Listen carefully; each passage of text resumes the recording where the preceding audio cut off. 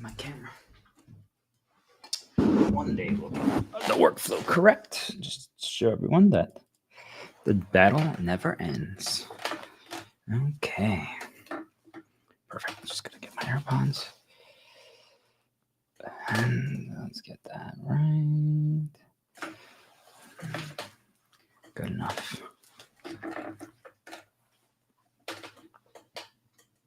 We gotta get the no in. There we go.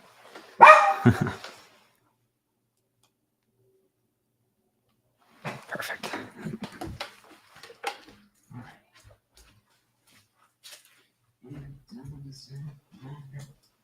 Now what happens? We shall never give up the fight. Okay. Let's get started.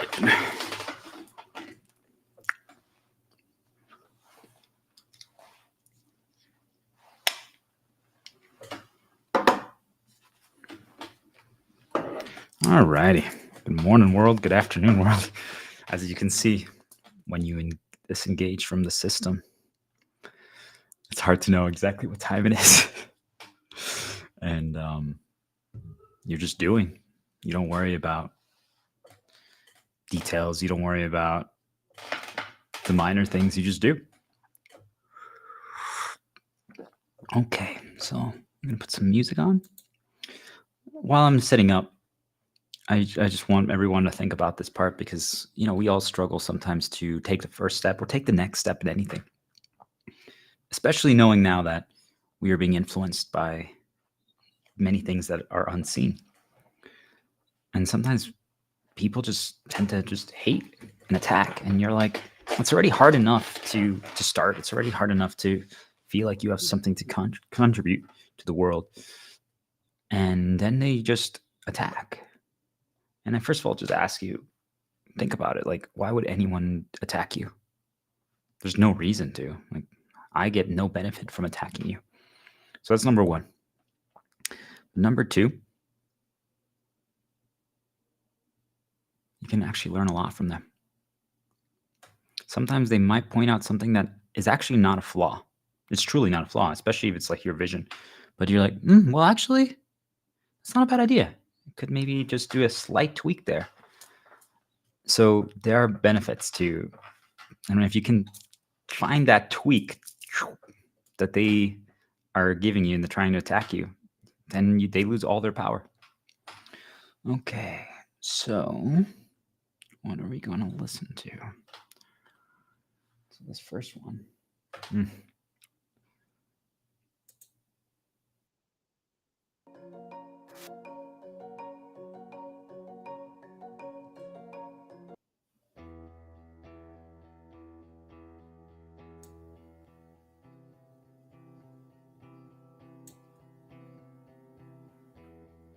Okay, let's get started.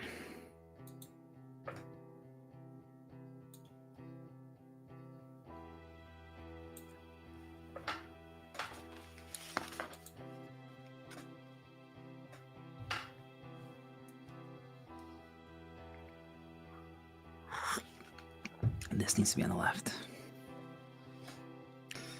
All right, here we go. Today, we're talking about the order of the stars. Order.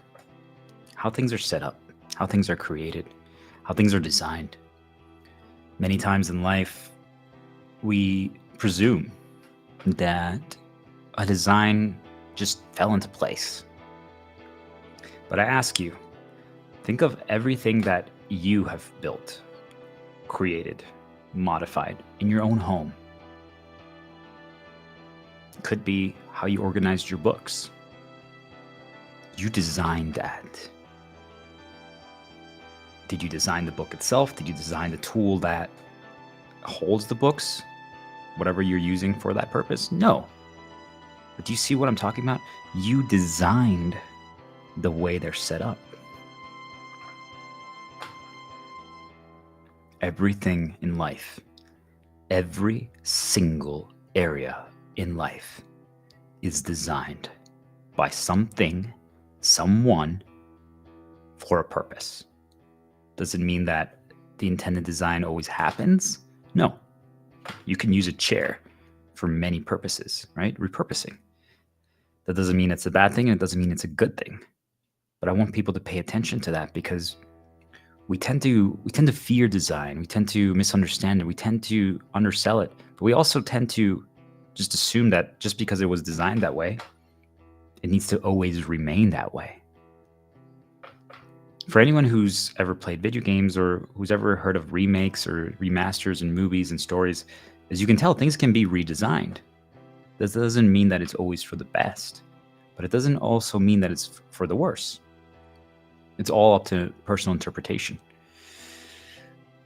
So, why is the world any different? I ask you, why is the world any different? Why is the world above reproach, above the design rules? Let me tell you something. Whether you like it or not, it's not. Which means that everything you know, everything you experience, everything you believe, everything you see, everything you hear, everything you feel can be redesigned. Everything. In one way, I feel for people. I apologize in advance. Because you get comfortable. You start feeling happy that you finally figured it out. That you finally understood, or so you thought. That's the key. Or so you thought. They made you believe that you had figured it out. And then new information is uncovered. A new experience happens. And it might actually reframe the entire situation. You might see everything differently now. So then I ask you, was all your knowledge of the design actually correct? What if you walked outside? Imagine this. You walked outside and you could see, let's say, energy, like blue lines. Like, picture DNA. Or like in those hacker movies, there's like these blue things that are like just have all these numbers and stuff that are scrolling on the screen. Think of it like that, but it's just like floating in the sky, like the wind. Let's say you saw the wind and literally you could visibly see wind, like you feel it, but instead you just saw code, like numbers and a visual. You're like, wait a minute, wind is a code. Are we truly in a game? Maybe. But that's not the point of this talk right now. Imagine if you saw a plant and you just saw the code. It's like size 11, color green, yellow, activate switch at October 22 to version 2.0, which changes it to this color. Imagine if you could see the code of anything. Imagine then if you also could go there and be like, hold on, beep, beep, beep, beep, beep, beep, and change the code of this. Be like, no. Why are we going to change the color of the tree and how the tree works on October 22nd? No. It needs to respond to something else. So if it gets watered 87 times in 1 year, then that's when it activates. Okay, let's change the code to that. Imagine if that's how the world worked. What if I told you that's how it works? What if I told you that some people can actually see the code? What if I told you that some people can actually manipulate the code? Would that change your belief and your perspective on things? That is why I'm teaching all of you, those who decide to listen, those who decide to experience this, who will get this message communicated to them through either telepathy, energy, maybe their favorite influencer all of a sudden is talking about something that I'm talking about. And you want to know why that happens? It's because yesterday we talked about the law of one. We're all connected. Our energy radiates, whether you believe it or not. So as I'm doing good, as you're doing good, as you're spreading hope, as you're spreading knowledge, as you're educating, we're all going to be getting messages pushed to us through whatever means we receive them. So for someone who's spiritually awoken and fully connected to their higher selves, they will get it through them. Even if they don't use the internet, even if they don't use social media, even if they don't use whatever, right? But for someone else, like maybe you get most of your information from a big YouTube influencer that's into video games. You will push a message that we are spreading right now. That's how the world works. First of all, I want people to understand that's how the world works. That's what the law of one entails. And the most basic level is that we're all connected. If you feel compelled to go down a certain path, again, we've talked about the light and dark nudges, but there's also just an overall benefit. Like think of it like there's a brain in the middle of the entire code of this game. And every time you are learning something, every time I'm learning something, and every time we're spreading it, and every time we feel the intent, the spiritual energy, and we're directing it toward that, it's essentially like we're installing an update into the human consciousness that we all share. Now, some people can access more of it than others. You'll get there. That's what we're learning. That's what I'm teaching you. That's what I'm educating you on. So, because once you understand, this is the key. Once you understand, then you can play the game. Now, some people would argue that they actually would prefer not knowing the code. And I completely understand. If that's you, if you choose to want to live without glasses so you cannot see what's actually happening, I respect your decision. All I ask, though, is if that's you, do not bring other people down with you. You have a choice. We all have a choice. We all have to make a decision. But just because you want to live in ignorance and disbelief of what is, does not mean that you need to make other people become that. Everyone can choose for themselves. But I challenge you, even for those who don't want to learn, what's the downside to just understanding more? If you see the code, you don't have to interact with it. You don't have to engage with it. But now you can defend yourself. Now you can actually make better informed decisions because you have information. This is the training. We're creating the Order of Stars, an army of freedom who's finally been fed up with all of the ridiculous notions and indoctrinations and manipulations that the world has instilled in every single one of us. We've been deceived. They've tricked us. They've made us think that the world has to be this way when it doesn't. It can be completely redesigned from ground up. Anything, every single area of our life that we experience every single moment of the day, anything, literally anything that you do today and experience could be completely redesigned if we just chose to do so. I want to repeat that one more time. Anything that you have experienced today or felt could have been completely redesigned if someone chose to do so. And if we all choose to do so, they don't have a choice. That's what I want people to understand. There's one takeaway.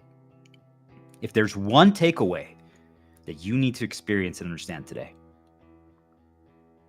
is that once you become a star and you join the order and you figure out how this game works, how life works, and you can actually defend yourself and you can see the things that are happening, you understand that we have all the power. You and I. No one else. You and I. And I don't know about you, but I am tired of letting them dictate our lives, of controlling us, of making us go down a path of fear and suffering and darkness and slavery. It's time to be free. It's time to find our flame, to ignite it, to be reborn as phoenixes and shine brighter than we've ever shone or shined before. You're going to learn a lot in this session. Design is complicated. It's fascinating. But I want you to think about it like this. How could the world be built? Think of the ideal, your ideal. It doesn't have to happen. But once you start viewing the world and situations from that perspective, all of a sudden your mindset changes. Because so many of you limit yourself. You're like, well, I only can see this. If I only can see this, you see, guys, like I can barely see right now the camera. But what if I do this? Now I can completely see. I haven't even moved my hand. I just changed where my fingers are. You see how something so simple can completely change your perspective and what you're able to see and experience. So just slightly open it and be like, well, instead of it has to be this way, how could it be? We're not saying it's going to be, even though there will be changes and there are changes that are happening daily by the second, right this moment. But how could the world be built? if we all got together and we decided to write a new script, not one of exploitation, not of one of darkness, not of one of harm, not of one of, hey, I'm better than you because my skin color is different or because I have more money. Our worth is no longer tied to our jobs. Our worth is tied to us just being each individual's incredible, unique, amazing. We all believe in ourselves, in each other. We don't doubt people. We know that everyone is trending toward helping others. And if someone isn't, guess what? We're all going to help that person see the light. We're not going to force them. We're just going to help them. You're telling me if every single person around them is helping them and yet they're trying to cause harm, they're going to continue to do so? We're not going to be destroyed by them, but we're going to do everything we can to invite them into the circle of peace, show them love, educate them that we truly are one. And eventually, every single person is going to join the Order of Stars. And it's an order of freedom. It's an order of just being fed up with being controlled, with being lied to, with being enslaved. Basically, exploited. Exploited for our energy, for our life, taking our hopes, taking our dreams, taking our wishes. Today is the day. Once you're trained, everything changes. Once you understand, you don't accept anymore because you see it. And once you see it, you can't unsee it. So be ready. Everything. Think about it. The systems, the designs of everything around you, the loops that we do every single day, our rituals, our habits, our, hey, why do we have to wake up at this time? Why do we have to shower like this? Everything could be redesigned. The maps, GPSs, how the city is built, the battles that we have to fight. Do we really need to go to work? Do we really need insurance? Do we really need to have these political elections that cause so much problem and fear and toxicity? Can the economy be rebuilt with a new system? How do we find balance? How do we motivate every single human being and animal to be better and to achieve what they're meant to be? The best version of themselves? Do we need to reward people? Can we find, if it feels great to get some type of reward, but can we find new ways to do so? You see how we can completely redefine how humanity is built and how we interact with animals and nature. That is what is being presented here. That is what we are on the precipice of reaching. We're right here. The bridge, people are already walking across the bridge. There's some people that already have made it to the new world, the portal. I've been there for a long time now. I left the portal and came back and crossed the bridge to bring all of you back with me, as many as possible. But I can't do it alone. I simply can't do it alone. I need your help. Once you understand, and remember, this is your reinterpretation of what I'm saying. Make it your own. Be inspired. I ask of you, yes, you who's listening right now. You're incredible. So bring your incredibleness to light.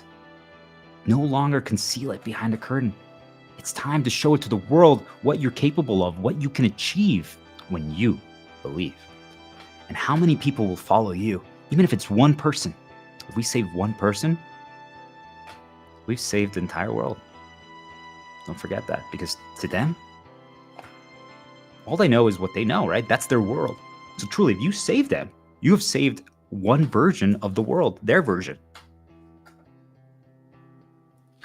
Don't forget that, guys. Yet, so many people, we've talked a lot about the ARC system, which is essentially we are proposing, and it's going to happen, that more and more people decide to say enough, leave the system, stop engaging with it, stop spending money, stay at home, shelter in place, minimize time outside to minimize the dark nudges and influences.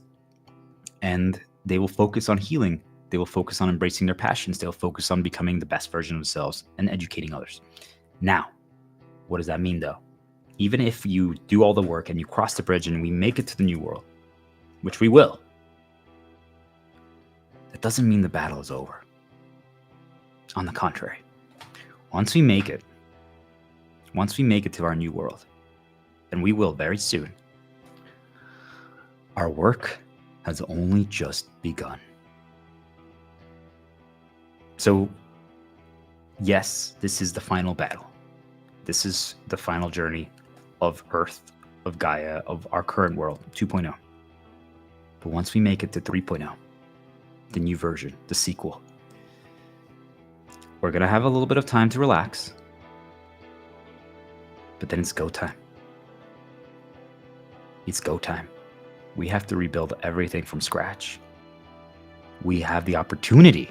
Remember, it's an opportunity. Every single area, every single thing that we've been wishing for so long that, hey, could we completely rewrite how taxes work? Do we even need taxes? Could there be, if we don't have this reliance on money, do we even need that? Could the government work in some other ways? Do we even need government to be as powerful as it can? Can we go to those are just ideas, but do you see? Everything can be rewritten. Everything can be redesigned. The world has been begging for a moment to be redesigned. Think of it like a bridge or an apartment building, and they fell behind schedule, and the construction workers were not getting paid sufficiently. They were being abused. Their working conditions were horrible. They were working in the winter. It wasn't good. So the project got rushed. There wasn't enough money that was invested in it. They cut corners, so the materials were poor. Basically, it shouldn't have even been built. It shouldn't have been finished. It was just red flag after red flag after red flag, but it happened. And it got good enough, which is something that is valuable, right? It actually did finish. Progression. We got to the finish line. Should we maybe have? That's another conversation entirely. Yet, now this bridge, this apartment, is a danger. It's a risk. There's maybe mold, there's rust, there's issues. It's a huge threat, a potential danger of collapse. Think of it like that. Our current world was designed incomplete. We didn't have the information that we have now when we designed it. And I ask you, was that intentional? What do you think? Now that we have, I don't even think it's close to 100% of the information, but we're much closer to 100% than we were before. So as we gain more information and education and knowledge, we can make better informed decisions. So now that bridge, that apartment building, we can get it up to code. We can rebuild it. We can tear it down and make a new one that doesn't have those risks, those threats. Think of it like that, guys. Every single area that was rushed, that was built, just be like, well, we don't really have the answer right now, but this is good enough. That kudos. But now it's time to make it amazing. Now it's time to make it our own.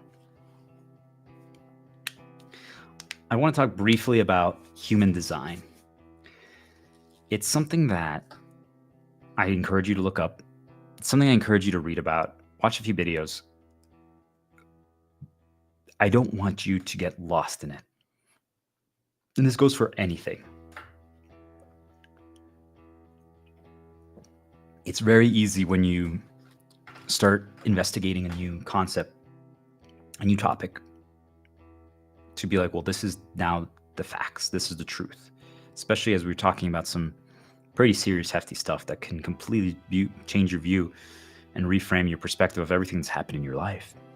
Don't get lost in it. Human design has all these charts and graphs and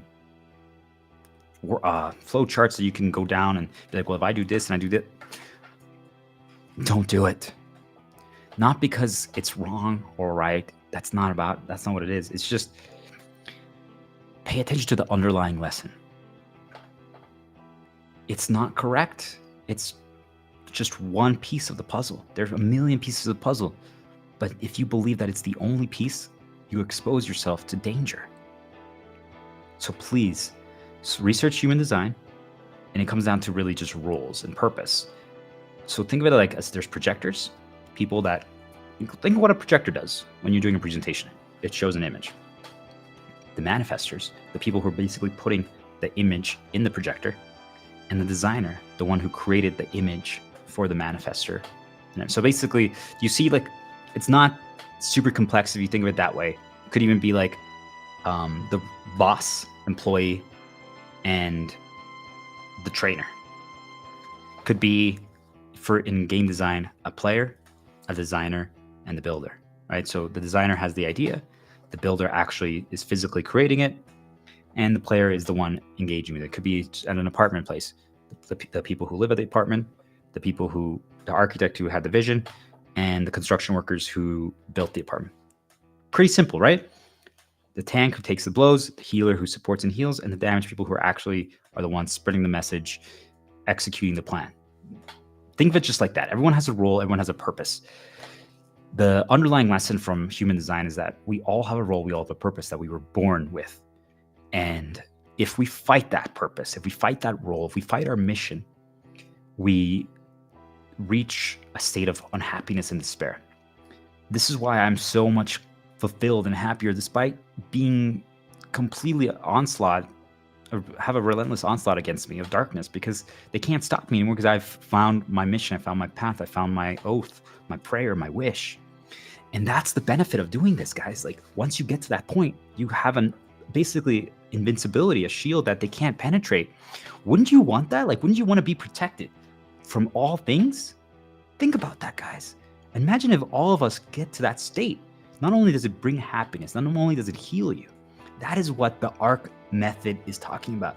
If we give ourselves time as a human race, 40 days, 40 nights, or as long as possible. If you can only manage 2 weeks, perfect, that's incredible. But you spend those 2 weeks figuring out your role, figuring out your purpose, figuring out your mission, finding that passion, rediscovering your flame, lighting it up.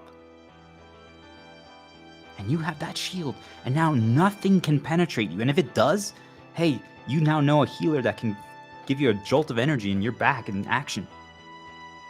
Imagine if every room you went to was just completely, you were like, wow, the energy in this room is intoxicatingly amazing. That's the world that we're designing as we speak. It's happening. So that's the way I want you to think about human design. It's an exciting time, and we need to give ourselves time to figure that out. But once you figure out who you are and what your purpose is, like if you're meant to take the blows for your family and friends and the world, well, you're super important. If you're meant to support people and heal people and listen and guide them and train them, super important. If you're the one who needs to spread this message and help other people and actually execute the plans, do you realize how important you are?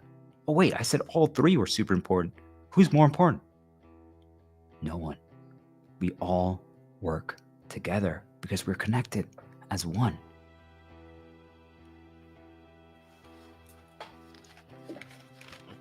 Okay.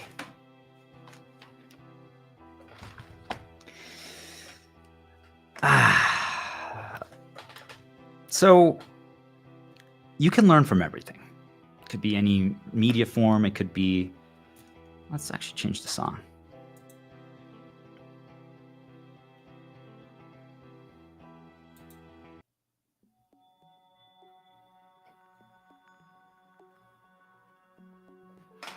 This works. Okay. So you can learn from anything. Could be media, could be music, could be movies, could be books. Could be a flower, could be a plant, could be trash, could be smoke. Everything, once you reach a certain point of enlightenment, and once you reach a certain point of understanding of how the world works, you truly can get to a state where everything teaches you something. So right now I want to do a short burst of media, music, movies, and valuable lessons that we should all heed as before we start the heavy training of the Order of Stars and learning progression and understanding the design. Number one, it doesn't matter now what happens. We will never give up the fight. This is a song that is inspired and comes from a video game that I used to play, and so many of you now know of the character through movies, or maybe you've just heard of it because of the popularity. Sonic. Came from Sonic Adventure 2. Pretty old game. It's a theme that has very powerful lessons in it. And when I first heard it as a child, it didn't resonate with me to this level. Of course, I enjoyed it. But as we can see that as we grow and as our perspective is reframed, all of a sudden, the things that we used to believe, the things that maybe we used to like or not like, change.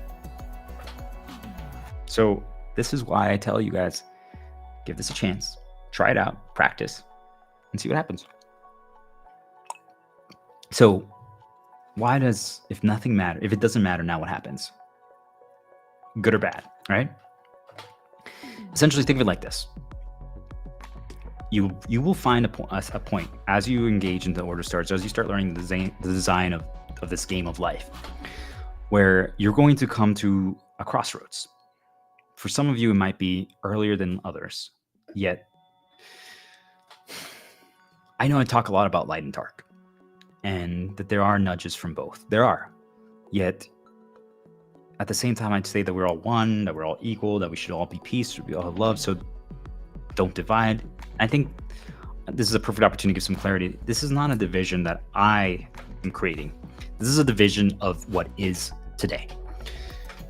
That's the problem, right? We currently live in a society, in a world, a spiritual world, a physical world that has these divisions. Denying them and not understanding them puts you at risk. The new world that we are designing, that we're creating from a fresh start, right? That we're bulldozing, we're completely breaking, and then now we're rebuilding from ground up, is not going to have that division. But we have to get there.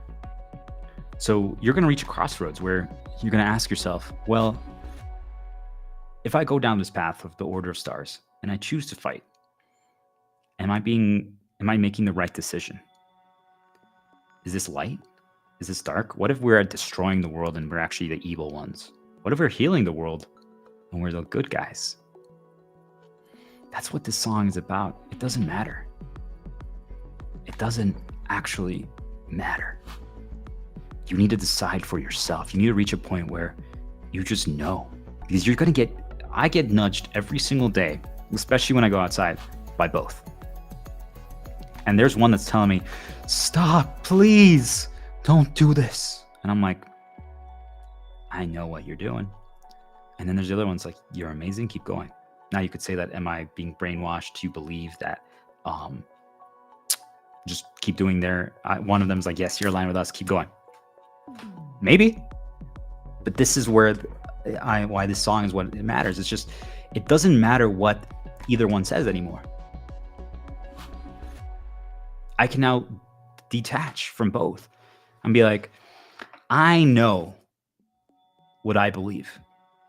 I know what I choose to do every morning when I wake up. I know what fight I believe in, what side I choose. And it's not a side, it's I create the side. You get to a point where you create your path. It's no longer left or right, it's yours. Now they have to choose to align with you. Got it? So that's what it is. There's nothing that's stopping me anymore. There's nothing that's going to stop you from going all the way to the top. And you no longer care about good or bad, light or dark, who's right. You chose this. You chose it.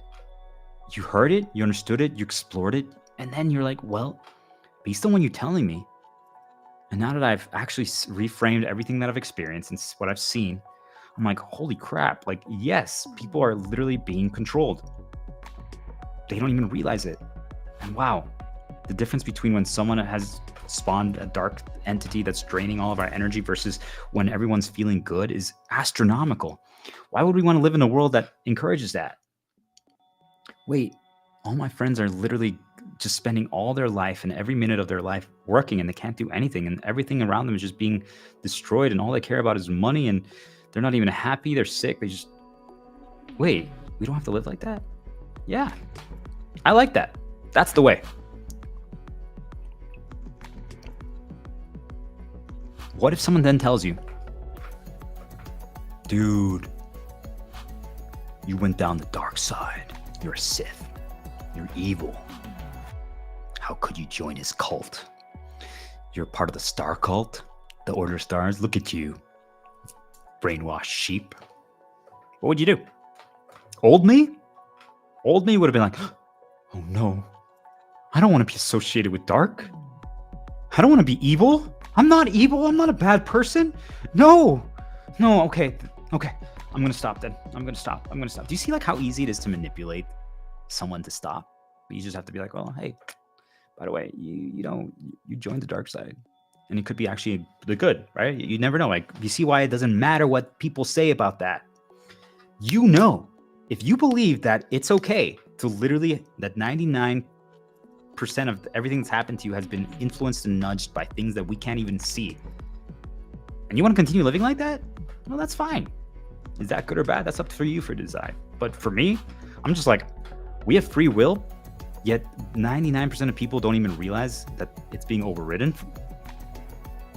That all the problems that have been fabricated in our lives, or all the problems have been literally fabricated just to cause us misery and pain and suffering so that they can take our energy. I'm like, guys, just think, just you decide. Don't believe everything I'm saying. You decide, experience it, feel it, explore it. Try to be like, well, could it be?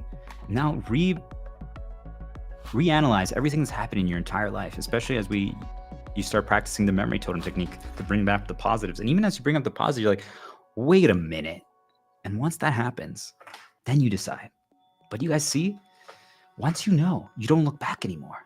Someone could literally tell me right now that I'm the angel, that I'm the hero of the world. And someone could tell me that I'm literally destroying everything, and it doesn't matter anymore. I know what path I've chosen, and I'm going to continue walking no matter what. It's just clear. You just get a level of clarity that I can't even explain it to you. It just becomes your way. You just know. And once you know, you're unstoppable. And that's the first lesson. It doesn't matter. Now what happens? We will never give up the fight. Okay. I need to go a little more sad for this next part. Power of music.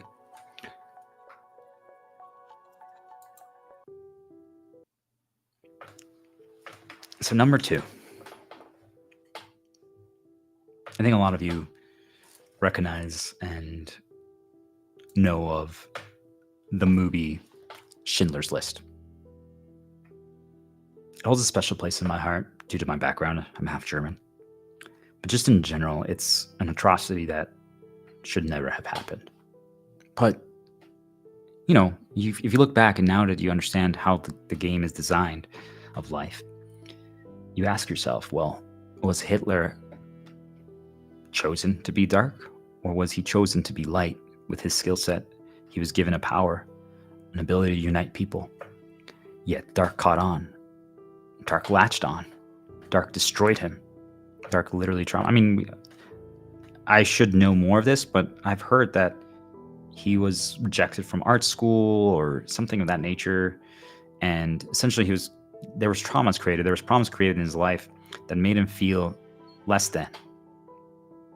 Imagine someone who has now an unrelenting drive to become more, but also to get back at certain people. And now you just keep nudging him with darkness and more darkness and more darkness and more darkness. He could have achieved, imagine if he used his skill set, his ability to do that. He united a country over an ideal. Imagine if he united them over an ideal of love, of hope, of peace, of innovationism, not capitalism. What could Germany have achieved and accomplished, and what could they have done and spread to the world? Do you guys see how easy it is for something that would have been light to become dark? So the Holocaust should never have happened. It's truly a lesson that we all need to study constantly. And now that we understand that there's spiritual forces at work, at play, influencing things, I ask you, I'm like, it truly became the ultimate energy supply for the Dark One. It won during those years. Every time there's a world war, think of it like this: the light couldn't stop it. There was too much dark that got through. Now they found ways to stop it. Otherwise, you and I probably wouldn't be here today. Think about that. The battle was going on. There is a battle above and below. And we've all heard it, as above, so is below. It's real. But even think about it, they're around us. And the sooner you can accept that, think about it. They created a terrible scenario that just created ultimate fear in how many people, how all their energy was being drained. And then the neighboring countries were terrified. It was just the ultimate loosh farm They had no problem hiding. They didn't care about hiding anymore the fact that they were building human ranches. That was straight up what was happening. That is the modern day corporations and jobs, by the way. But the problem is, as people got more educated, as people got more informed, they couldn't get away with the same tactics anymore. Do you see, like, people today would not be okay with a Holocaust situation happening, even though they're trying really hard through social media, through ads, through AI to brainwash people to start believing in those things again. It's happening as we speak. That's why we have to fight back. We have to fight back. But as you start normalizing things, bad things can start seemingly look okay. But do you guys understand? Back then, they finally they convinced enough people that it's okay, and they got away with it. Now they have to put makeup and paint to make it seem like you're not a slave, but you are. So I ask you, why are you walking around shackled? The shackles can break free just like that. It's all mental. Truly. Once you realize you've always been free, they just made you believe that you're not. Then you are. And if enough people join the dance and sing along with me, there's nothing they can do. There's nothing. If everyone just decided today to no longer engage with the system, to no longer use money, to no longer pay things, it breaks instantly, period. There's no question about it. So, talking about Schindler's List, the most powerful scene that I want everyone to think about and watch after this, if you listen to this, is the end, when Schindler says to all the Jews that he's helped and saved, I could have done more. I didn't do enough. He saved a little over 1,000 people by giving up all his money, by using his connections, because he basically turned from the dark to the light, and he helped a lot of people. Yet, despite that, despite saving 1,000 people, think about it, if each one of those people had 2 kids or even just 1 child, how many people did he save? And each person, if they lived even just 50 years, how many people did they impact in those 50 years? Every time you have a memory of like one of your friends, like you're like, oh yeah, that girl in elementary school, she impacted you. Do you guys see that? Like, that's the power of what he did. He truly changed the world. Yet he knew deep down that he didn't do enough. And that's the curse of understanding your power, your influence, the benefit. It's something that I sit with daily. And this is not about me, but I want to just humanize it so that people understand. I've made so many mistakes in my life, in my 33 years alive. So many. I prioritized money for so long. I got completely brainwashed and indoctrinated to believe that doing the climb, I climbed the corporate ladder. I did a shot with the CEO of my medical software company in St. Lucia in my President's Club, and I was all about consumerism and materialism, and I had a nice car and a great downtown apartment loft. Like, it was just absolutely incredible. And now I look back and I'm like, man, if I would have just saved that money, and I could have used it right now for not for anything else, but just to spread the message even further, to increase the reach, to help. Nothing for myself anymore. How many people could I have saved? Like, I literally just co-sign apartment leases for people, for homeless. Just anything. Give them food. Just, there's so much I could have done if I would have not wasted so much money. And it hurts. It hurts a lot. And that's just the money example. But even like now, knowing what I know, if I would have just started this journey earlier, just even a few years earlier, or if I just snapped out of it and realized where I was going wrong, how many people could I have saved? How many people could I have educated? How many people I could have healed? Don't end up like me. Don't end up like Schindler. Every day, if I ever see that movie or think about it, it destroys me inside, because knowing my skill set, my power, my talent, my ability to do what I can do, I could so much more. And regret, pardon my language, but regret is a bitch.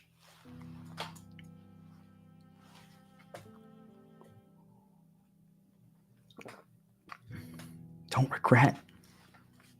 This is the moment. This is the moment, guys. You need to decide. You need to take a stand. You need to take a stand. We can save so many people. We can help so many people. We can completely change how the world will function. 60 years from now, 30 years from now, whatever it is, do you want to sit there around a bonfire, crying as you see a desolated wasteland, knowing that your inaction today led to that? Because not only did you do nothing, you also discouraged other people to fight. You attacked instead of explored.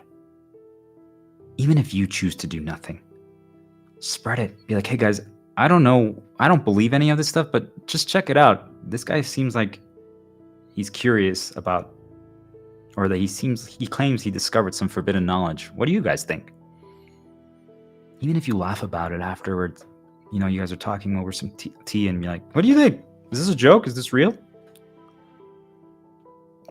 Just by presenting information, and now a debate can be started, a discussion, that's enough. That's all it takes. Because what if the other person is like, actually, I disagree with you, man. Like, holy crap. I knew something was off. And then now they're like, what? You believe this cult? What is going on? It's not a cult. It's a belief system that you have to decide for yourself. Are you a star?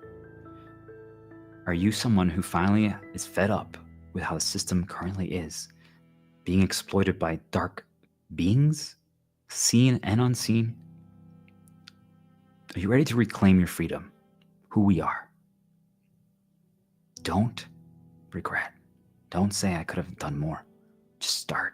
Take action. Every single thing that you do helps. Doesn't matter how small. You matter. You're amazing. Let's go to Interstellar. Incredible movie.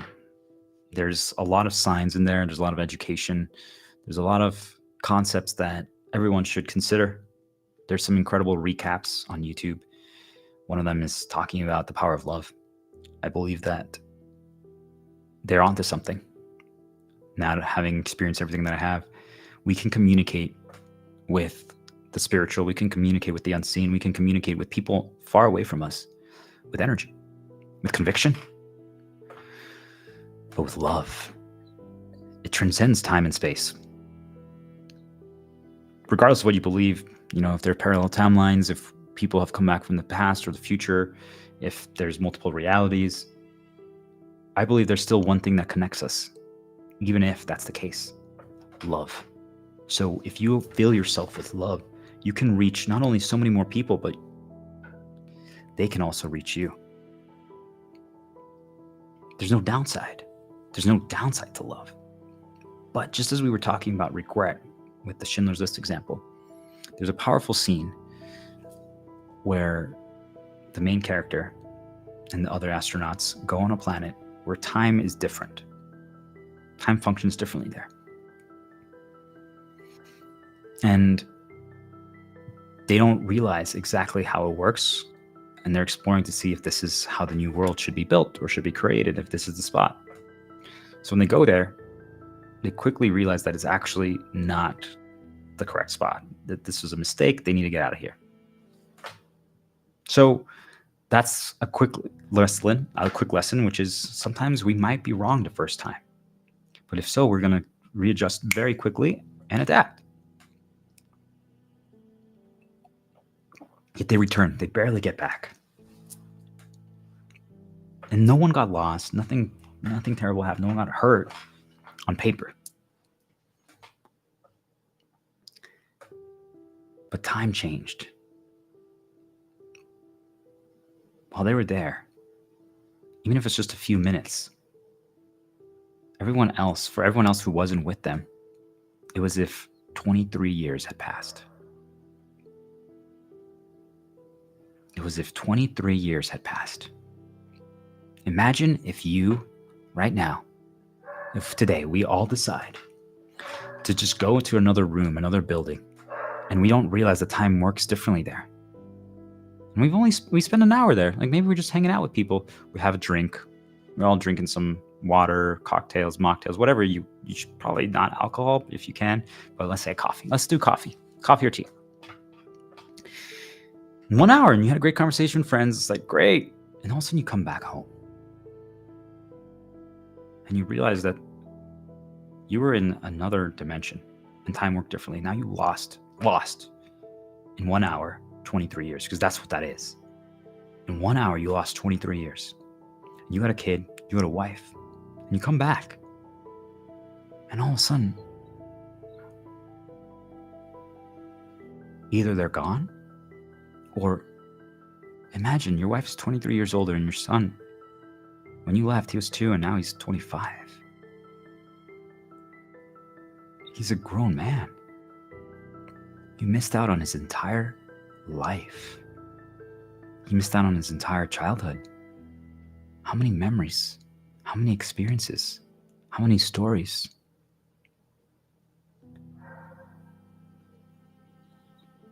To make things worse, your son comes up to you and he's like, "Hey, Dad, welcome home." You're like, "Hey, I want you to watch this." And there's like this new fancy, it's like Blu-ray 6.0. And he puts it in. And videos start playing. Home videos. Memories.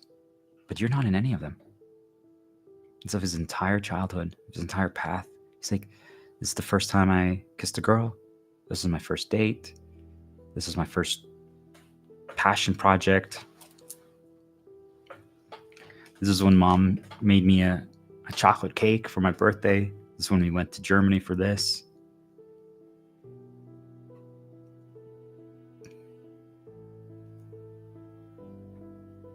I don't know about you guys, but I would be devastated. That's what's currently happening. That is what's currently happening in the world. The system, the dark ones, the people who have designed it, have created a process to take up as much of your time as possible. Think about how much time you spend at work, building something that is essentially a human ranch. Slavery. And you lose out on how much time with your children, with your spouse, with your pets, with yourself. You lose out on so much time. Think about how many years they currently have designed us. Obligation. It's an obligation. Or else they threaten us. They try to attack us. They try to hurt us. Think about that. Pay attention to that. And before we know it, we're older. We're still young, even if it's the retired age, right? That's still young. But how much did you miss out on? Because you spent 80% of your life being a slave. And I know you had experiences at work, but what could you have done in that same time frame? What could you have built? What could you have created? What could you have experienced? Something for yourself. What if we didn't need that money that they give you? If the world was not designed that way? And now you had literally 80% more time. Because think about it, it's not just the time you spend at work, it's the time you spend waking up for it, preparing. It's the time that you spend thinking about it. It's the time you spend getting better at the job, practicing it, even at home. It's the time you spend talking about it. It's the time that you spend having to recover from it because you're so drained, and they literally create darkness, and then you get insecure, you have fear, you have traumas, you're negative. So all the time you spend having to heal the negativity that they intentionally instilled in you.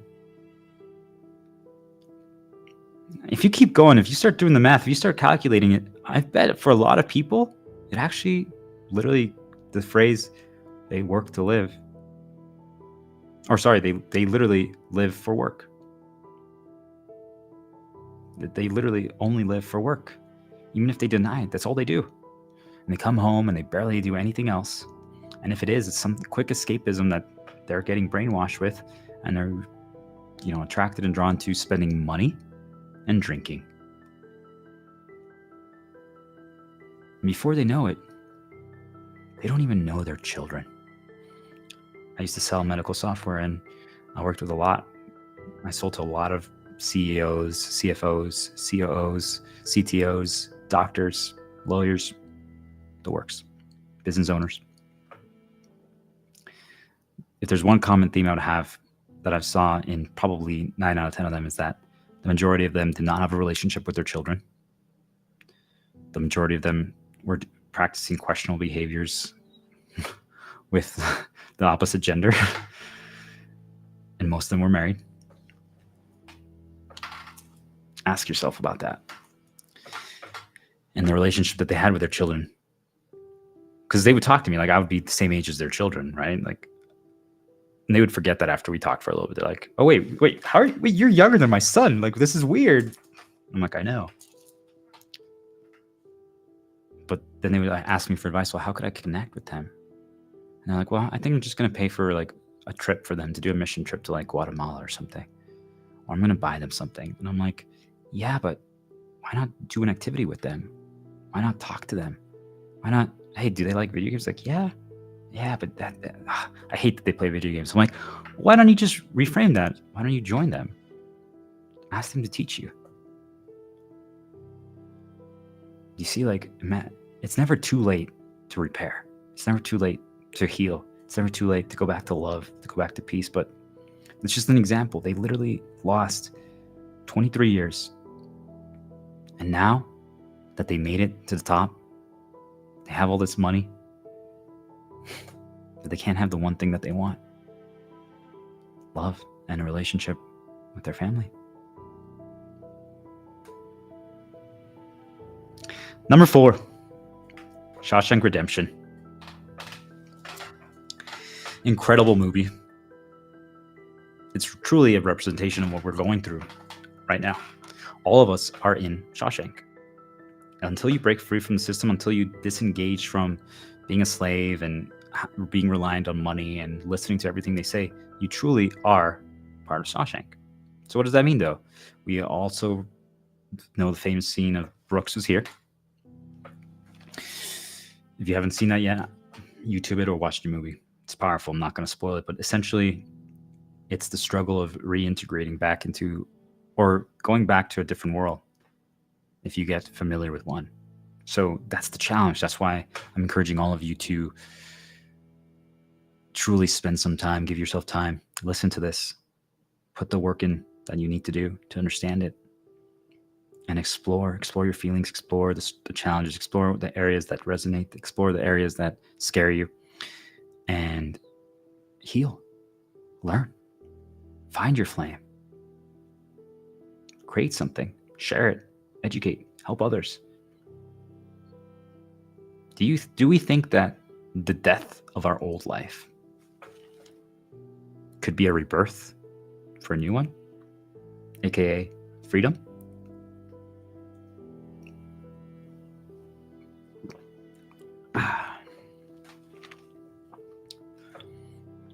The Phoenix theory. If you lost everything, truly, and you had nothing, but with the help of the light side, your spiritual side, and other people around you that care for you, you are going to be helped. You start rebuilding. Think of it as if you were just born anew, like if you were just a kid that was born, but let's just say like 4 or 5, right? Let's bypass the initial stages. So now you can actually function, right? You can think, you can talk, you can listen, you can hear, you can sense. What do you do? Where do you go, right? Most people, I think it would be interesting if you could redo your life. Like, what would you do? Would you do the same things? But what if truly now you just, okay, it starts again. Everyone, starting tomorrow, it's a clean, fresh slate. You're no longer tied to your job is gone. You still have shelter. Let's give you that. You still have shelter. You're going to have food. But a new currency system is put in place, or it's just completely eliminated. It's a new game. Think of it like right now, everyone bought a PlayStation 5 and installed the game and started playing it. And we're all playing it together. For those people who are familiar with massive multiplayer online games, MMOs, that's essentially what I'm proposing, and that will happen. We'll all start a massive multiplayer online game. We're all connected across the stars. And we all created a new character, and we're level 1. But no one has ever played this game before. No one knows any of the rules. No one knows any of the best strategies. No one knows anything other than this is a fresh start. Let's go. In one way, that's kind of exciting, right? Another way, that's a little scary. But it's an opportunity. It's freedom. And soon, what we will notice is that, yes, some people will try to come up with the best strategies, but it's not about that. It's about your experience. It's about your experience, which is why the phrase, get busy living or get busy dying, is so powerful. As we heal, as we remember, as we spiritually awaken, as we reconnect with how the world actually works, and we cross the bridge and we finally make it to a new world, it's ultimate freedom. We can finally do whatever we want, but we have to be careful. We have to choose wisely. But if you're tied down by all your old attachments, you're at risk. I'm not saying throw away your family. I'm not saying throw away all your possessions, but just remember that things are going to change. And in some ways, it's an opportunity to live a new life. If people don't want to choose to live a new life with you, what can you do? It's freedom, my friends. So, as you start exploring this path, as you start joining the Order of Stars, or maybe you resist it, things are going to change. And once you understand how much has been fabricated and how many illusions there are around you, you might ask yourself, why do we have to endure this? Why are we going through this? Why are we being tortured? Why are we suffering? Why were we created to feel this pain? And now, yes, there are some answers to it. Now we know that there's dark forces that truly want our life force, our energy. That's their currency. That's what they need. And the physical representation of that dark one are those humans at the top who are exploiting everyone for money. That's their currency. That's what they need. Now, of course, they've been brainwashed to believe that, but since they have, it's true for them.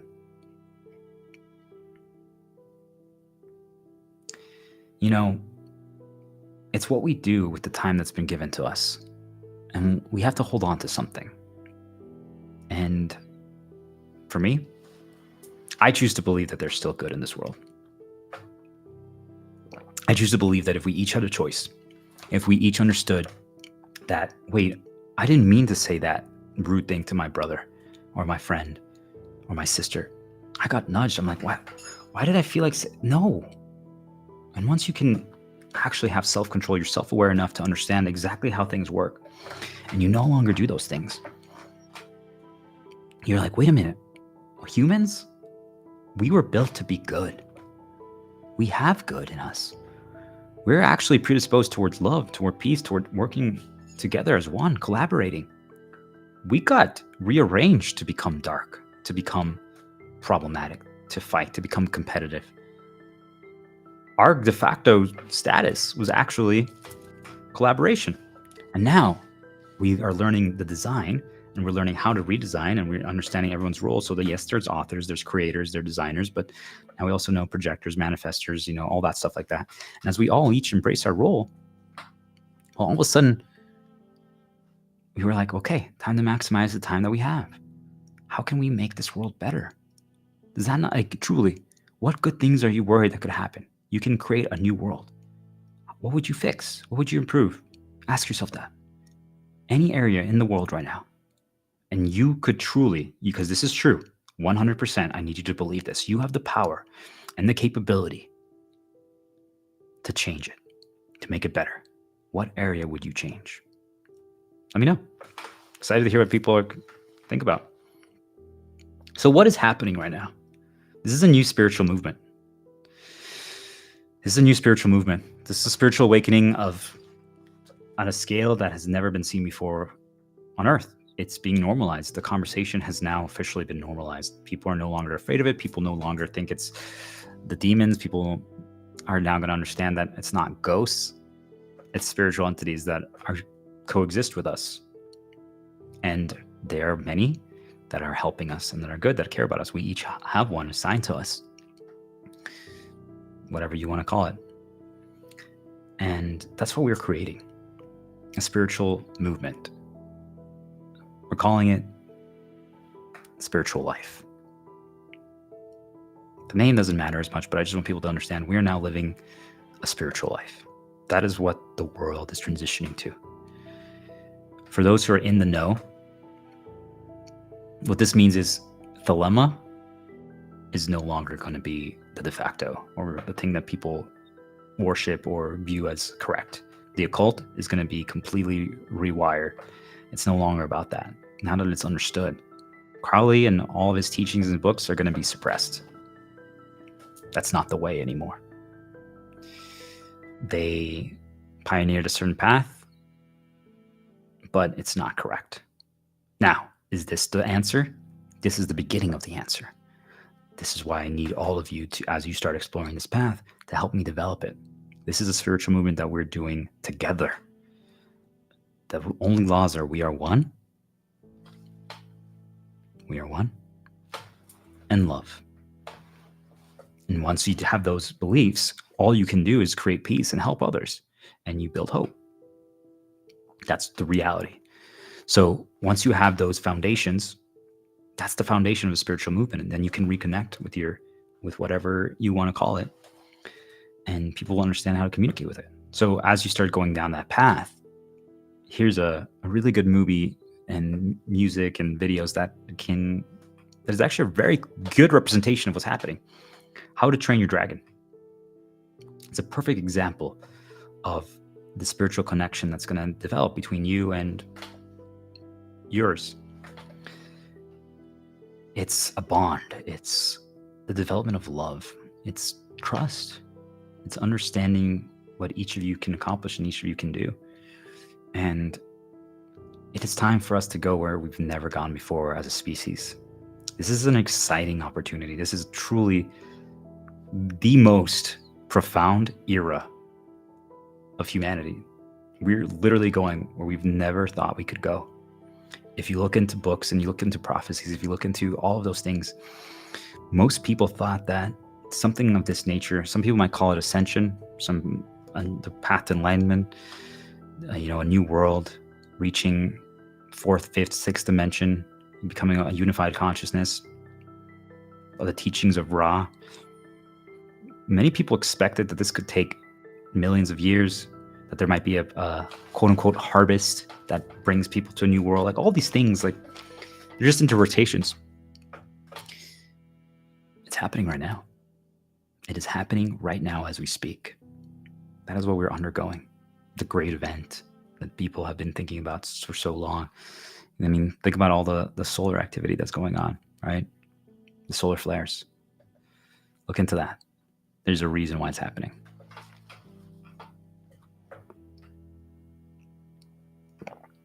There's a reason why it's happening.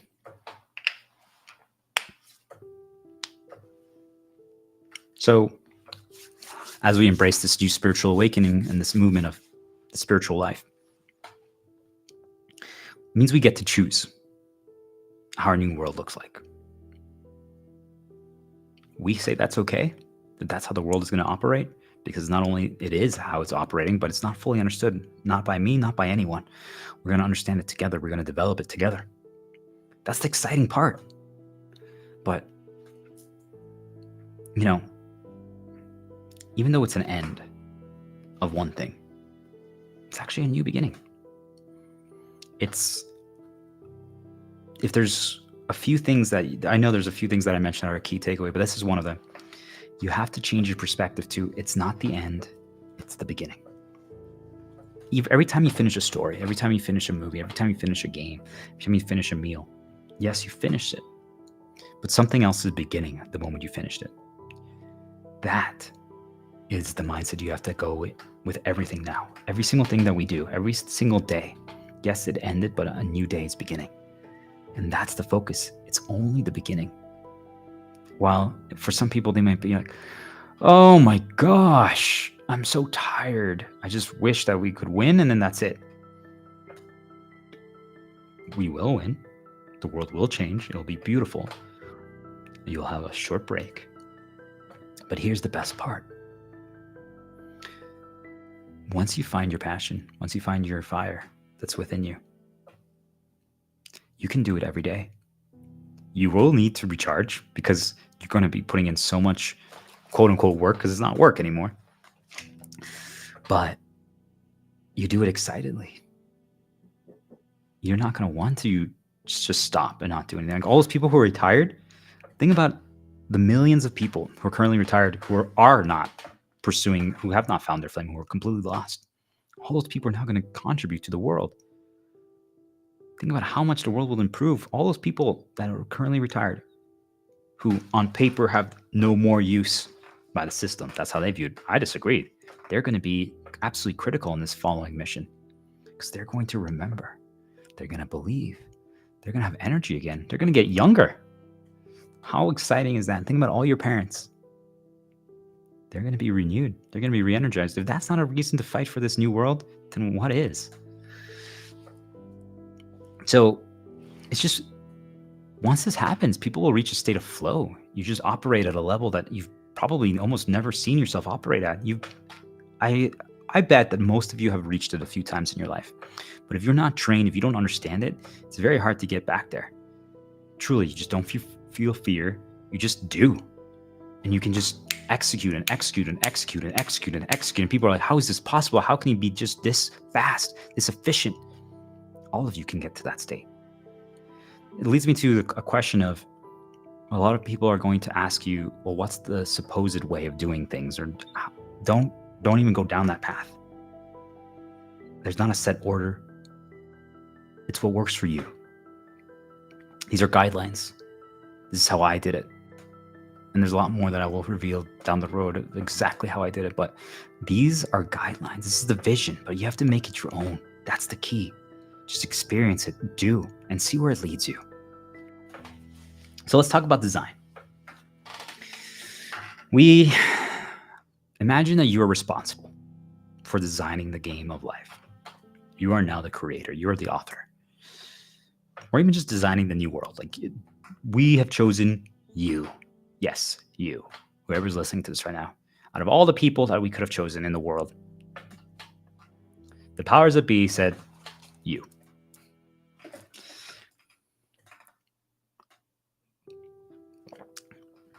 Take a good gulp of, good sip of water. So, understanding design is critical. And not only for empathy, because it's not an easy job. You know, even just thinking about it like this, whatever you worship, whatever, if you believe there's a God or not, imagine if every day they had to create and every day they had to design. And it's based on their behaviors, their actions, their thoughts, their intent, things of that nature. And that's you now. What if today you realize that, oh man, I don't want there to be storms because it causes damage. So you get rid of storms. But what does that cause?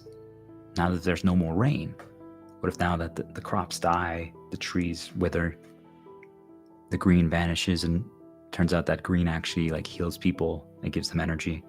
Do you see, like, it's not easy to get it right because there are unforeseen consequences, especially if you don't know everything yet. So you're learning. So this is why balance is key. Balance is the goal of every designer. That was a metaphysical level, but even think about, like, if you're designing a movie or if you're designing a project, or, you know, for example, like this, me streaming, creating an audio thing, designing the thumbnail. I enjoy music in the background, not only for other people, but that's how I focus and can deliver the best statements, product. But what if it's too loud, right? So you adjust. You have to find the balance where you're not compromising for other people, but you're not compromising for yourself. Balance is challenging. How do you manage to create something that lets everyone thrive What if it gets too hard, too punishing for a set group? What happens? We start losing players. We start losing people. They quit out of frustration. Or in life, death. I view it like this. If a battle, and for you, whatever you think of when I say battle, that's what it is for you. It challenges you to use all your resources, all your skills, all your knowledge, and you barely win. It could be asking that girl out. It could be getting the promotion at work. It could be finally selling that product in your sales job. It could be a video game boss. It could be finally writing a story. You name it. But it's a battle. And it challenged you. You literally had to draw from everything you know. You're like, oh my God, I had to tell a story from my childhood. I had to sing a song. I had to use I had to use my imagination. I had to draw. I had to maybe you spent money. I had to eat food. I had to, you drew from everything. You used everything up. You're beat up. You're tired. But you won. You made it. You achieved whatever the goal was. The battle has been conquered. To me, that's the representation of the ultimate challenge of balance. That you managed to achieve something at the earliest point possible, just barely. That's balance. It means that it was doable. Literally, think about it, the first moment you can finally run a mile. It took you 6 months to get to that point. You couldn't do it 5 months and 29 days, but at the 6-month mark, you were able to make it happen. That's the balance point. Do you see what I'm talking about? For me, that's what equals balance. That's what we're looking for. What is the point where the majority of people could literally just barely win? Because that means now it's achievable. How can we get the world to that state? Because what does it feel? How do you feel when you literally could barely win, but you won? There's a euphoria that overcomes you. You've literally surpassed insurmountable odds. But here's my struggle then with this design, is that that's the case for me. Yet my friends, my brother, if I talk to them about this, they're like, ew, are you kidding me? That sounds way too challenging. I would quit. I'm like, but you got to learn how to use everything. Truly, it's the secret to your life, to progressing in life. This is one of your first key trainings is got to use everything. We tend to focus on a specific setup, and that's part of the conditioning that the world does, is that they make us believe that it has to be one way. And yes, some ways are superior, right? But once you start being open to more, you realize that essentially almost everything can reach the finish line. Almost everything can make it to the goal. It's all possible. There's very few that are not doable. It's just that some of them are insanely challenging compared to others. Now I ask you, if it's doable, does that mean it's balanced? Is balance a personal thing?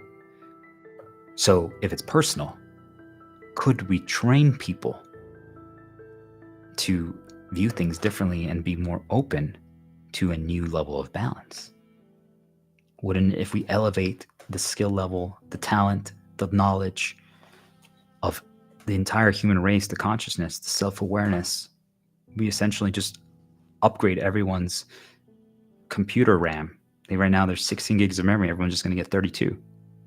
Could we then achieve a new level of balance as the norm that all of a sudden doesn't make people go, ew, and want to quit?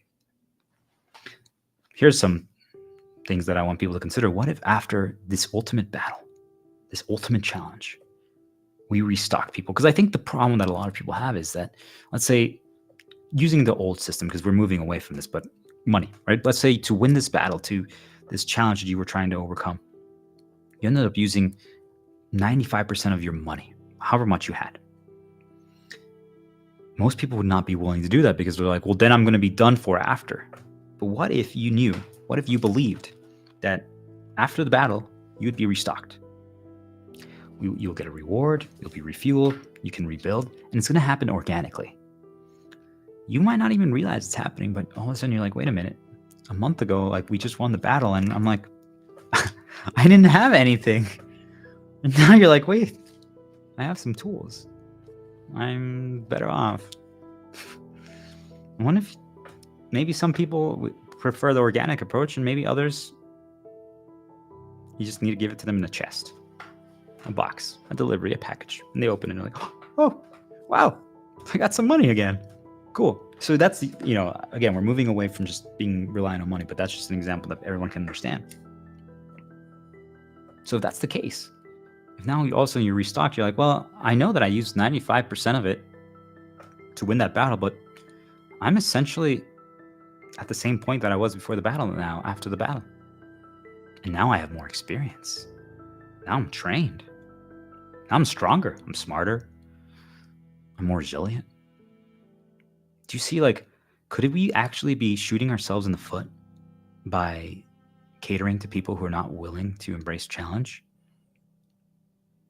Have we been creating a human race that has just become too soft and exposing ourselves to darkness? And now they can literally influence and manipulate us so easily because the majority of people stop learning after school and are afraid of challenges and afraid of change, afraid of exploring new things. What if this was their plan all along? To make us soft, to make us controllable. Do you guys see where I'm going with this?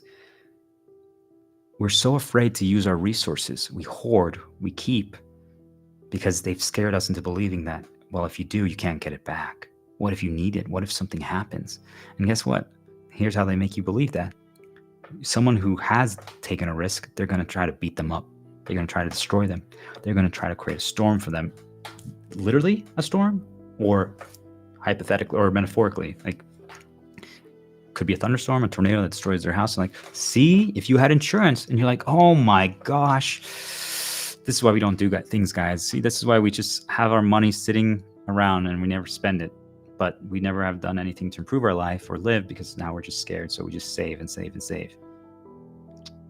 It's all fabricated, guys. They make you believe it. It's time to wake up to challenge, to embrace it, to be excited about progression. But seriously, I think that most people would agree if they knew that they were going to get restocked after this battle, wouldn't you be more willing to try?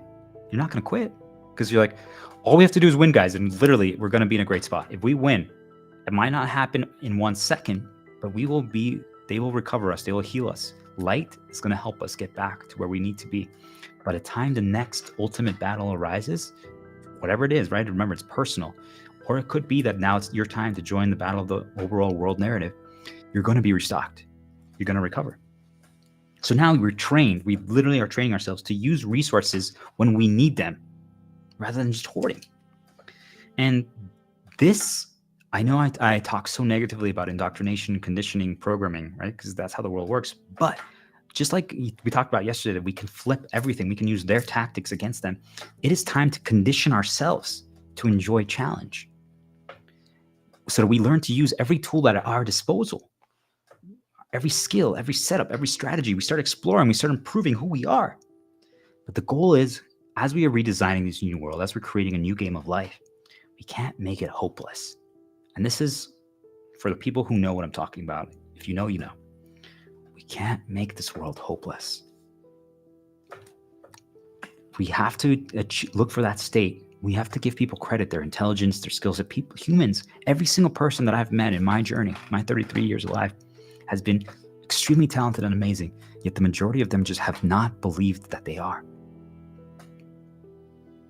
If we show them the euphoria, the feeling, and I'm going to start streaming games. And I used to be a raid leader for a top World of Warcraft guild. I brought it back from it got completely destroyed and disbanded, and I built it up over a year and got it to a point where, there was thousands and thousands and thousands of what they called guilds, singular like companies basically. And we reached a US 6th, world 20th, somewhere around there, rank of defeating an extremely challenging boss. For people who are familiar, Firelands, Heroic Ragnaros.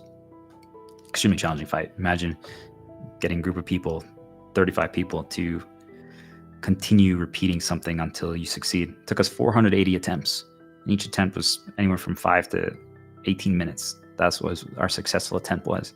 And you have to coordinate all of them. It was work. Imagine not getting discouraged and learning and learning from mistakes, seeing patterns. That's essentially what it was. But that euphoria, the feeling that we felt when we finally won, we finally got to the point where we used up all our resources. We used every single skill, every single knowledge that we had, and we won.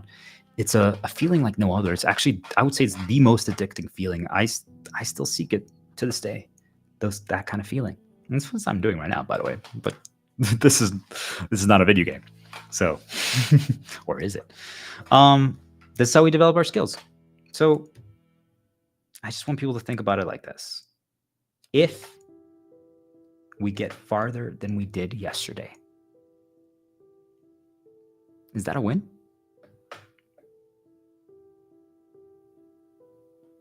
It's progression.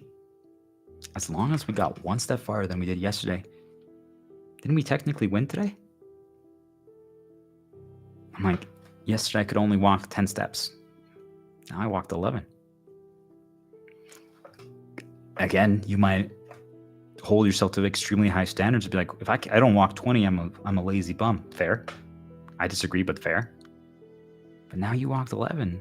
You're closer to 20. If you do one new step every single day, you're going to hit 20 in no time. We need to condition ourselves to enjoy challenge, to explore new things, to use our resources. And if we're moving away from money,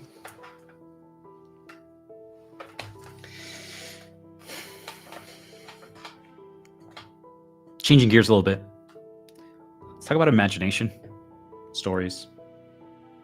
This one will be a short segment, but this goes for both kids, children, and adults. Many of us can only see things as is. This is the key to unlocking spiritual awakening, the key to understanding the design of the game of life. So for example, let's say I have an action figure, a Goofy toy from Disney. And to me, he could be anything. This Goofy character could literally be, I could write a story where I use him, this figure, this toy, this action figure, and he could be a character with a new name. His name could be Sirius.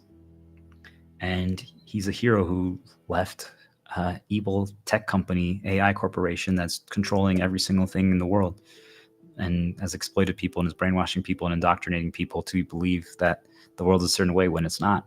And it's actually serving and hosting the dark one, the all-knowing that controls everything, that's draining everyone's energy, but it's using a front of as a tech company that develops phones and AI as a shield to protect that it's actually the front lines and the commander of the dark one. And Goofy is the character. So literally, I might play with like my son or other children or friends and be like, hey, let's role play the story. And people are like, but that's Goofy. I'm like, no, this is serious. How is it possible that I can do that, but you can't? Or your friend can? Or that kid can't? Now imagine that for anything. Like, could you truly be like, well, how about let's make a story with pens. This pen's a character. This guy's called Bluey. And he's a gladiator. He goes into an arena called Gaia. And there, these pens are controlled by a higher entity, me. As you can see, I'm holding the pen. And he's going to fight against, where is it? It's okay. He's going to fight against this USB stick. And he has light nudges and dark nudges. He's like, I'm going to attack you now. This is my dark nudge. Oh, wait. My light nudge is like, hey, I think you're a good person. You're really cool. You look different to me, but I think you're awesome. Can we learn from each other? Why not? Why is that not possible?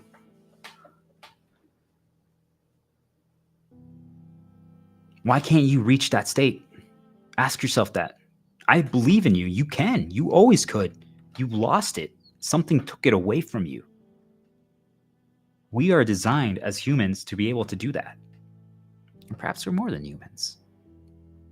So if you've been counter-designed, if you've been rearranged, if you've been rewired and you lost that ability, And it's time to redesign it. Remember when I said destroy the old? Wait a minute. If you thought when I did that example that was lame or that was you're weird, that means they got to you. You need to be able to eliminate that, take it out, and rewire it, recode it. That's what a designer can do. And if you don't have that skill set, well, you're learning it, but I gotcha.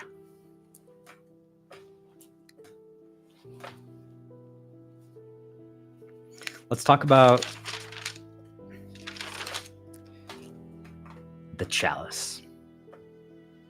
The chalice of hope. We've talked about a lot of many serious topics. Positive, maybe a little sad. But I think a lot of us can picture and imagine friends, family, pets, things of the nature that they stopped doing maybe their hobbies or things that they were good at. Like, hey, my sister used to be a fantastic artist, truly incredible. She had a knack for it, talent, it's natural. Clearly her mission, her purpose has something to do with creativity and art, executing it. I have the vision, but she can execute it, and we can all get better at everything, right? But let's say she stopped. Could it be that she no longer likes it or appreciates it? Absolutely. Could it be that she's found new things that she actually enjoys more and are truly her mission and purpose? Absolutely. But I think what we're going to find as we start understanding how the game of life is designed is that most likely that person has gotten drained. We've talked about it a lot, right? The light and dark. And if your shield goes down and you get triggered or you have fear or anxiety, a negative emotion, you spawn a Venus flytrap or something of that nature, or whatever makes sense to you, and it starts draining you. It starts draining you. Think of like a parasite attached to you. And it's just taking away your energy, your life force. When you're drained, you no longer feel like doing those things. And then remember, once you have that parasite attached to you, they're also whispering in your ear. Now they have direct access versus before they have to you have two things talking to you. Imagine if you have person A over here and person B talking to you. You might be able to hear both conversations, but what you actually process will be different. They say something good, you're like, oh yeah. Oh yeah, you're talking about taco. Ooh, tacos sound good. But then you hear this guy over here says something that triggers you. Oh no. You see, things are going to come in. Only some things get filtered through. But now if that parasite is attached, everything they say gets filtered in. And we operate on a memory totem. Every time something gets brought up back up to the top, that's what stays up here and that's what's up there. And the good starts getting pushed down. So all their memories and their beliefs about them being an incredible artist and that's something that they love, that made them happy, that regenerated their shield, that regenerated their health, is now past the halfway point. So it barely ever comes to mind. And now the light is going to try to be telling them, hey, do you remember how good you used to be at drawing and all this stuff like that? And they're like, no. And then right then the dark's like, no, you sucked. You're like, no, I wasn't that good. I'm like, no, you were incredible. They got drained. It wasn't a coincidence. I mean, even your pets, if they stopped playing a certain way or stopped doing something like that, they got drained. They're not immune from it either. So pay attention to that. Help them remember anything you can. That's why we need to heal. That's why we need to give ourselves time, eliminate as much noise as possible, get quiet, approach isolation, embrace it, and recover. If you are living with family and friends, dogs, things of that nature, one of the things, before I finish the story of the chalice, is that perspective really does matter. You might see them do a behavior and an action that you think is weird. Maybe it's that they whistle while they're in the bathroom and you're like, oh my gosh, can you stop whistling? Please. I beg you, don't do that. Help them. My sister used to feed my childhood dog every day after dinner. She would save her food, her human food, and give it to him. And I would just be like, why are you doing that? You're making him fat. You're doing this. You're spoiling him. And now I see that and I just look at myself like, man, why was I saying that to her? That was their thing. It was their unique connection. She found a way to connect with him, and he loved it, and she loved it. Encourage that. Could you say technically it's not the healthiest thing? Sure, but the love that they're both transferring to each other, the energy, outweighs any negative. It's a connection beyond something we can comprehend. And that's what we need to encourage. And also, it's making her feel better, it's making him feel better, and it gives protection against the dark. So please, especially as we're going to start being more isolated and being more in our own little bubbles with maybe family, and we're going to spend more time around each other, but also make sure everyone has time to do their thing. Encourage each other to do so. If that means you need to separate a little bit and have like your own little areas and have headphones in, stuff like that, please do so. But encourage them to go down that journey, that path. Encourage them to have those unique connections with each other. Don't laugh at it. Don't judge it. Don't make people feel bad. Encourage them. Tell them, we got this. Don't judge, please, guys. This is already challenging enough. We're reconditioning ourselves as humanity. We're getting rid of all the faulty programming. If you can handle more responsibility, if you can take the brunt of the blows right now because you're further along in the process and the journey and you won't make mistakes, please step up. This is your time to shine. You're going to be one of the generals, one of the commanders, leading your own army of stars. Help by taking the burden. If you get this faster than others, if you understand this, please, I need you. You're going to be a beacon. You're a beacon of hope. I'm lighting the fire right now for you. I wish I had a fire thing right now, but basically the beacon is lit. I'm asking you to be inspired. You are now one of the most important pieces in this entire game, in this entire chess match that's happening between the light and the dark. It's time for you to step up. It's time for you to be more than you've ever been before. You are truly, absolutely critical. So important. People are going to listen to you. People are going to be impressed by your strength, your courage, your understanding. They're going to, even if you don't know how to teach, you're going to learn. Present information. Just start talking. Just start sharing. Reinterpret the things that I talk about and make it your own. There's no wrong answer. The whole goal is we need to make people believe.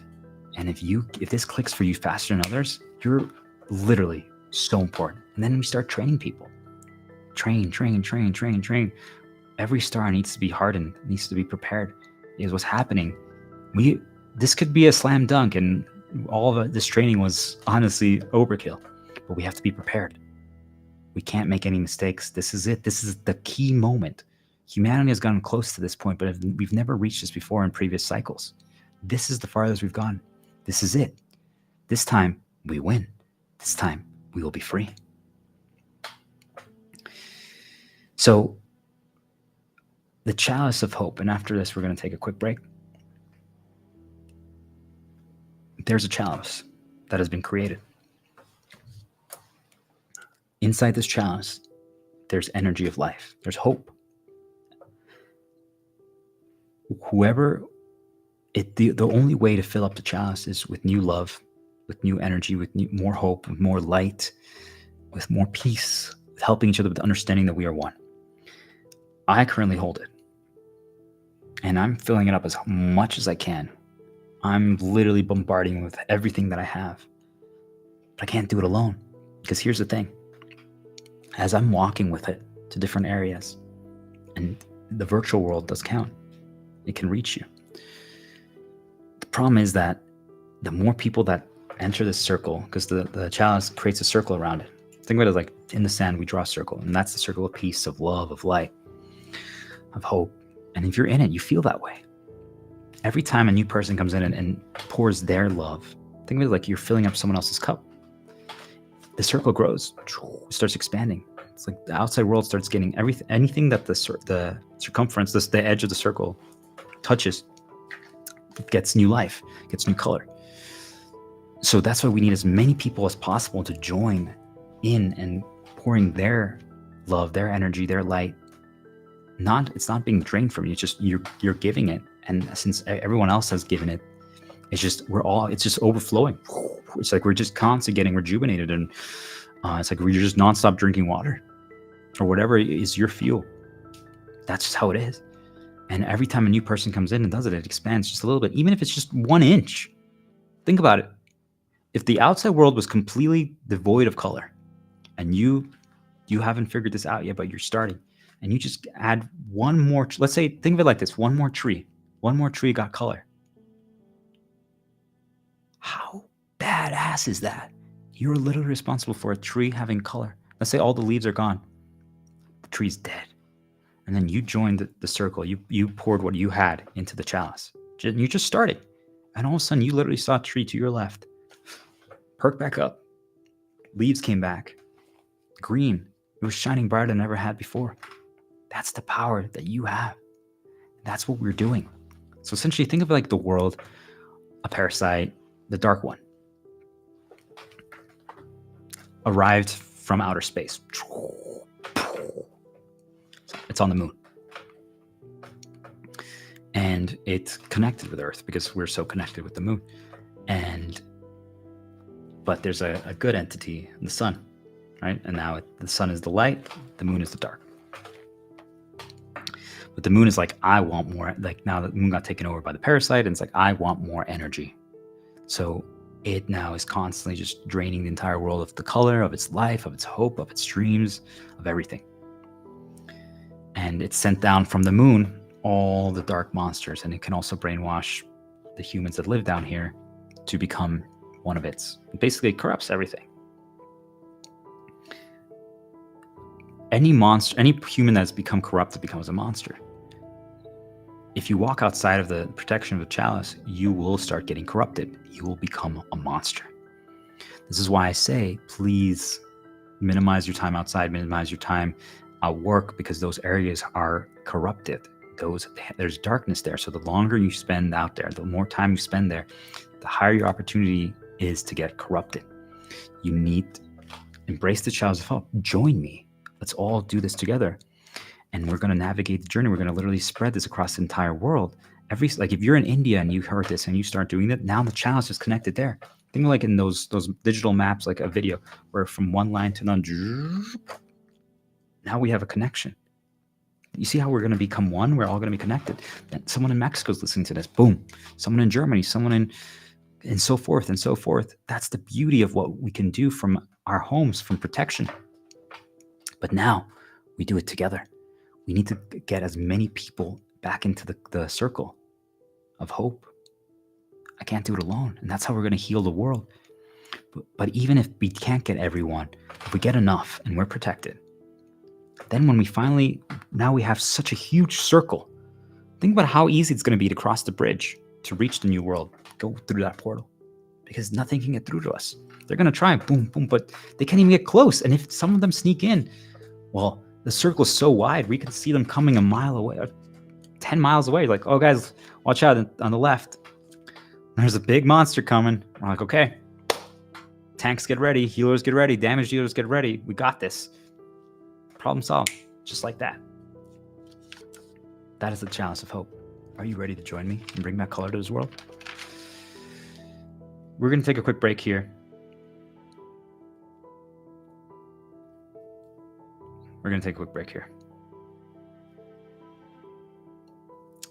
Don't lose hope, guys. We're designing a new world. When we get back from the break, we're going to talk a lot about, we're going to start getting into progression and the theories behind it and understanding more how to embrace challenges.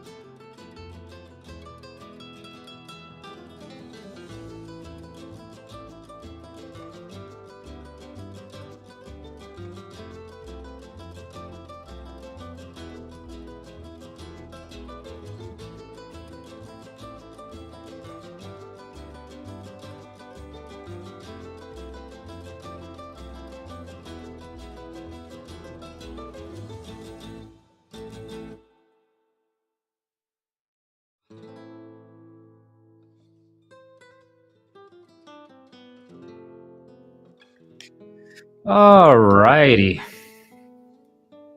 For anyone who was watching this entire time, appreciate you sticking around. And anyone who's watching the recording or when I edit this later, thank you. It means a lot that you have faith and you believe. It's a process when you're becoming a star. Oh wait, you already are one. You already are one. You've always been one. Just remembering. Everything I say is quality. Amazing. Right. You're using B script. You. There's.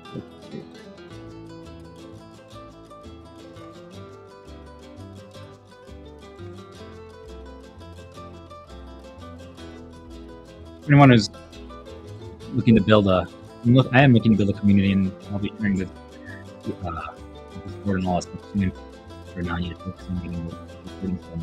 Once we transition to the next stage in this mission, then I'll be focusing on building the community more. For those who, let's go to the volume I want. For those who are already part of the process, I appreciate you. And just know that I see you. Just can't acknowledge and engage with everyone right now just yet. But you're a true hero. You're amazing. You're incredible. I thank you. Okay. Let's change the music. All right. Should we start with this? Probably.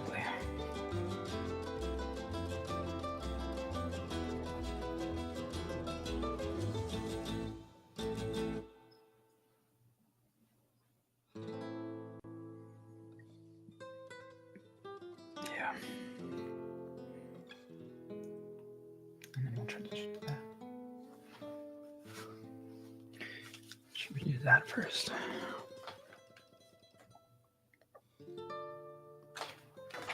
I think. Just get this over then last. Yeah. Okay, I'll save that one for last. This is just such good content that we'll save that one for last.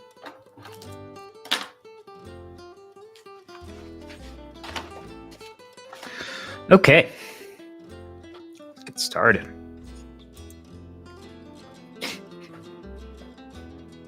Oh, music.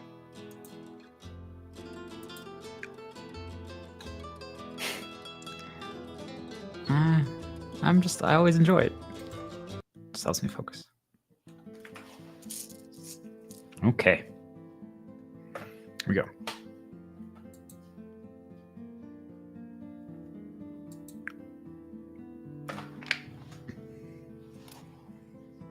And we're back.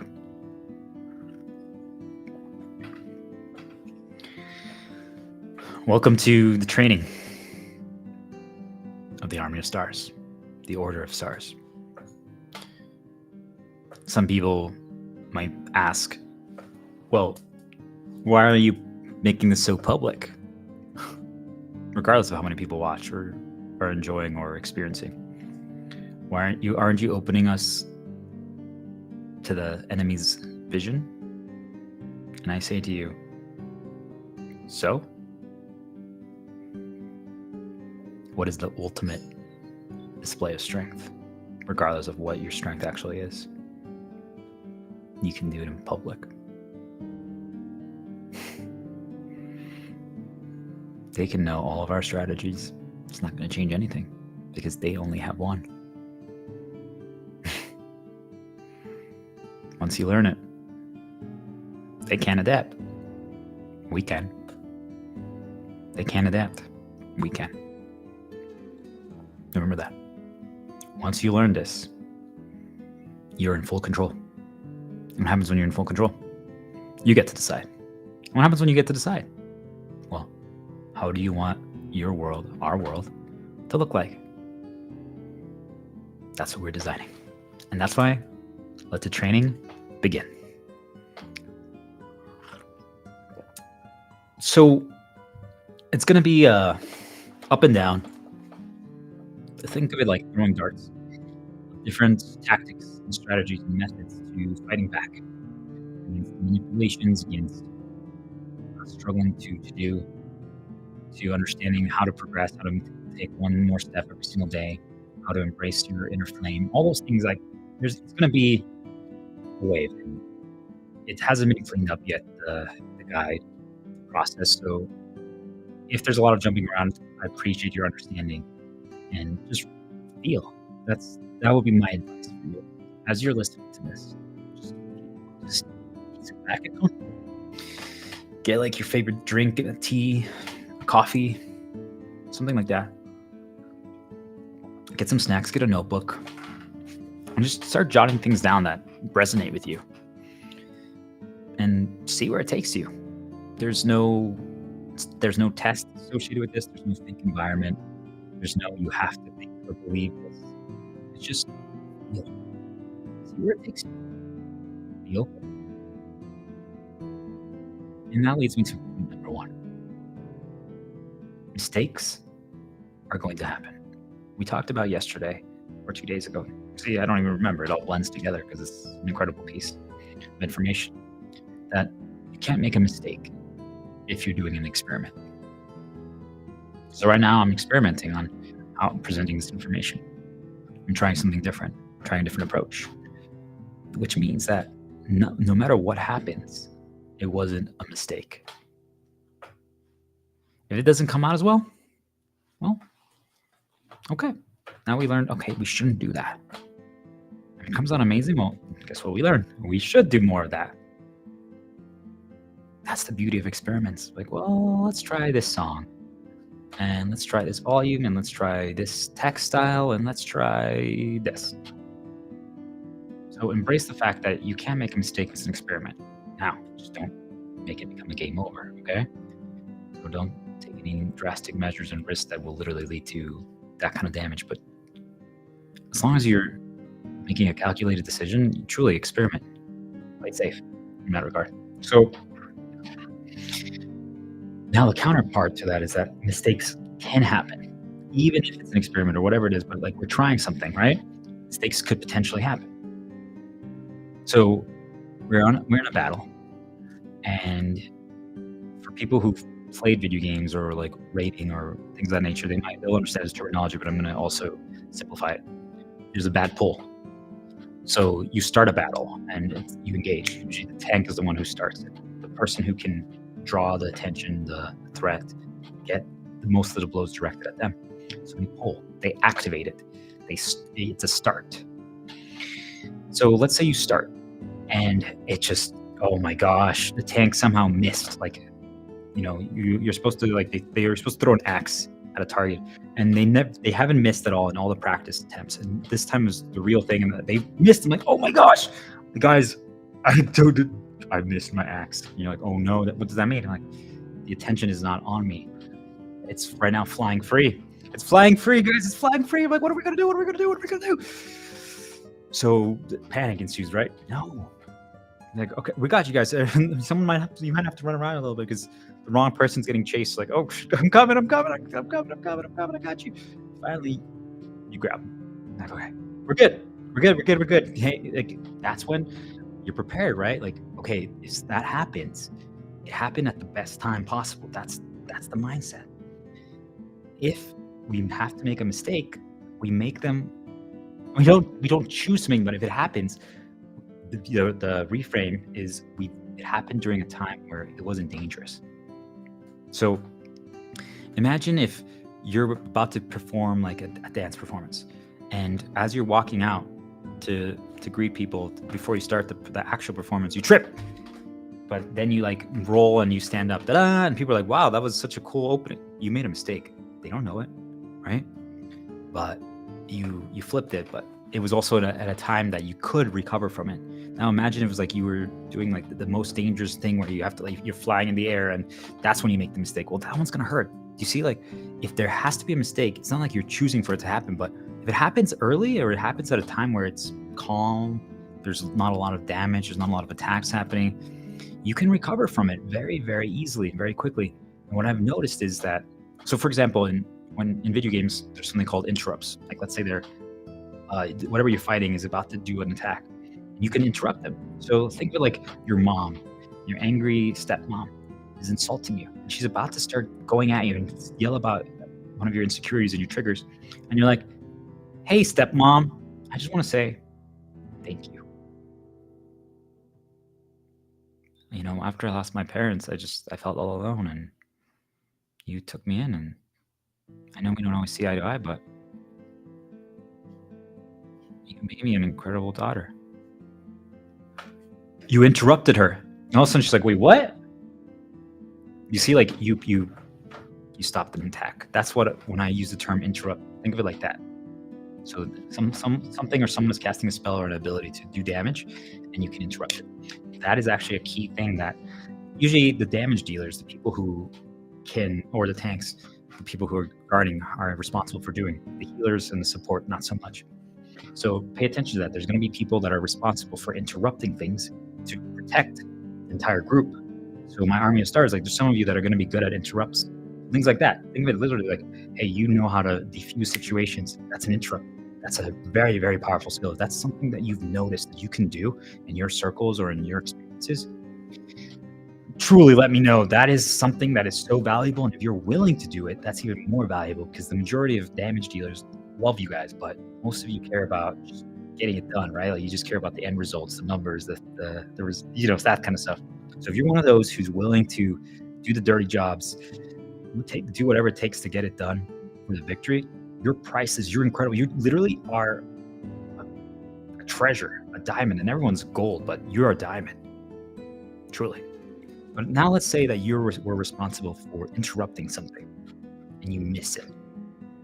And missing it could cause major damage, right? Just imagine this situation: the stepmom, and we didn't interrupt her. We're like, oh my gosh, what you were supposed to? Oh no! And now she starts yelling at everyone and starts causing rampage and chaos. What ends up happening, right? Now she spawned one of those dark demon drainer things. The room is just, the energy completely gets dark. Everyone's getting hurt. Like it's like, oh no, this is really bad. We were supposed to prevent that at all, and now we already have one. It's just started battle. Well, that's when, guess what? It's at the beginning. So we have a lull period before the next attack. So the healers and the supports are like, well, at least we're not bored for once. The beginning was always so slow. So now they can heal. Like they're starting to encourage everyone. They're starting to help people boost up their memories. Be like, hey guys, remember the one time we went to Disney and that home video? They also are showing videos. They're snapping people out of it.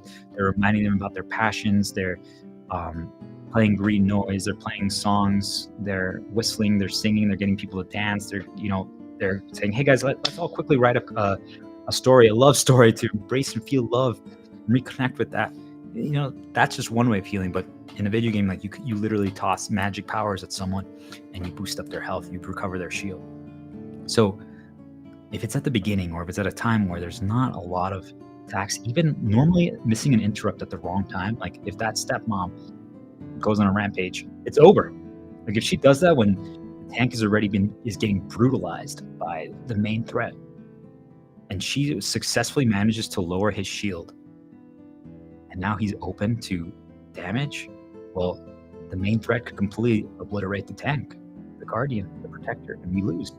So you see, like, just because we make a mistake, they happen, it doesn't mean it's, the gaming terminology is called wipe, but think of it as like, it means you wiped out. Ugh. It doesn't mean it's over. You didn't lose. So just remember that when it comes down to the wire, that's when we need to perform, when things are dangerous. But if it happens at a lull period, or a time where we can actually recover, relax, please. The most important thing though is whoever's guiding, whoever's leading, or anyone else who has a say or a voice, do not say, oh my gosh, how did you guys miss that? Do not insult them. Do not judge them. Don't be like, don't die, don't fail, don't. Just be like, it's okay guys, keep going, we got this. Just everyone, like, recover, we got this. Just heal, focus. Okay? This is super important, especially like think about like you finally convince your mom and your dad and your siblings to start playing video games with you. They're gonna make so many mistakes. When that happens, I need you to encourage them. I need you to not judge me. Oh my God, how could you died to the first enemy? It does nothing. No, please. My ask is keep it calm, keep it relaxed. All right? It's recoverable. It's progression. You actually got them to play a game. Think about that. You actually got your mom and sister who thought it was the nerdiest, weirdest crap out there to play a game. You won. Celebrate the victory. And if all you guys did today was turn it on and they actually learned how to use the controller, you realize how big of a first step that is? It's all relative. So mistakes can happen, even if it's an experiment. But in general, the experiment approach protects you. If you went into this attempt, right, we're like, okay, let's try it today. And we're experimenting to see if I can even get my mom or sister to play at all. And they try it. Even if that's where it ends, you see how the experiment was a success? So your first major test when you're introducing something or when you're starting the path down progression is that if something is undiscovered or new for a lot of people, or even for everyone, as we start moving down toward a new world, and for most of you, this spiritual stuff, this new design of life and the game and how things actually work, once you realize it for yourself, of course, don't just take my word for it, try it and decipher it for yourself. The problem you're going to notice is that even though this is a the more you listen to this, the more you pay attention, the more you investigate this, you're going to realize that this is absolutely foundational and there's excessive amounts of information here that you can absorb. But yet, a lot of it is still undiscovered, which means that in game terminology, I would call it timers. Think of it like every 30 seconds, something happens. Every 30 seconds, a piece of hail falls when outside during a storm. If you know that, and you have a timer, like let's say you have a timer to go off at every 29 seconds on your phone or on your watch, beep, beep. And you know that if when that beep, beep happens, you just slightly jump to the left because there's going to be a hail piece that falls directly on you. You see how powerful timers are and knowledge of when things happen. What if I told you that's actually how the game of life works? If you can get to the point where once it's figured out, there are timers for things like, okay, guys, here we go. We go outside and we do this. And if I, for example, if they know that I have my phone on me and stuff like that, they can track me and they know exactly where I am. So that means there's going to be an attack that happens. I can bait them into thinking I'm going to go this way and I dodge this way. You see, like, it can be a calculated planned dodge where you know when to interrupt. Where you're like, hey, if we say this, like right now, we say, hey, stepmom, we want to talk about generational trauma. Ooh, you don't do that with her. You don't do that with her. Now you baited out the attack. Now you're prepared. The timer was ready. Boom. Now we get the people who can interrupt. Now we have the healer, the support ready. Who's going to take the threat? Who's the one who said it? They're going to be the one taking the threat. You see, like, how game design theory and understanding progression can be actually applied to every single thing in life. But the struggle with the spiritual side of things and moving to this new world is that it's not fully figured out yet. That's super exciting. But that means the strategy is still being developed. So what's going to happen is there might be a possibility, and I say this with confidence and excitement, that this might not be the best strategy, what I'm doing right now. It could be just a work in progress. I fully believe that it is. But do you see, like, as we are progressing, some of you might be like, wait a minute, what, dude, we should do this and this and this and add these things. And have you considered this? I'm like, yes. So first of all, I'm open to everything. This is a collaborated effort. That's why it's an army of stars. It's not just one. We do this together. It's the order of stars. But let's say we approach a big challenge, something that we've all been struggling with, which is, let's say, breaking free from slavery, corporations, money, right? That's going to be a huge challenge. How can we liberate ourselves from being reliant on that? What if I propose a strategy? And let's say it works, but I might have proposed a strategy that was actually the hard mode version of it. So since we don't have the timers, since we don't have all the tools, it'll work, but we barely won. Like that. That's what I said earlier, is that's balance, right? We figured out the way to win at the earliest point with what we have. That's awesome. But do you see what I mean? Like, it's good enough though. So take the win, take the victory.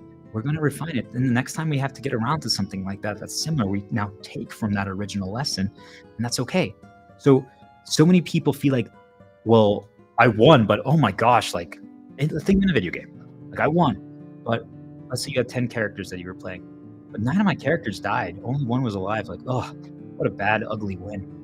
I'm like, dude, you won. Who cares if it was ugly right now? Who cares if it was dirty? Who cares if there were so many mistakes that happened? People panicked at the end. Should that have happened? No, but it was also the first time you guys got that far. You actually won the first time you got to the end. Like, most people would have needed to retry that like 6, 7, 8 times, and you did it in one go. You should be proud.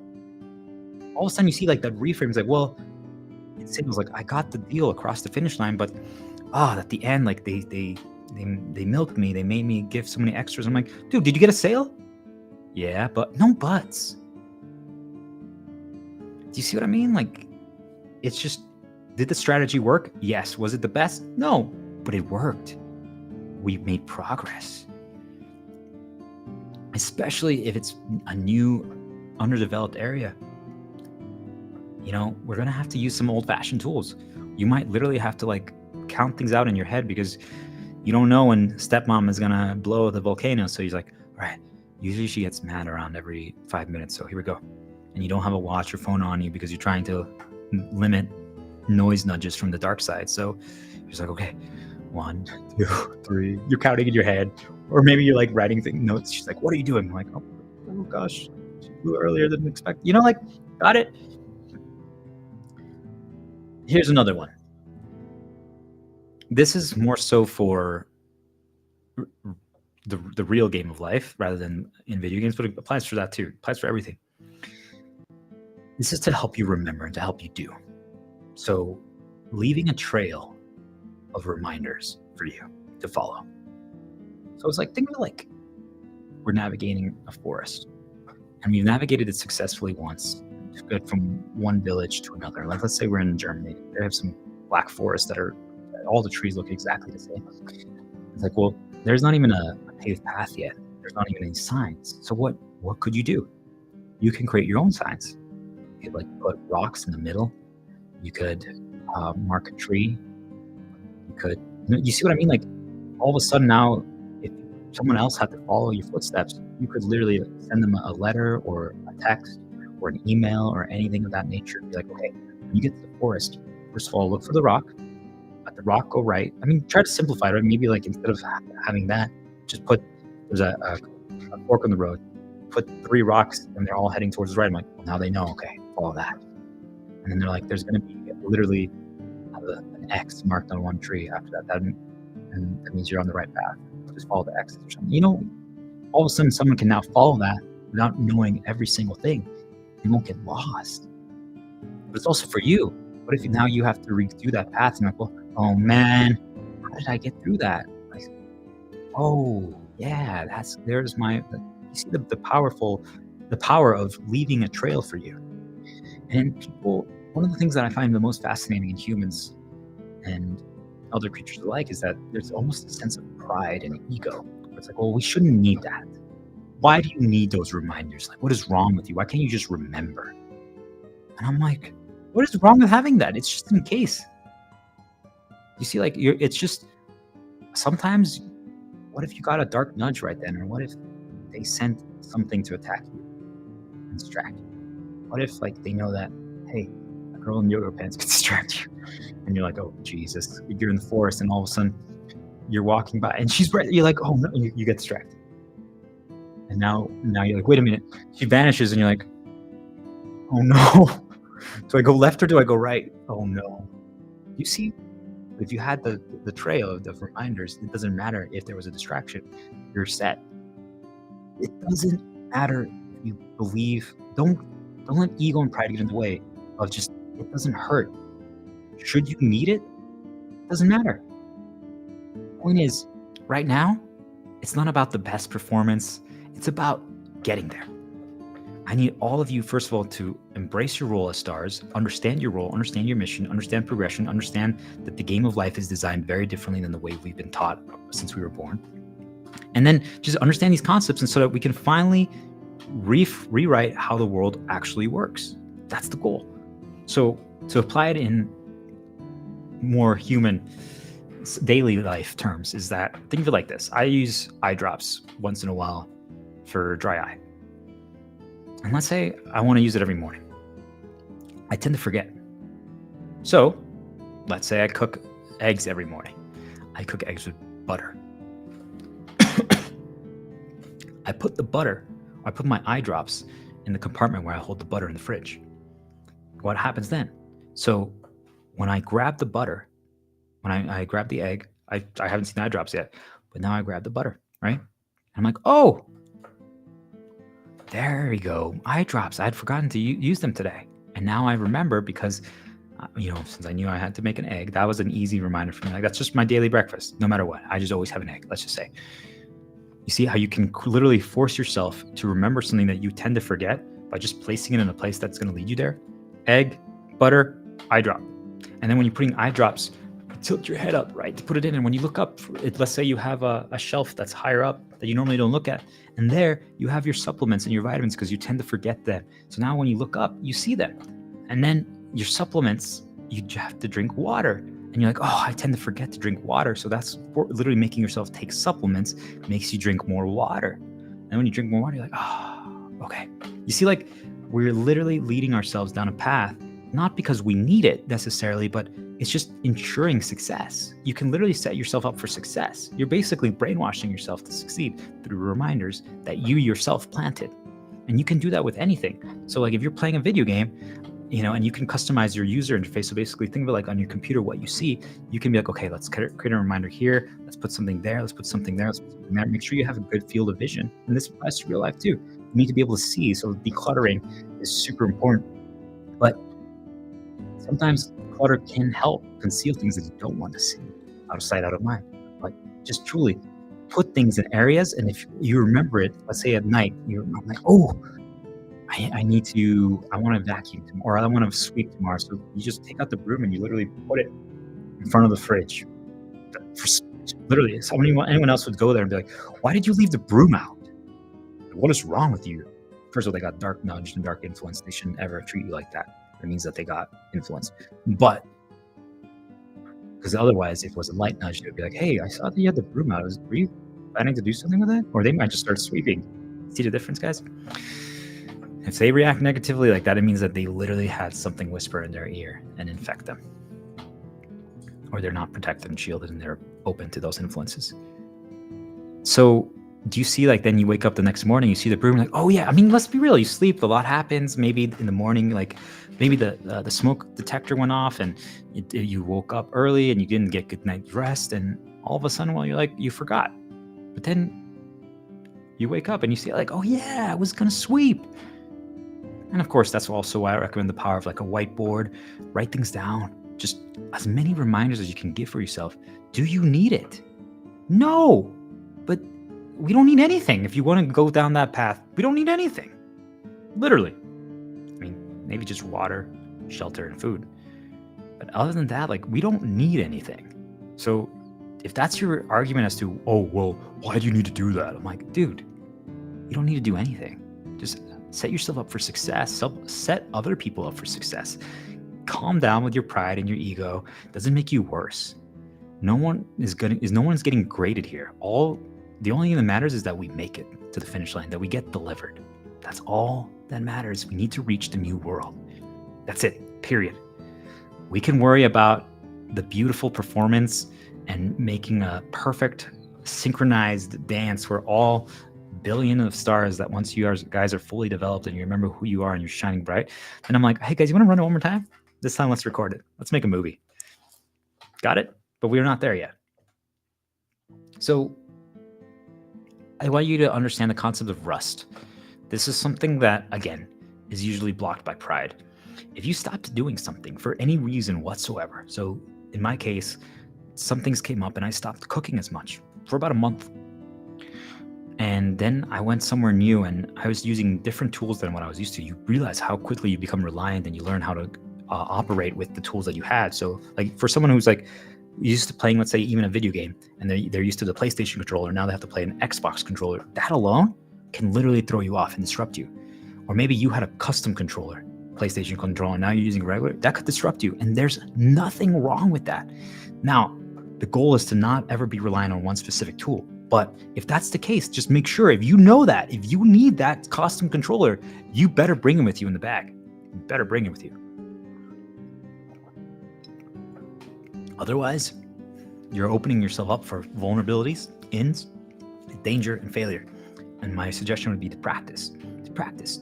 But if you've mastered certain skill sets, like if you were a great chef and you stop cooking for about a month or two, you're going to be rusty. New tools, new area, new foods, new seasonings. It's not going to be the same. But you can get it back quickly. You can get back the majority of skills very quickly, especially if you had excellent dominion over it. So the solution there is you just need to get 2 to 3 attempts out of the way as fast as possible. So you haven't cooked in months. You know what? Just be like, hey guys, let's say to your family, because we're all doing the great hibernation, the ARC method, right? Where we're staying at home and eliminating outside noises. And now we're going to cook more. And you haven't cooked in forever. You're like, mom, girlfriend, brother, whatever, right? Tomorrow I'm cooking. They're like, oh no. I'm like, come on guys, give me a chance. Breakfast, lunch, dinner. Get your 3 attempts out of the way. Your breakfast is going to be way too salty. The eggs are going to be burnt. Your lunch, somehow your grilled cheese didn't come out right. Dinner, oh, actually, your steak came out really well, but your veggies, ooh, yeah, you forgot to take them out of the oven on time. But guess what? Now you just got a lot of practice. Now the rust is fading. The knife has been sharpened. You're like, I'm back. Like, I'm getting it. And it's not going to still be at 100%. Like, the 4th time, maybe a few days later, you start doing it again. But you've gotten rid of the rust now. And the thing about rust is a lot of it is in your head. Once you believe again and you see that it's working and you're no longer pressuring yourself, so much of it is mental, that you can actually start performing at your best. This is why, for anyone who, as I'm encouraging all of you to find your flame and your passion and to start developing topics and working on ideas that we can improve the world. So like for you, I'm trying to figure out how we can no longer slaughter pigs and cattle, and we can create new uses for them in the world and no longer just use them for meat. Okay, well, there's a lot of work to be done there. How can we do that? How are we going to replace the protein that people are using from beef right now, right? And pork. And you're spending all your time coming up with that. And then now you want to talk about it, or I'm encouraging you to make either videos or audio recordings about it and share it. Even if it's just to your family, even if it's just to yourself, but hopefully down the road to the world, because we could all use your knowledge and your skill set and your perspective. My suggestion is going to be extremely counterintuitive for you, but I want you to try it out and see how it feels. Scream.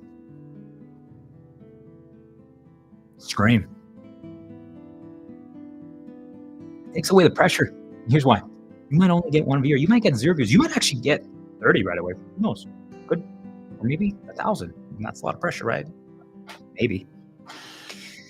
No, actually, when you stream, it takes away the pressure. Here's why. Because you're always on. You can't pause.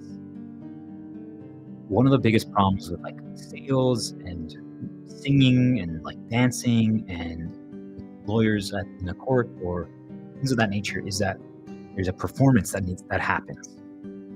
There's a performance. So there's a build-up to a moment, and it's all in that key moment. So basically think of it it's almost like a volcano, and the pressure is just gathering, all the lava is gathering, and then it's performance okay, here we go. If you're streaming, the volcano is just constantly erupting and flowing. It never stops. So imagine if the entire time you're a lawyer and you're working with a client. You're like, hey, I stream 24/7. Don't even think about legality of it, or don't worry about that. Especially considering the legal system is getting reformed and the judicial system. So don't worry about that part. You see, don't focus on the details, focus on the underlying lessons. But they're just streaming constantly, and you're like, hey, you can see all my work. All of a sudden, they're like, wait, we just saw you slacking off for an hour. You were watching an anime, or you were playing video games. Yeah, what's up? We should too. We should take breaks. It's good. You guys got it? All of a sudden they're like, wait, really? Yeah. You want to play it actually together? And imagine now you're playing your lawyer video games. And they're like, this is awesome. Now your relationship improving, you're building trust. It's hey, by the way, do you really think I have a chance? Yeah, you did nothing wrong. You're innocent.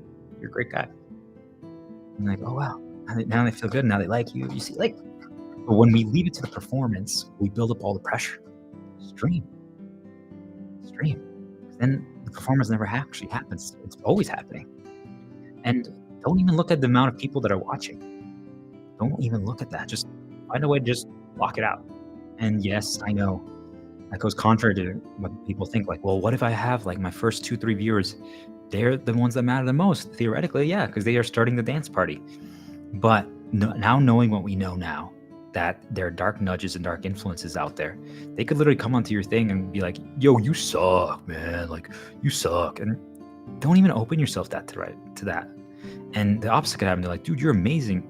Don't even open yourself to that. Just pause. Do it for yourself right now. Communicate your knowledge. You know you're streaming, but after a while, you're performing, and it's fun. And down the road, once you get what you need to get out there, then we can start worrying about improving things and changing the graphics and stuff like that. Just get something base, but just start. And it's a great way to communicate. I promise you that you're going to feel so much calmer once you start streaming, because then it's not about the performance. Because anyway, everything you're saying is being seen anyway, right? And heard. Try it out, guys.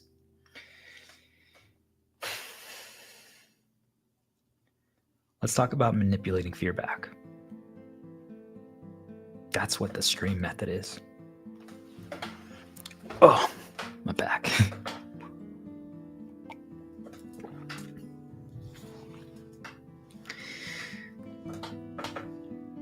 You know, fear is the enemy. Fear is one of the greatest generals of the Dark One, who's currently enslaved humanity.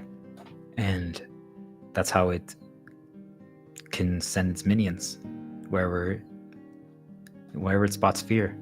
It's basically like a homing missile. Like it got an alert and then sends a drone to attack that spot. Think of it like that.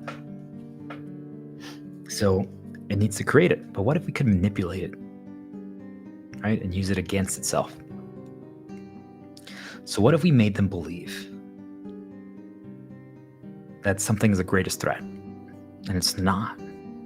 So our fear of streaming, or our fear of ants, or like a spider, or something like that, and you're like, that's the greatest threat in all of history of mankind for me.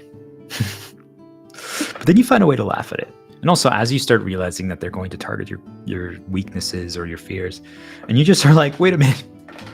They literally, like, let's say it's spiders for you. They might have, when you go outside, remember, minimize time outside to minimize signs or ins. But let's say you go outside, and you literally are going to see someone walk by with a Spider-Man out, or a spider shirt. Like, it's just like there's a spider on it, like a Black Widow or something. You're like, what the? You're like, why is there a spider there? And then you're about to go back into your apartment, and there's like a little spider crawling on the floor. And then you come into your apartment and you turn on the TV, and there's, I don't know, a commercial about Venom, which has to do with Spider-Man. And you're like, really, guys? This is absolutely ridiculous. So that's real, by the way. Pay attention to it. Once, it's not a coincidence.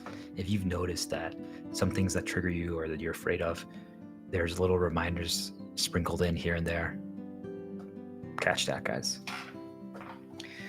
But once you start realizing that you are a star, and now you're part of the Order of Stars, and we're fighting a much bigger battle than that. Like, we're not fighting like our small fears anymore. Like, that is a challenge to overcome, but we're literally trying to rewrite and redesign.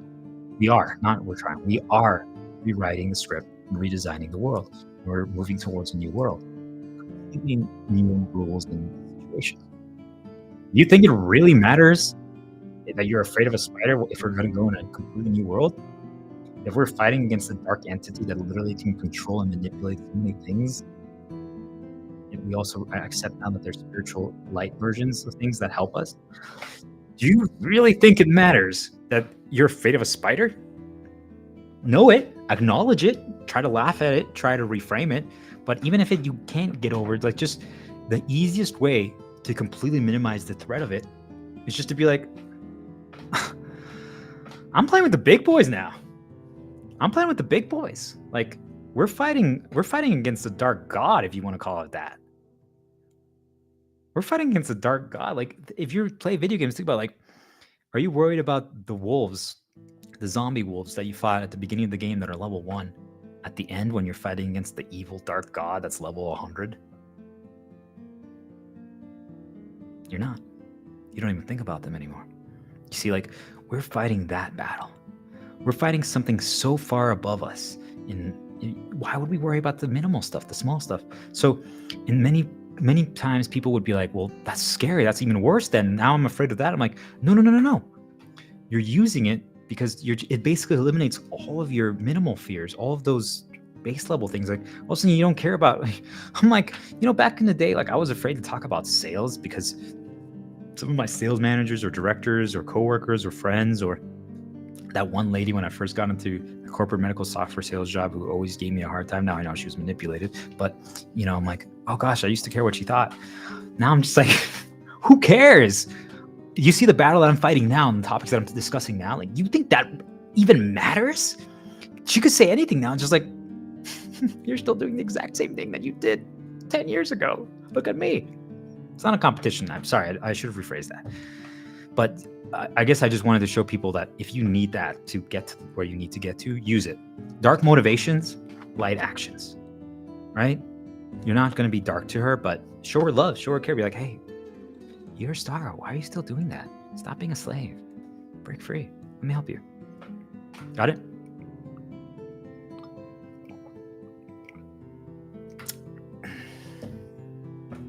But it just changes the game when you realize that low-level drama, like, it's not an issue. It's just those fear. And this is why you can recognize how much we've been brainwashed and indoctrinated and controlled and manipulated, is that even despite knowing that you might be fighting a dark god or an entity that cannot even be seen, that has its clutches everywhere, and yet those small things, like, you might literally just get a jab when you go outside or like on an ad and you're like, oh, never mind, remember what I'm fighting, and then it goes away. But you see, like, that's the power of what's happened to us. That's why we need to stand up and say no more, because that's happening. But once you realize that they can literally present to you 4, 5, 6, 7 things, which I call through noise vessels, and people can be noise vessels, right? They encourage that person who walked by you at that exact time to wear that spider shirt. Like, for some reason, when they were in their apartment or their home, they're like, I think I'm gonna wear the spider shirt. It just feels right. And they go, and they're like, you know what? I'm gonna go on a walk, and I'm gonna go over here. Like, I feel like this apartment is where I need to be. And, like, they planned it. It was timed. It was calculated. It was nudged. Could they have actually broken out of that control and nudge? Be like, wait, why do I want to go over here? Nah. Maybe light will try to intercept them, but that's how it works, guys. So think about it. People can be it. AI, ads, every ad block on your TV, your phone, every notification that you get, truly, every single notification you can get is a nudge. So be very careful about that. If someone decides to text you something, like while you're in a business meeting, and it's like, hey man, I just want to say, like, you'll say you were trying to reconnect with an old friend, and you're like having an incredible business meeting and it's going well, and then you look at your phone, and I don't know why you looked at it, but you check it, and it's like, dude, I just want to say you suck. You're the worst friend ever. Now all of a sudden your mood goes down, and like, you got distracted. You're like, whew. And now you might actually underperform. You see, pay attention to that, guys. But another way to regain the power over it is that you just know it's fucking fake. Pardon my language, but it's just fake. It's an illusion. It's fabricated. And that doesn't mean that the person is real that you're seeing, but now that you know how it got there, it's just like, oh, you gotta be freaking kidding me, really? It's just the luster behind it goes away. And could it cause an existential crisis? Maybe. But just remember that there's a lot of beauty in this world, but that's why I'm saying you gotta minimize the outside world right now. We're breaking this system. We're breaking the enslavement that has happened. Because I don't know about you guys, but that does not sound fun. I'm like, man, really? Everything? Almost everything? Most people cannot resist it or don't even recognize that it's happening. Like, man. So, I guess another example is, think about it, like, would humans be worried about ant drama? Like a colony of ants next to us. Make peace with them. Love them. They're awesome. You'll actually be surprised.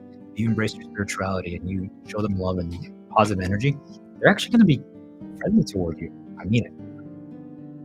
But would you be worried about that one ant took a crumb from another ant? We're playing the big game now, guys. You're in the big leagues. Stop worrying about the ant drama. Would a god be worried about human affairs? Actually. But you know what I mean? Like, think about it like that. It's the reframe. For anyone who's heard of, I believe it's Norse mythology, but God of War, we're all trying to become Baldur, which is you basically could feel no pain. You just didn't feel anymore. Like you could get stabbed, you could get hurt, you would just not feel anything. Now, I'm not saying to get to that 100% stage because, having a little bit of feeling is good. But by getting rid of our attachment, by getting rid of our feelings or reactions, our vulnerabilities, we can do that daily. We can just live. We can just experience. It frees us up. But if we could think about it like you're reducing it by 99%.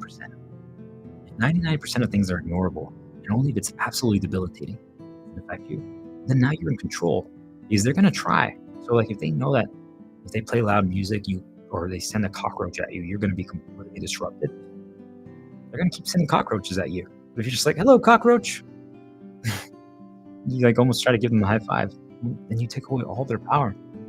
You just eliminated an easy in for them. Most things don't matter, guys. So many people think, well, who did this? Why did it happen? Try to investigate every single thing. I used to be like that. Now, is it happening? Hey, is this problem happening or is this good thing happening? Yes or no? That's it. Period. Nothing else. Just either ignore or adjust. And now I'm training you guys how to fight back. For the reminder thing, where it's like, hey, you put like the butter, the eye drops by the butter, which then leads you to look at the supplements that leads to water. I call that the chain attack method. It's just a chain. You're creating a chain.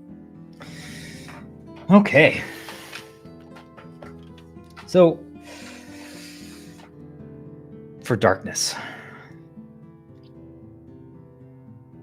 remember, it causes, this is kind of like, let's talk briefly about the what happens when you take the dark side or the light side, and why you can make your own decision then, if what you think is better.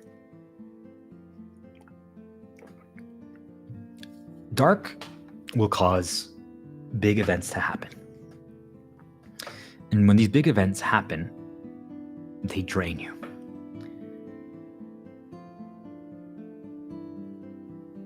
But only if you allow it to. So, as those big things are happening, the more you're drained, if you don't defeat it quickly, like once, so think about, like, let's say, I don't know, like an animal, one of your pets gets hurt, and by something, and it causes you despair, and now you're just completely consumed by this. You're just so beaten up. You're sad. You're worried, and you're just out of commission. So now you created fear. Now the dark one spawns, like it's draining your energy. If you just keep letting it drain your energy and also your pets, and you don't do anything about it, you're giving it more power. The more it drains, the more it's there, the longer it's alive without it being defeated. So to defeat it, you have to go back to love. You have to regenerate your shield. You have to regenerate your hope. You have to recover. And we talked about that more another time in the previous episode, but just essentially just doing things if you can find your passion or things of that nature, or reconnect with someone who can heal you, they get you out of that state, they snap you out of it, then you can temporarily defeat it.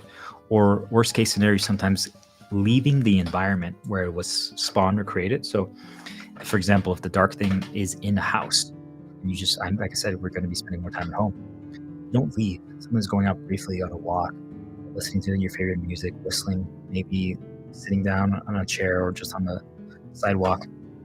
And let's say you wrote a story in high school that just brings back amazing memories. Start reading that story when you're out there, and just try to snap yourself out of it, and then you can come back. If you don't, if you and other people just stay in that state of despair and that dark one, it ends up growing its power. And as it's draining more of your energy and more of that, now worse things are going to start happening to you. your life. So I guess the best way I would put it is if you've ever noticed in your life that something terrible has happened to someone, like at a very young age, the dark thing didn't get defeated. It just drained and drained and drained and drained and drained and drained and drained and drained and drained. And it got stronger. Now it can create even more dangerous situations. If that's not motivation enough for you to fight back against dark, then what is? So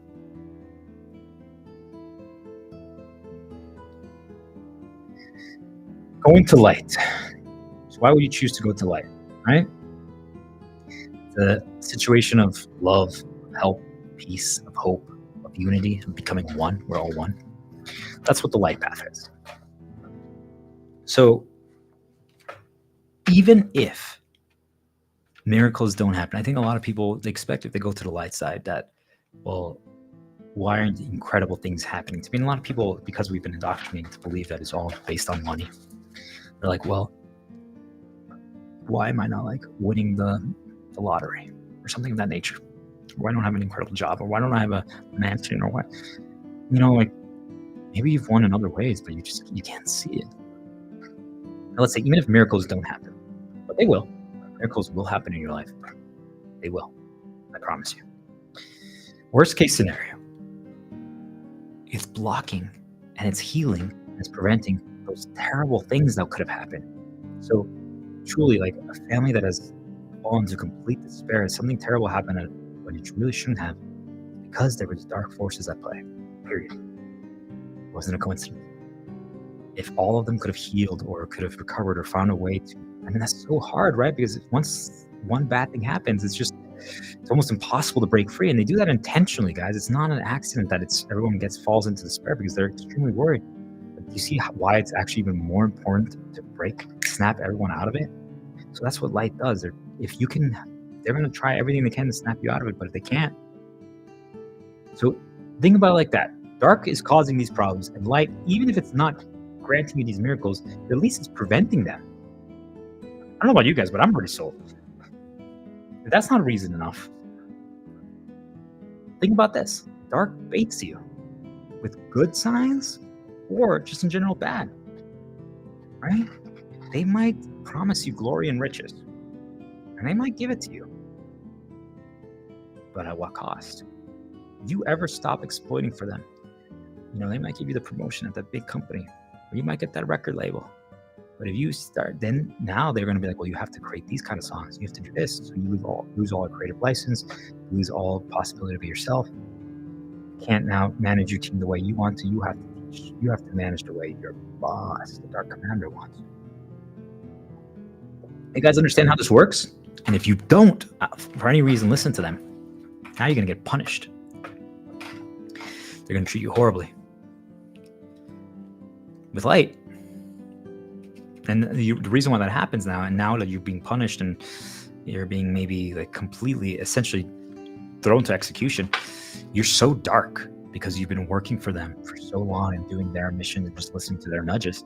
You won't have a lot of light protection. They'll still try. If anything, that should give you another reason to look at the light, because despite you betraying them essentially for 50 years, they're like, you haven't listened to me for 50 years, but here you go.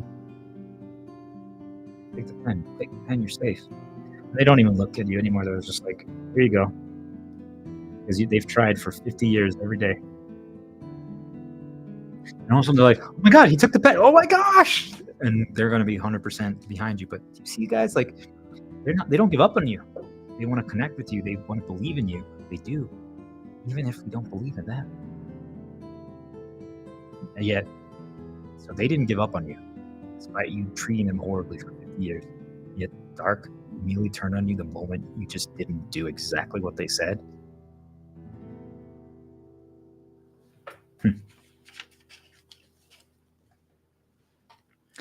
Remember, with Dark, they will give you the glory and the riches, but it also sets you up where if you've ever stopped becoming useful, They've set you now up for the most greatest fall of all time. They'll discard you. The moment if they created someone else that can do your job better than you, you mean nothing to them. All you are is literally a slaver to create dark entities to exploit energy and to gather as much money as possible, which is energy. That's all they want from you. You're literally, if you're not serving that purpose, if you're not creating fear and trauma and insecurity in other people, and you're not gathering more money, basically energy, you mean nothing to them. You're just a tool to be used. Now, it doesn't mean that they won't give things to the tool, but think about that. You just want to be a tool? You want to be used? I don't know about you, but that's not me. Light will work alongside you. Doesn't mean that, what you have to understand is that it doesn't mean that they won't ask things of you. But they're not going to punish you if you don't do it. They're going to be disappointed, just like you would if you ask your child to, hey, could you help me on writing this story with me? This means a lot to me. It's going to be our family story. And they are like, no. You'll be disappointed in your son, right? Like, that's normal. And that's how they will feel. But they're not going to now punish you and attack you, trying to make you fail. You know, dark waits for the right moment to attack.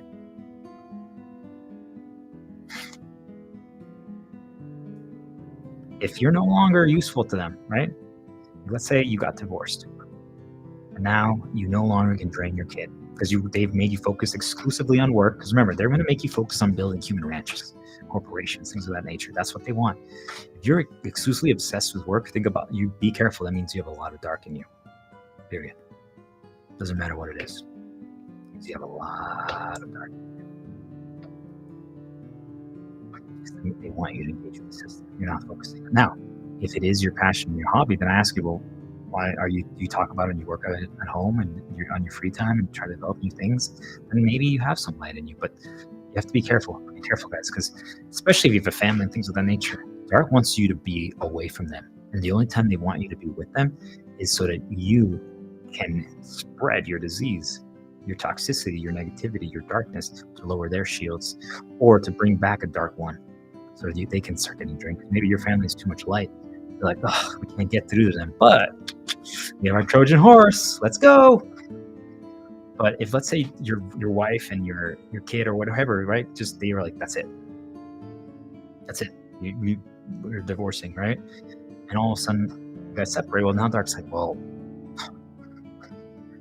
oh man, now he can't even drain the energy from them anymore. So now he's low value at home. So what they're going to try to do is exclusively keep you at work now. Maybe it works as a distraction, but just think about that, guys. Your value to them, you are basically only as valuable as you are for how much you serve. Period.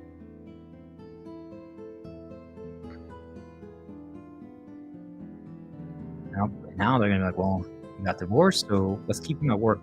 So if someone stays at work the whole day, they want you to become negative. They want you to become the spawn of the Venus flytrap, so that you can create a guaranteed darkness at the office. And if you do that, now you're starting to drain everyone there. You become essentially the path of darkness. You're a walking, living parasite.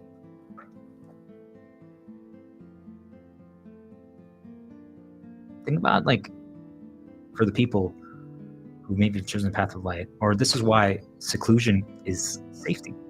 If you're more so in nature, or you live in a neighborhood that's a little more secluded from the big city. Remember how I told you that they can nudge people to present themselves in front of you? Imagine if you live 30 minutes away from the nearest city, and there's nothing else out there. Because all of a sudden you go on a walk and you're like, what the heck? Why are they there's 3 people I've never seen here before. They sent them there. Now, could also be a light nudge, so that's what you have to pay attention to that. But light is usually, it's pretty clear when it's light. But the problem with the outside world is that it's 50-50. So you have to be careful. But the city's dangerous. The city's dangerous because you know how easy it is to present a million signs to you? They don't even have to try. There's always so much noise everywhere. There's so much noise. But when you're farther away or you're more inside, it's harder to get things in front of your eyes and ears and senses. So just pay attention to that, guys. But essentially, now you've kind of seen how dark operates and how light operates. To me, we started earlier today with It doesn't matter now what happens. I will never give up the fight. I know my path. It doesn't tell me if what I'm doing is dark or not. Like, you can't convince me of anything. You're like, well, you're evil. I'm like, I believe in what I'm doing, period. Based on what I've seen, and they did actually brainwash me and convert me to the dark at some point in my life. I'm not going to go into specifics, but I just want everyone to know I've seen and explored both sides, and this is my answer after having been dark and light. Dark motivations, light actions. Great stars, love, help, peace, hope. We are one, period. That's it. Now I'm choosing to defeat the dark one and spend every second of my day doing so. You choose dark, you become a parasite. You're a slaver. You're a puppet to the Dark Master. You're not protected. They will, if you ever stop, they will inflict horrible, terrible things on you. And you're literally ruining other people's lives. Just merely with your presence and aura. Because you basically think like you just have a dark shadow. Your shadow. It's hanging over you, waiting to latch onto anyone that has light. I don't know about you guys, but I know my answer. What are yours? Okay. Well, we're actually going to just take a quick 10-minute break. And then we're going to go fully into more progression strategies. Be right back.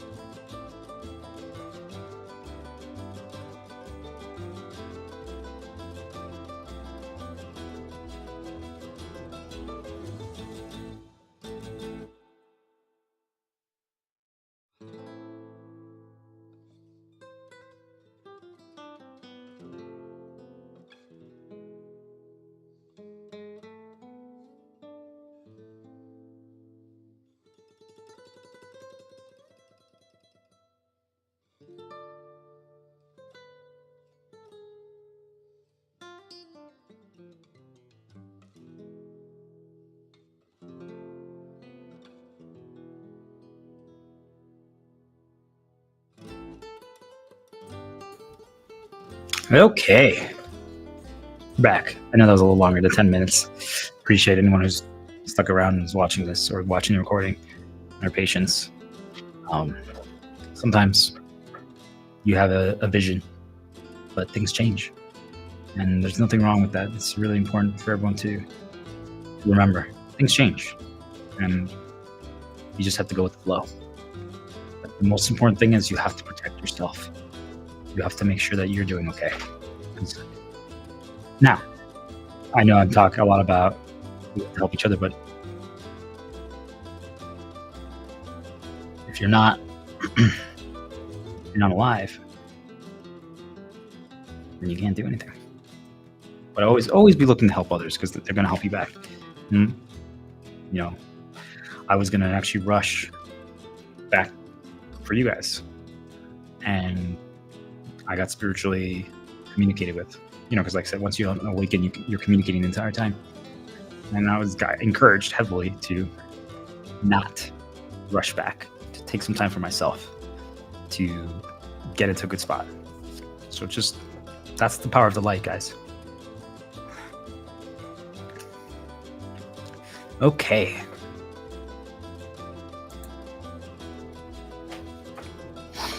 Time to get into progression.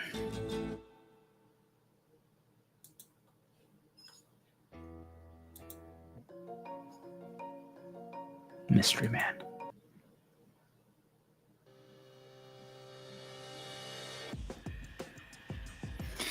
All right. Turn on Descript and vámonos.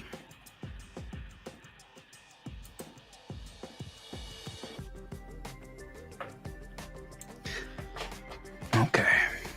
Here we go.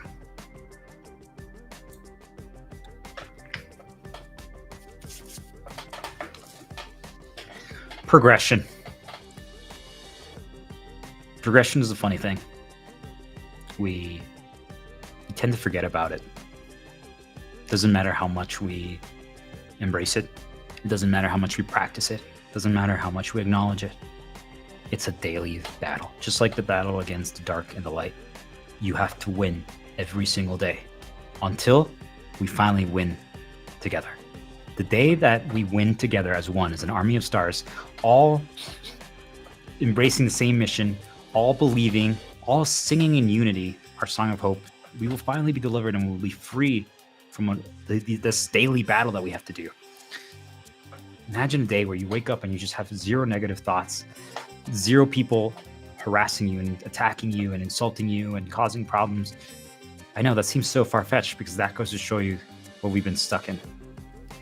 But that day will come. If we win after this training, after we are all trained and we all believe and we start working on ourselves and we heal and we embrace the light and we radiate it out, just think of it just through the connection of us as one unified consciousness. If each one of us single-handedly does that, even just at home, and then we go online, even if it's just playing a massive multiplayer online game together or streaming or talking like this, the impacts that it will have are so far beyond our comprehension. It will radiate to other people across the world. So we will give the Dark One a huge blow just by doing that. And then when we're finally ready to come out and truly fight, all it takes is that one blow, one unified blow. And then we'll finally have peace. So, progression, right?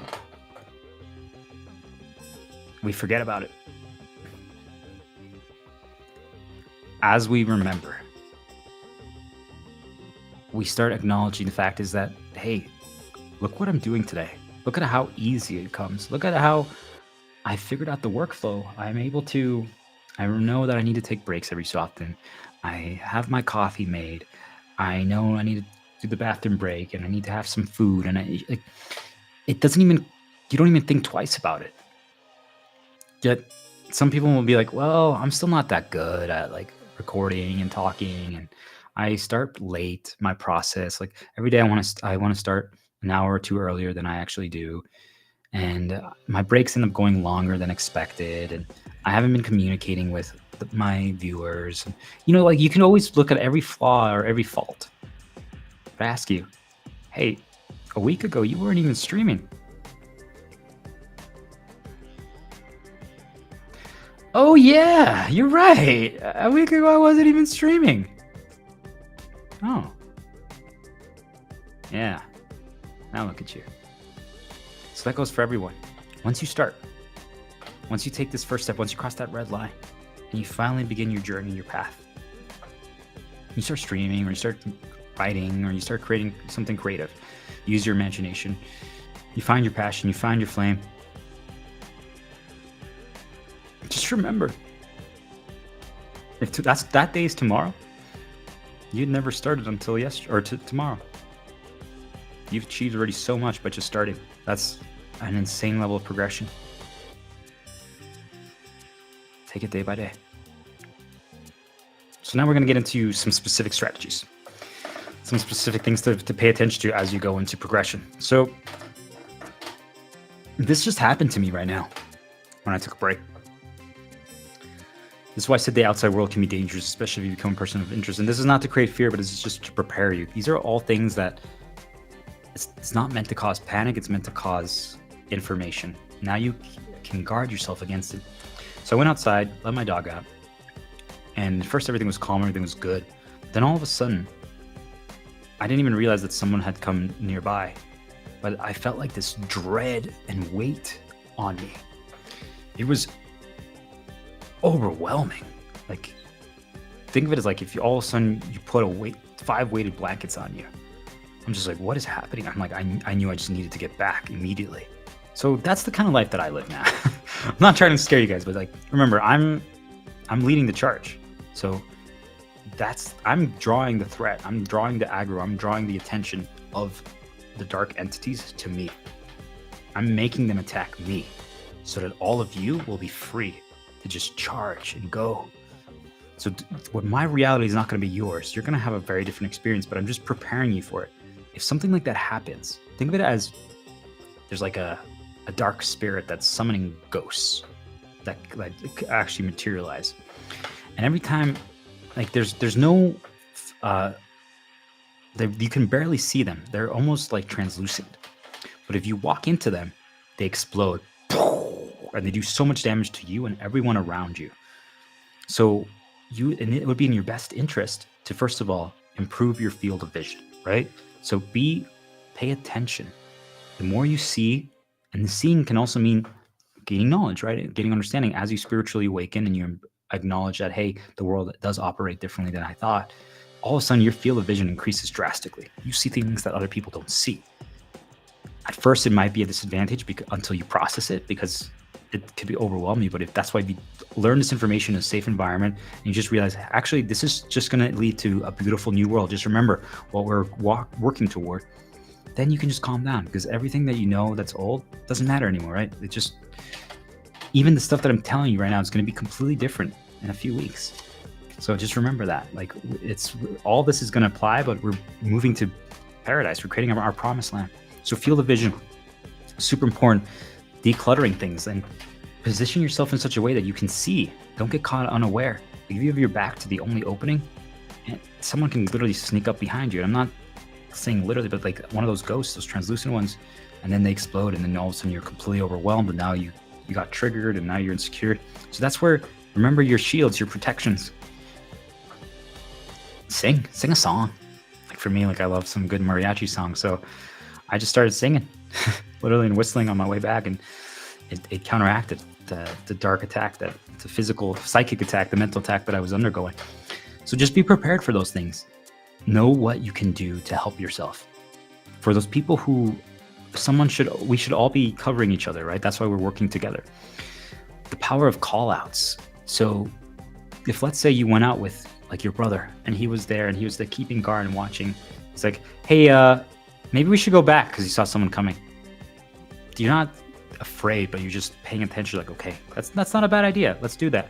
You see like how someone can keep an eye out for you and call outs. Now you're like, ooh. So if you're playing a video game, every time like there's an attack that goes out, like let's say they throw like, I don't know, like there's a fire that gets thrown out and someone's like, be moving guys, fire. Be moving guys, fire. Every single time it happens, I guarantee you that someone, let's say you're playing with 25 other people, someone's going to be distracted by something. Maybe it's a nudge, maybe they're focused on something else, maybe they just are performing incredible their role, but they missed it.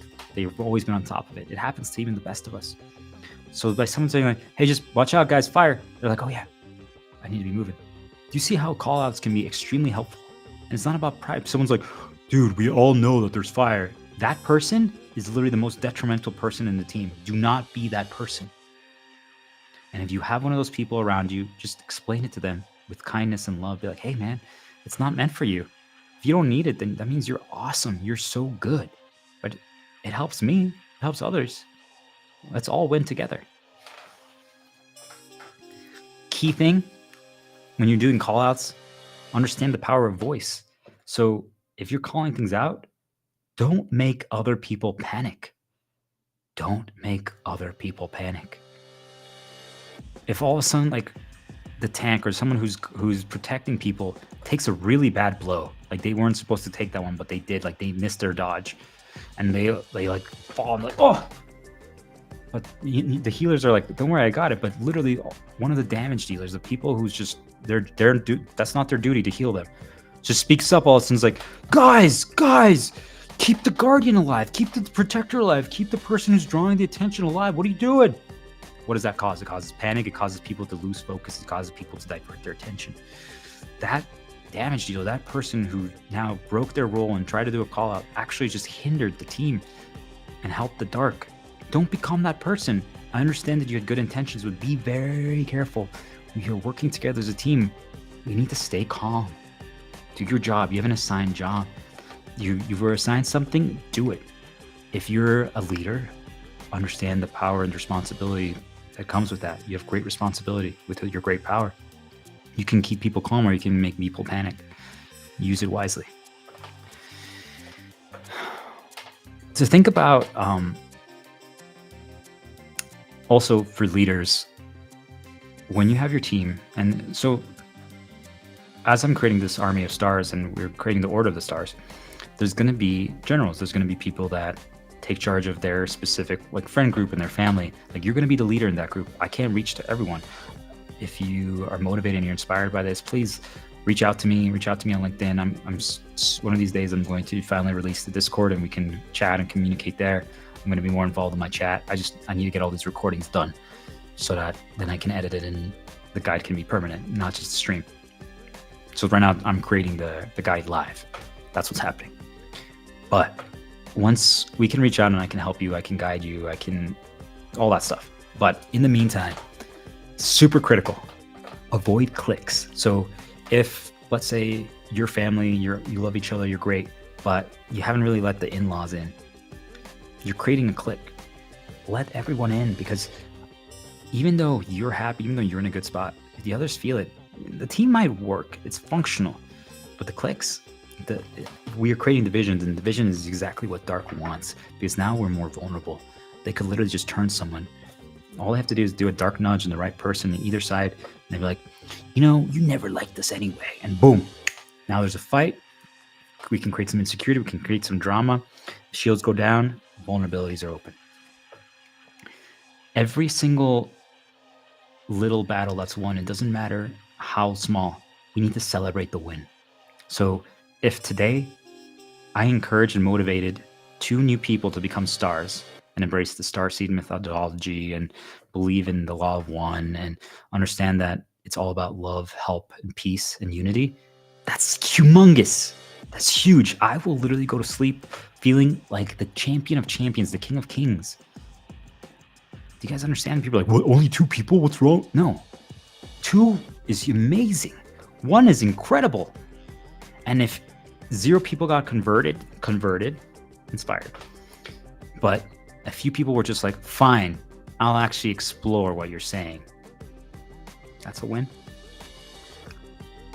You guys see, but too many times as we start this battle and we start fighting the big battle, there are going to be small battles that we're going to have to overcome.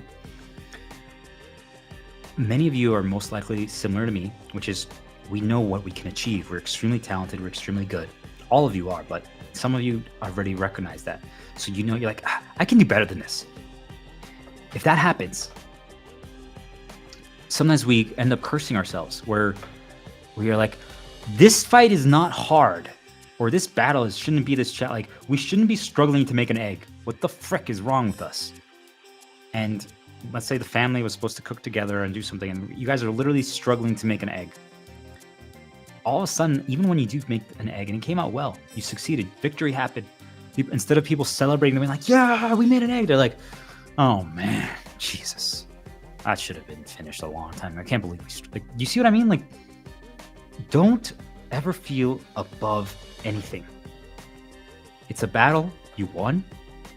We improved our teamwork, we improved our communication. Take it, celebrate it. I know I talked a little bit about how dark can literally turn cliques against each other, but essentially, if someone's shield ever does drop and they get prone to, if they get triggered or like an insecurity is brought up, just know that essentially what ends up happening, if their health is already low, like if they went to work and they came back and they're tired or something like that, they can pretty much, I would describe it as they get mind controlled. So when that happens, dark now consumes them. And every single nudge that gets put in their head, like they're going to get barraged with darkness. If they're not a trained star, they cannot put their heels in the sand and hold on. So that's why we have to help them. Like, don't do it. But also, we need to crowd control them using a gaming terminology. Basically, like stun them, slow them down, interrupt them, redirect them, blind, like basically like throw water on them, play a loud sound, play music, something like that, something that can crowd control them and get them out of their mind control, or temporarily stop them, restrain them. Not literally, but think about it like that, like almost like a mental way of doing it. So that, because when they are in that state of darkness, they actually do extra damage. They become stronger. Like darkness gives them that strength, and they will just literally, if we don't stop them quickly, they could destroy an entire base in seconds. They'd just be like, fuck you, and then it's over. Don't be afraid to rely on your allies. And I know that I'm encouraging isolation and separation, but we're going to be connected through the stars, the internet. We're going to have to rely on each other, especially once the battle fully starts. It's already happening, just so people are clear. The battle has already begun. It's been going on for a long time now, for a few months, but it's escalated to a level that has never reached before. Right now, we are in the thick of it. And I say this with the utmost respect to people, just so that people understand. The common folk, the people who just live their day-to-day, quote-unquote, asleep, and are just going to still do their same routines, that they're going to go to work and they're going to come home and they're going to watch the same TV show, they have no idea what's happening. They might actually go through this entire spiritual war not knowing whatever happened. And then we'll wake up one day and the world will be completely different. And they're going to be like, what happened to my company that I'm working at? Oh, well, I guess I'll just adapt. Wait, why did the North American elections get completely changed? Like, what? Like, they don't understand. And they never will. We're trying to help them, but the point is there might come a point where, like that's going to happen around you. Like, you're going to become more aware. You're learning self-awareness. You're getting spiritual awakening. You're understanding the design of the game. So just be prepared for that. That doesn't make you better than them. It's a hard thing, to be honest. It's going to be challenging, because you see them and you're like, how is this possible? How can you be so blind? How can you choose to remain blind? And because it's a choice, right? It is a choice. But respect them, love them. If anything, use them as a tool. They can ground you. Be like, look at that. They have no idea. It's kind of cool, actually. We're fighting for them. We're fighting for them. For the people who don't understand that our souls are at risk. That we're dealing with something so grand and so vicious. But we have the upper hand. We have knowledge that we should never have had. It was given to us. It was granted to us. And now it's being disclosed. And now that we're getting this training, we've almost won without the training. Now we're getting trained. It's time to slam dunk this. So rely on each other. And just think of it like this. one ant can't accomplish a lot. But when all the ants are working together, they can carry something so far above their body mass and weight and bring it back home. That's what we're doing. We're all working together, and we are going to carry the chalice of hope, of light, across the bridge into the new world. We're doing it together. We can create something amazing together, using a gaming terminology because I'm trying to normalize it for you guys. We're going to become overpowered. Overpowered is something that's just way too good. Like, you're like, how is this so strong? How is this so good? Everything just works. That's what we are. The army of stars, the order of stars. We are overpowered. Say it with me. I am overpowered, because you are. So I know we talked a lot about energy. Energy is the game of life. It is the true currency. Money equals energy, just so you know. That's the whole reason why money was created by entities and forces, because they needed a way to basically capture it in a physical format or a digital format. It's the game of life. So if you have more energy, and just a quick recap, if this is the first time listening to this, think of it like we have a shield that protects us from damages and other problems, and we have a health meter. 0 to 100, both of them. Every time like someone insults you, every time you get a little bit of a trigger or things of that nature, your shield goes down. And once your shield goes down, now your health is prone to being attacked. And your health is everything. Like, it recharges daily, just over time, but when you go to sleep, it recharges, maybe plus 50. But if your shield is down and you start getting attacked with negative nudges and triggers and traumas, you can actually get wounded. And wounded is basically a permanent health loss until it's healed by a healer. And you can learn how to heal yourself, but most people need others to heal them. So you could then lower your max health from 100 to 80. So if you go to work and you're drained there because it's a negative environment, or even if it's not negative, which it's rare because they intentionally try to create work in corporate environments as negative. Let's say you spend 60 energy between waking up early, driving through traffic, just the sheer amount of work that you put in and mental effort and all the stuff, like you just used energy even without negative things. So if you only had 80 and you used 60 at work, you came back at 20, you're going to be exhausted. So now what? You barely have energy to do anything. Maybe you cook for yourself and then you're at 10 and you're like, oh gosh, I'm so tired. I haven't done anything. You haven't done anything for enjoyment. You haven't done anything to recover it. Maybe you just go to bed. Maybe you just watch a show, or maybe you actually drink some alcohol because, well, alcohol gives you energy from tomorrow for today. So they're like, oh, well, I drank a shot of tequila and now all of a sudden I'm at 20 instead of 10. Yeah. And then you watch one of your shows. Okay. But then you go to bed. And you just wake up so early because there's so much traffic because you have to go to downtown to go to work. And you only recovered 40, so now you're again at 60. So you see, like, and remember, you used 60 at work. Today was a little better, so now you use 50, so you came home at 10. You see how the cycle is all meant to prevent you from ever fully recovering. And if now you're super vulnerable to more attacks, you guys see why you have to escape the trap, the loop. You have to.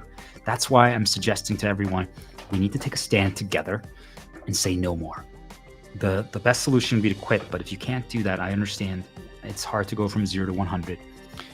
Take an extended paid time off. All companies, wake up. It's time. You're literally being indoctrinated to serve as the Dark One's forces. Just give people time off. A month, 2 weeks, 3 weeks. We all stay at home and we just work on learning all this stuff. We work on reigniting our passions. We work on healing the damages, embracing the light. Think about how much work and healing and good could happen in a few weeks. And we're not spending money during this time. So prepare. Right now we're going to be preparing this weekend. It's go time. So stock up. Stock up on cheap food, cans, pasta, rice, frozen veggies, things of that nature. And do the pantry challenge. See how long you can last without having to buy more food, without having to buy more things. Highly encourage everyone to start embracing video games. Greatest way to learn progression. And that's what we're working on. That's what we're doing right now. I highly encourage everyone to explore story video games. So good role-playing games. There's so many. I highly recommend Final Fantasies, Tales of games, I'll make a list and release it up, but I'll start streaming a Let's Play of some. So if you don't have some, you can watch me play through some and see my approach of progression and how I embrace challenge and doing things with minimal resources and lower level than intended, just so you get pushed. But we'll talk about that more. But there's also other games that you can play collaboratively with your family and friends, and massive multiplayer online games, great way to just see how your character gets stronger, because that's how life works. It's a great representation of it, truly. Every day we get a little stronger if we are wise about our choices. But anyway, so that's just a brief recap if this is the first time you're listening to all this. Energy. So energy is the game, right? If you're fully energized, you will do more damage. You will do more damage. You will heal more. You will guard better. You will protect better. So it's in your best interest to have energy. So taking breaks, recharging, sometimes saving the most important stuff for the beginning when you have energy, but also you might figure things out as you're progressing. So it's a game, right? It's a careful chess match. But it's important for people to understand that when you get hit by anything, by any attack, like they got through to you, you weaken, your energy lowers. So now your performance is not as good. So if you're a singer and you're about to sing in front of a crowd, I could literally do a jab at you. Like I got nudged negatively to jab at you right before, boom, that affects your performance. So think about that. I've heard stories that certain singers got terrible news right before one of their big concerts. That was no accident. That wasn't a coincidence. Heard that it happened to Katy Perry?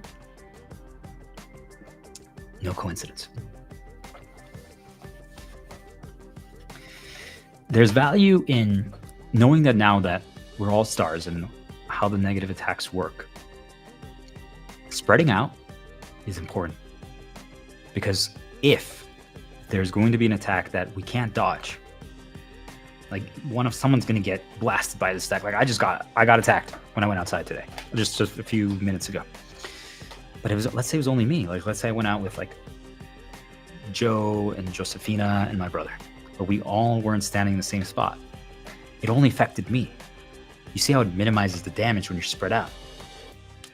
But what if,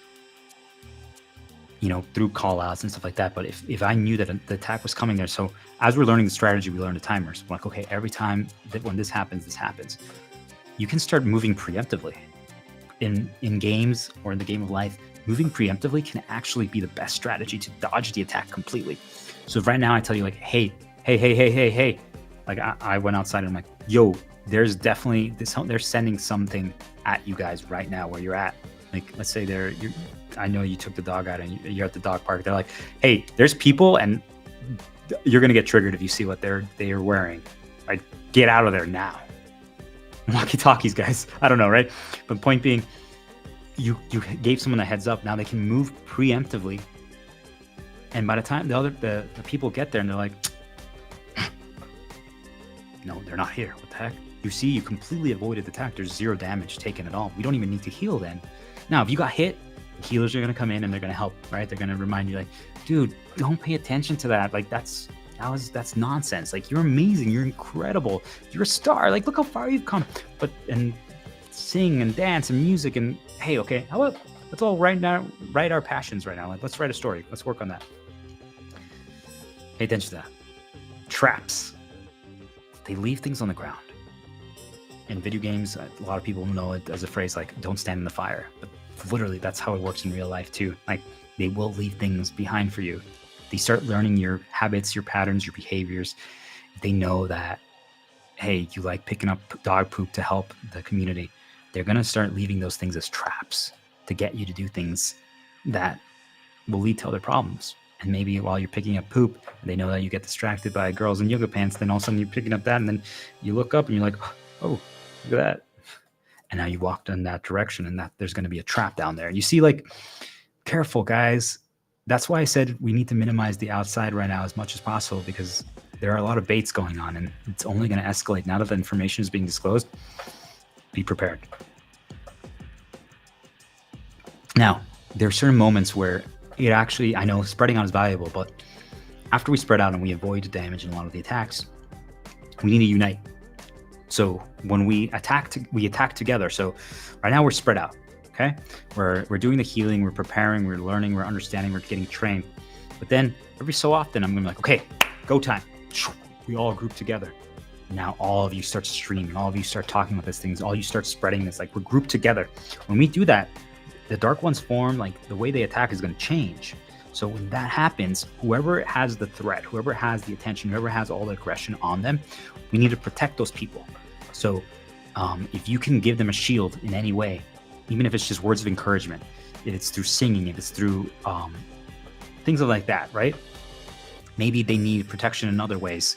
So maybe you can give them like a new shelter, or maybe you know that they need extra food or something like that, right? Like, you're giving them shields. In games, we call it buffs, protection, cooldowns.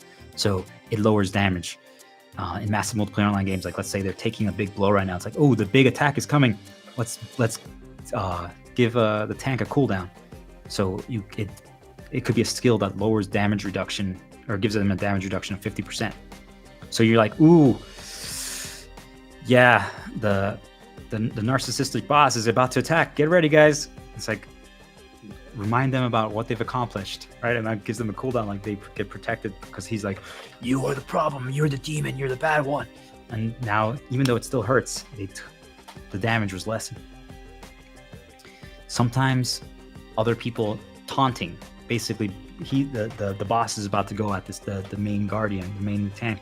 And you're like, hey, boss, you've been really mean recently. He's like, what?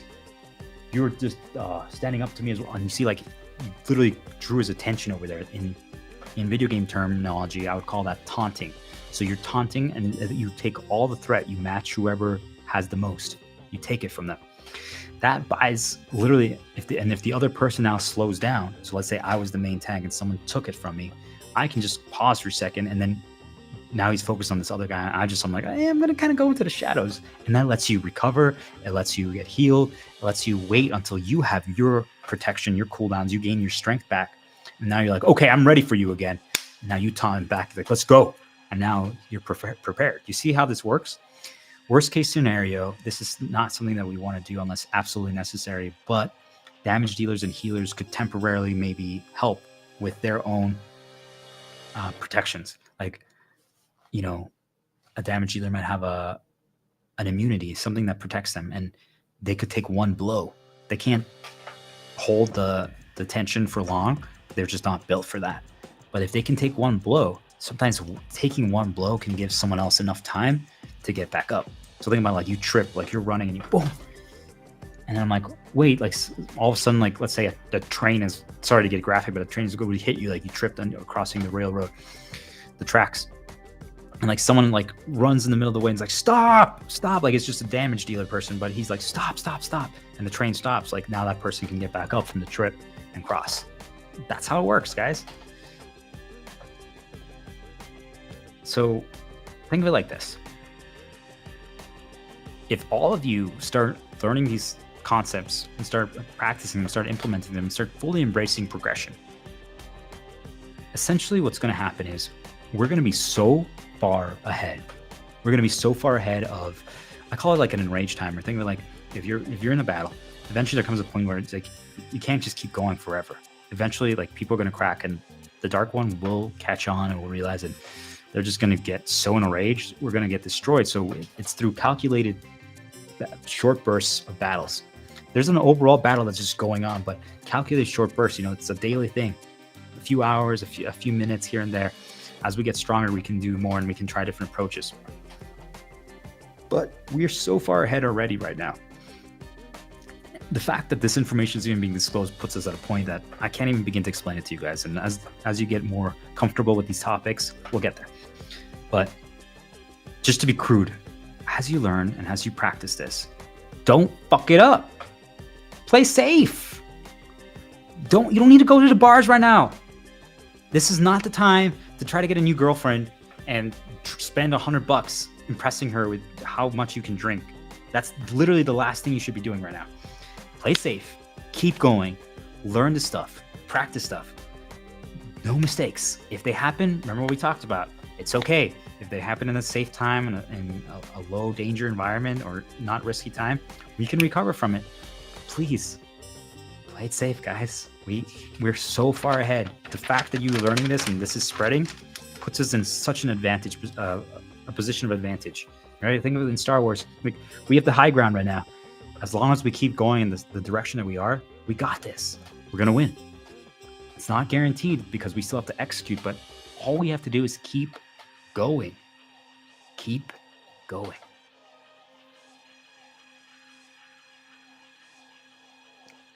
All right. So, you know, you're going to see that as you start playing video games and you start experiencing encounters. This, for example, what I'm going to talk about right now is the analysis of the most challenging thing that I led, which was overcoming the heroic Ragnaros, which was literally took 480 attempts of a group of 35 people and keeping them motivated, keeping them energized, and making them believe that, hey, we can do this, we got this. We kept learning new strategies because it had 4 different phases. So each phase basically had a different approach, different attacks, different things that you were undergoing.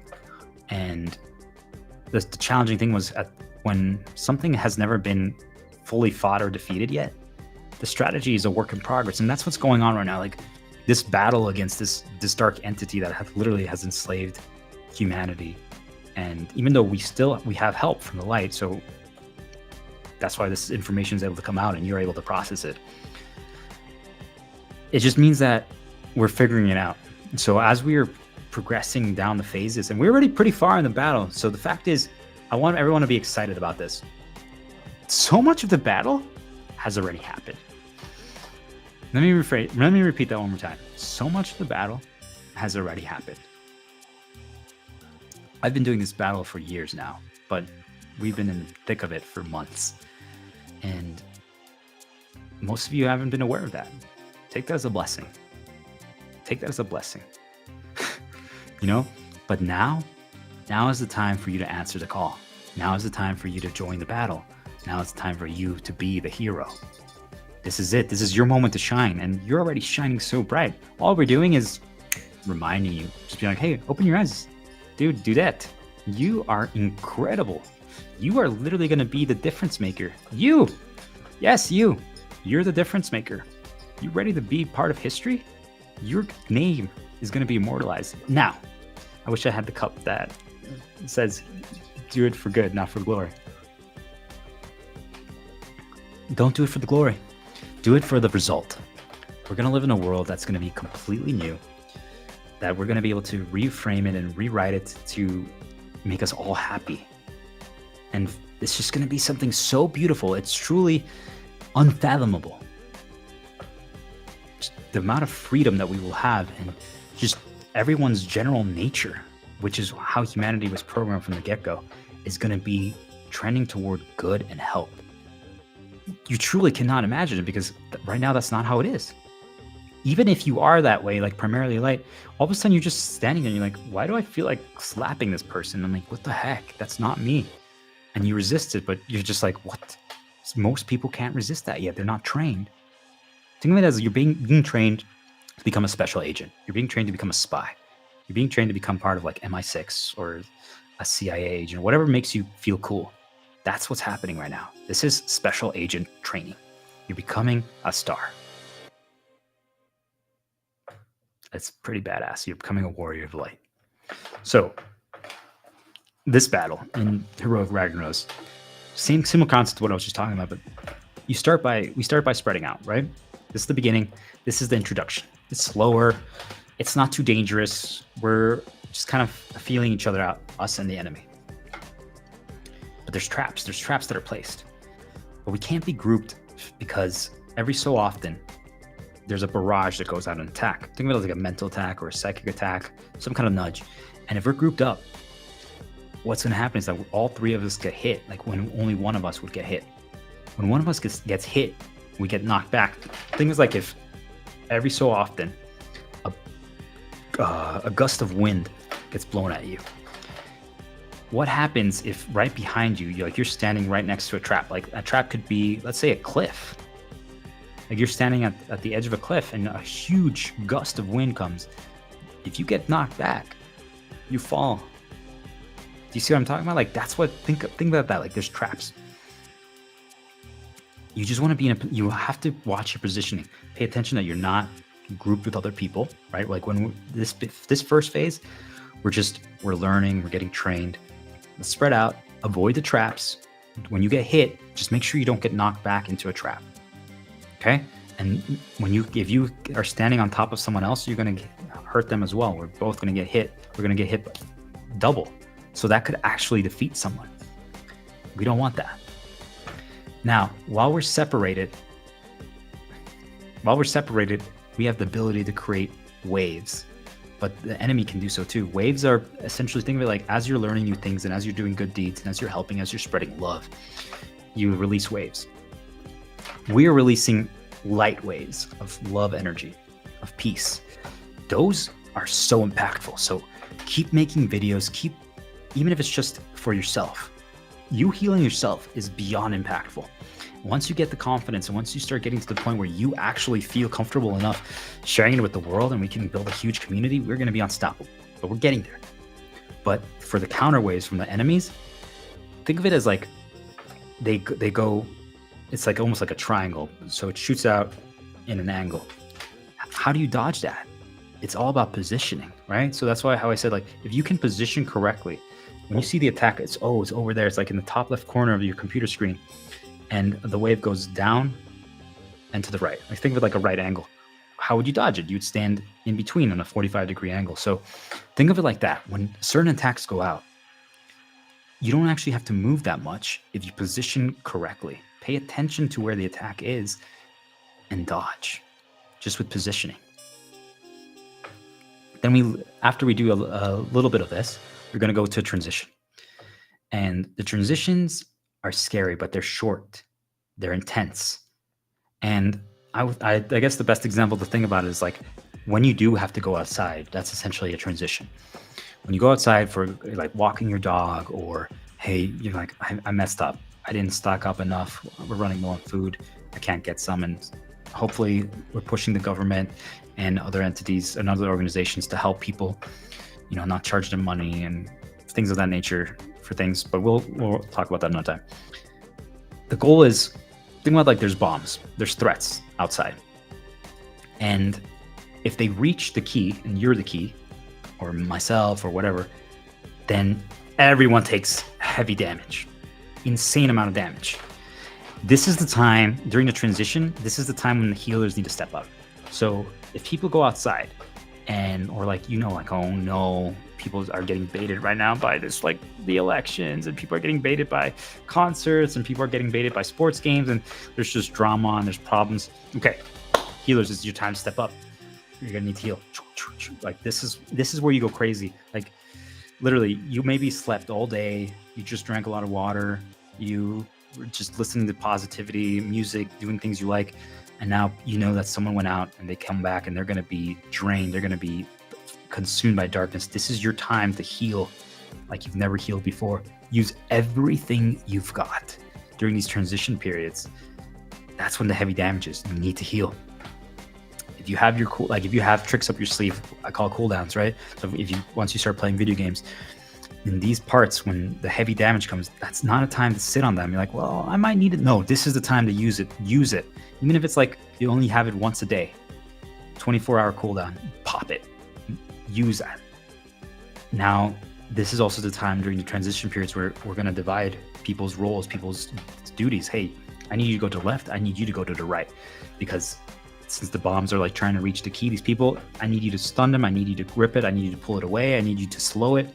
The whole goal is we need to just take down everything without it reaching this. Think of it as like slowly things are walking toward if this microphone, and it reaches that's it. We lose. It blows up. So you know what your skill set is. You know what your tools are. And if we play video games, think of it the same nature. You have your role. You have your character. Each character has different skills. Some might literally be able to pull the enemies away, like physically, like be like, come over here. If you know Jedis in Star Wars, think of it like that. Like literally, they can move an object. That's what it is. So the transition is intense, but it's short. Now we go to phase 2. In this phase, and we're going to be learning these things, right? So don't worry if you don't get it all right from the get-go. It's progression, and a lot of these things do apply to what's currently happening in the world. So it's trying to take video game logic and applying it to real life. I mean, it's just essentially we are living a game. The sooner you accept that, can actually make it more fun too. Again, positioning is everything, but this time during this phase, there's a really annoying attack that the Dark One uses, and it spawns a dark clone of us, and let's call it a seed. It drops a seed on us wherever we're standing every so often, wherever we're attacking. So what is going to happen is that wherever we're at, all of us are going to get attacked by a mental attack, a psychic attack, and we're just going to feel like darkness consume us. So in this case, if we're all spread out, once the clones or the darkness is created, we can't actually defeat them efficiently because everyone would have to individually destroy their own. Doable? Yes. But think about how slow that would be. It wouldn't be efficient. We wouldn't actually have time to attack the Dark One. Like, this is our battle against Dark One. We need to be able to be doing damage to him as well, to it. If we can't, and we're all focused on our individual battle, right? Like, think of it like whatever your individual battle is. Like, your individual battle, your Dark One could be work, your in-law, your stepmom, right? Like, that's what they're going to do. They're going to spawn that seed, that darkness. And if we're all focused individually on that, then we never have any time to fight the big battle. So right now that things are escalating and things are picking up, this is kind of where we're at right now, is what I'm noticing for the general populace. Some people are further along than others, but most of you, if you're just started your journey in this, as people are becoming more aware, this is where we're at. That's what I'm seeing, and you have to overcome it, but you can't overcome it by yourself. Like, if you separate here, and you just, by the time you defeat your battle, it's going to take too long. So how can we completely bait this attack and use it against the Dark One if we all group up? But you're like, well, when he drops the bomb on us and a few seconds later it explodes, we have to kind of run away, and then the dark thing spawns. How do we avoid that? We have a timer. We know when it's going to happen. So if we're all grouped up, then count it down. Okay, 3, 2, 1. We move preemptively. Boom. Everything got grouped up in one spot. For example, like, you could literally bait multiple corporations to fall for the same trap that, oh, this is happening. And now we know exactly who's all involved in that dark deed. Boom, we get all of them in one go. You see how this works? So then we all moved away. We dodged attack. We dodged explosion. We baited the attack. And now we can all use, in video game terminology, area of effect attacks. Basically, something that like hits multiple people once. So think of it like if you sing and multiple people can hear the song, right? Like, that's an area of effect attack. You're not just singing to one person. It's not like you're having a conversation with AirPods in, you and I. That would be a singular attack. If multiple people can hear it, that's an area of effect attack. So we created the distance, and now we can do an area of effect attack to attack those clones, those darkness, our enemy from afar, from a safe distance. And we can defeat them. Like, they're going to be rushing at us. They're like, come here. We could actually defeat them before they even reach us, because we're all attacking together. And that gives us now downtime to not only recover, we barely took any damage. So the healers, because they spent so much of their energy healing us in the transition, now can also just chill. And now we can just focus on the big bad guy. So we're like, all right, bring it on. Now we're all getting stronger. We're doing that. And I guess I forgot to mention in the first part of the fight, right? They left traps behind that we were making sure we didn't get knocked into. Now, during this part, because there's no danger now that we've completely eliminated those clones, or whatever you want to call them, right? Our battle, our individual battle. Now we can pop the traps. We can actually literally have someone else that it isn't a trap for them, or they have resistance against it, to pop it. They can take the blow, because for them, that, like, let's say you're afraid of spiders, but I'm not. I'm just like, yo, come here, spider, and like, I know how to befriend them. I pop the trap. Do you guys get it? And then, as we understand people's roles and people's duties and people's responsibilities, we can actually have, let's just call you guys warriors, right? They're more like up close people. They don't attack from afar. how do we get them to participate in the battle, like knowing that we want to attack from far, but sometimes getting a few people up close can give them an opening.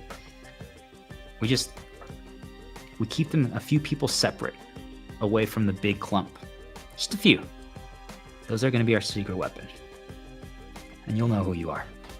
But just 3, 4, 5 people that are separate. And then when we all grouped up, now when everything's rushing, they can just charge in.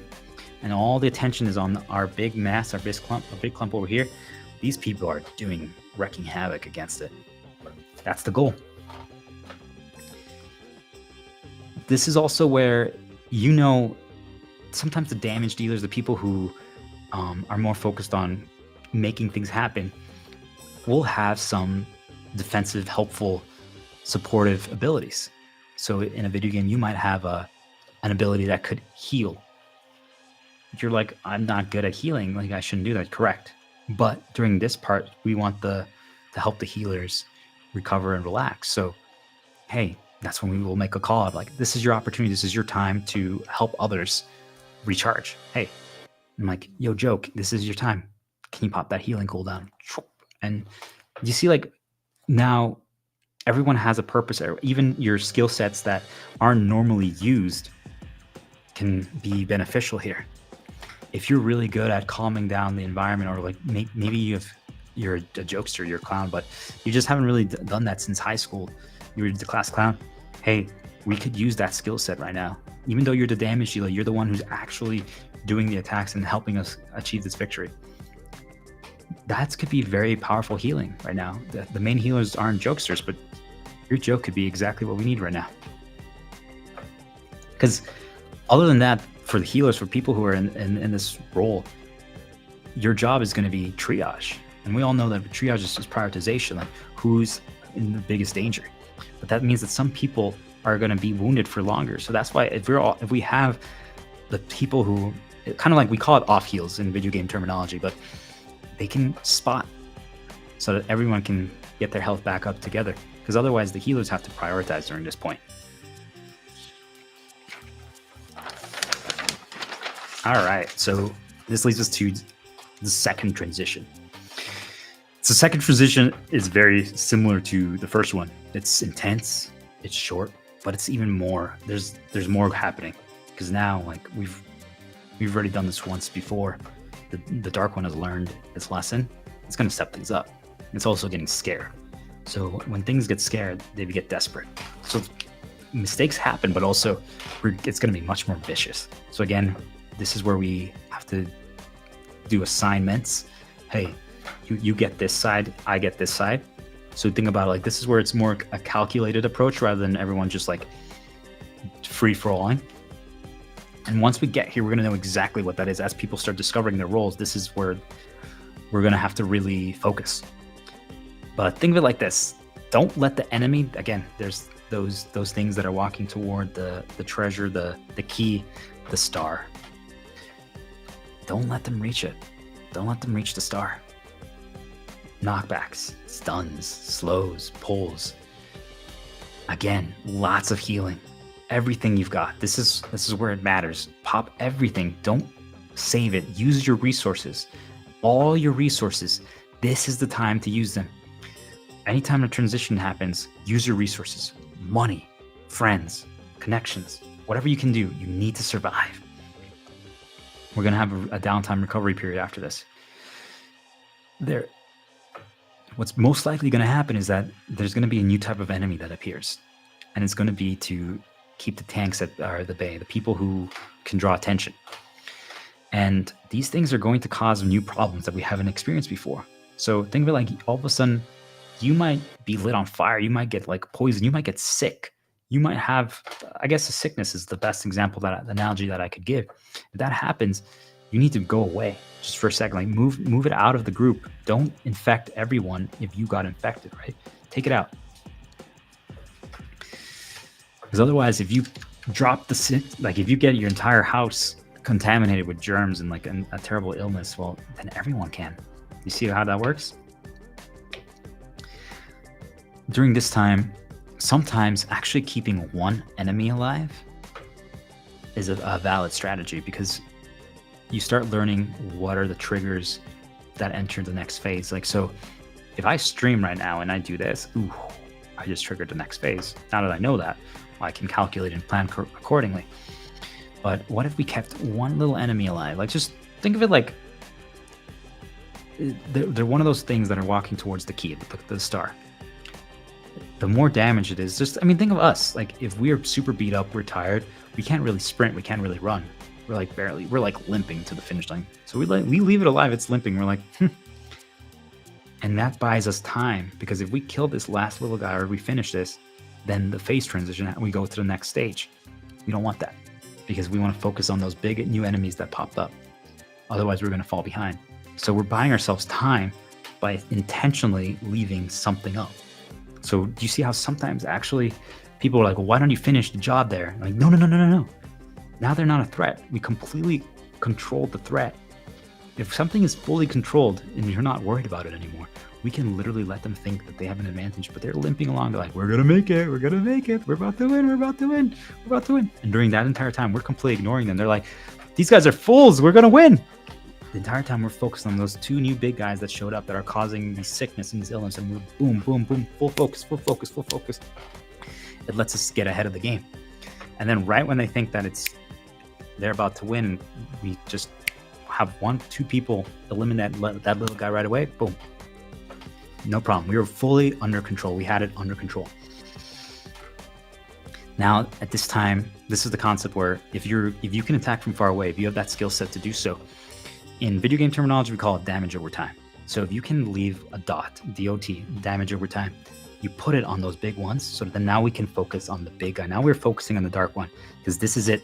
This is what we call the damage check, the burn phase. This is where all our training, all our strength is going to pay off. Now, this is where it is serious mode. We're reaching this point sooner than you guys think. This is where all the light that is in us is going to shine bright. But so the people who can attack from far, you leave like a little gift for them, basically. And now they're taking constant damage, so that now you can focus on the big guy. So it just takes a second to do so. Think of it like that, okay? Damage over time. But sometimes it could also be valuable for whoever is drawing the threat, the attention of the enemy, to put it next to the warriors who fight more up close. We call it cleaving. So if you can attack this guy, but at the same time you hit this guy, like let's say you swing your sword or like your pen, I can do this, and you have 2 pieces of paper together. Even though I wanted to attack this main piece of paper, I can hit this piece of paper as well. That's called cleaving. You see? With one slash, with one draw, you can get both. Think about how that could apply to you in different scenarios. Could you actually gain an advantage or gain time by cleaving? Absolutely. Great way to buy yourself time. So the damage check. This happens in many different battles, and it's going to happen in your personal life. It's going to happen in video games. This is where it's all out. Like, they're testing to see if we basically need to do enough damage before things get out of control. So imagine, like, in the real world, if every day that we don't reach a certain damage threshold to the dark one, there's going to be storms, new tornadoes, hurricanes, things of that nature. We can't survive for long. We're going to have to do damage. So in the video game fight, I think just to explain how it kind of works, it's going to be hard for me to come up with a good example. We separated the up-close warriors on the left and the people who can attack from afar on the right. There's a distance in between them. Because let's say every day, of like a boulder, like think of Indiana Jones. They called it a living meteor, but like that would drop and it would fixate on someone. It literally would just keep rolling, and if it reached that person, it would explode. And it could also, again, since we're all clumped up, that's extremely dangerous, right? Because if that one meteor reaches that group, everyone's going to get blown up. But the reason why we clump up is because you want to control it. If you have a threat, but you never let it reach one group, who's in control? If someone else, so someone could attack it from far away and knock it back, and whenever it gets knocked back, it would change what it's fixated on. So since we split the group up in half, like let's say 50% of the people are in the United States and 50% of the people are in Mexico, and there's something that's like, there's a storm that's ping-ponging from the United States to Mexico, and we'll never actually reach the in-between area. Has nobody. It's completely clear. Like there's a few states that, like, let's say, got evacuated, so it's doing damage there, but every time it's about to reach, like, let's say Colorado in the United States, boom, something hit it, and now it's ping pong. Now it's going to Mexico, and then right before it hits Mexico City, we ping pong it back. You see, like, all the damage is happening in the middle, but no one's there. That way, you completely negate that mechanic, that threat is completely neutralized, because it's spending all its time just going back and forth. So just think about, like, if your boss is targeting you with something, and then someone else draws his attention, and you just keep doing that over and over again, he doesn't know who to focus on, nothing happens. Got it? So this is going to be important in this phase, because we just want to spend all our time on the big threat. We can't get distracted by small threats. So this is also a time where the healers need to recover, because they use so much during the transition, all of their energy. This is where they rest. All they need to do is keep whoever is keeping the tension alive. So now we're just focused on one person. The damage is low. Do be careful though, because there's going to be new attacks, new things that pop up, but it's going to be a dance. Every time, like, something pops up under you, like they're going to try to attack you with something, you just dodge a little bit, keep moving, right? Learn the dance, learn the flow. But weaving in and out is one of the most important skills that you can learn. It makes you realize that sometimes all it takes is, if you take one step past the line where the attack is, you completely avoided it, then just move back to where it was, because the next attack is going to be in that area where you moved. I think it's like quadrants. You don't actually have to move that far. Just barely dodge it. It's like if someone threw a ninja throwing star, and you just moved your head like this, and it flies right past you. And just move your head back, because the next one's going to come right here. You see, like, with one movement, you completely dodged. Or with one movement and then a return, you dodged 2 attacks.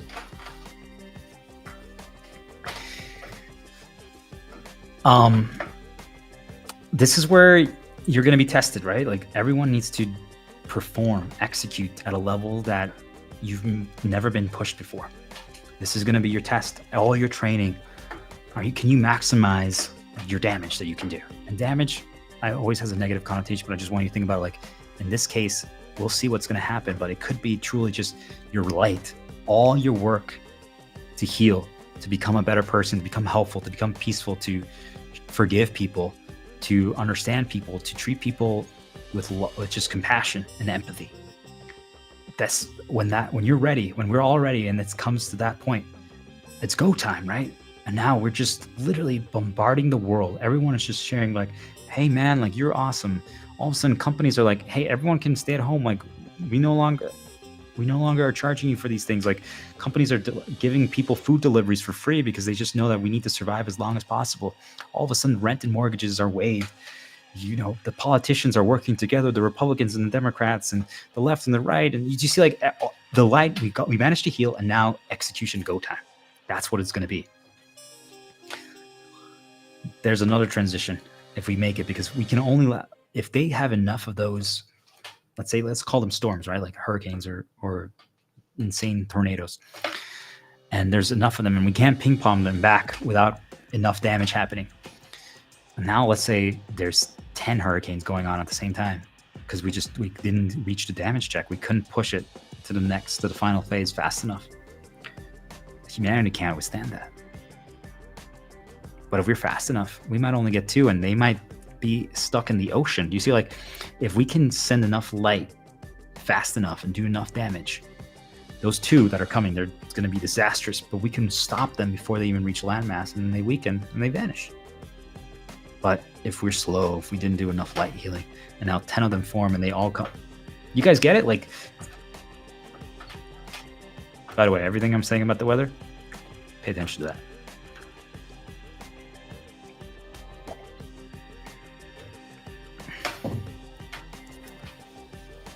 So during the transition, whatever it is that those meteors, those rocks that we were ping-ponging back, we want to get them out of the way now that we're moving to the final stage. because this is where, and this is happening as we speak. So this is not literally exactly the process, but think of it as very similar. We're going to get outside help. As you start embracing the spiritual awakening, we're going to get outside help. They're already helping us as is, but I'm being strongly guided to say that when we get to this stage, we're going to get outside help. They're going to help us in ways that we might not even understand yet, that we might not even visually see. But get the things out of the way, and they're going to keep them under control. Just get things out of the way, rely on them. They'll help us. Don't activate events. Do your job. Heal, be the light, and they'll handle the rest. Phase 4, the final phase. This is scary because you see how much work it took to get to this point. In video games, you get to retry if you lose. And in real life, in some ways, we still get to as well. But you just spent 12 minutes reaching this stage. So you don't get a lot of practice in the stage because all those other parts were extremely challenging, and you can make a mistake so quickly and that's it. It's a wipe. It's over. You have to restart from the beginning. So that's the problem with what's going on right now. That's why this cycle of humanity has never been broken before until now. This is where it changes, because we never had all this information. But we've gotten close here. In the past, humanity has reached this point before, but we've never succeeded because, well, we just never really had practice. We didn't have the training. All of a sudden, you're exposed to things that you've never seen before. Well, now you're just reacting based on skill and talent rather than knowledge and training. This time, we're doing it right. So think of it as like now the dark one gets legs, so it can walk. That's scary. It physically materializes. You're like, oh gosh. At this point, there's going to be a constant barrage of damage. This is already happening in some way. That's what I said. Like, this is kind of like a mishmash of everything. It's not. Don't take it too literally, but all the concepts that I'm teaching you are happening and are important. There's going to be constant damage. So I would allude that to the dark nudges. So, and they're going to increase in threat level potential. So mind attacks. You might literally just all of a sudden, what is going on? Like, you feel like your symptoms, like maybe your skin is feeling like that's serious. That's real. That's going to happen. So be prepared. Do whatever it takes to survive. Healers are going to have to do their job. You might have to use tools like maybe your scalp is freaking out all of a sudden. Like, use healing shampoos and conditioners and things of that nature. Like, all of this, I'm serious. This is going to happen if it's not already happening. Make sure you're healthy. Drink lots of water. Things of that nature. It's just be prepared. You're going to see they're going to try everything they can to get to you. So massive healing is required, and we just need to survive until help arrives. One of the most important things that you're going to have to learn during this final phase is that we're going to be given something, or we're going to develop the tools or the knowledge, which is what I'm giving you, to be able to reset our damage. Because basically, not every second, every day, every minute, every hour, there's just constantly barraging us. And you're like, oh my gosh, I can't keep up. And then it's like, you hear my message, you hear my voice, you listen to a song, you start playing a game, whatever it is, right? And it just resets you, like, whew, oh my gosh, all right. I almost couldn't handle it anymore. It's going to be something like that. At this point, we are going to have to group up. This is it. This is the final push. So think of it like, we can't have too many people grouped up because it can see, right? Like, it can see where we're at. And if too many people are in one spot, boom. Think of it like it just drops a pillar of flame on top of us, and it'll cause so much destruction. So smaller groups, but now we can actually group up. Think of it like almost like a triangle, like, Legend of Zelda. Triforce. 1, 2, 3. Separated but close enough where we can support each other, but we're not on top of each other. Support and coordination. And now we figure out what it is that can help us reset. We got extra help. So now we can just move in and out as needed as a group. Leon, it's okay.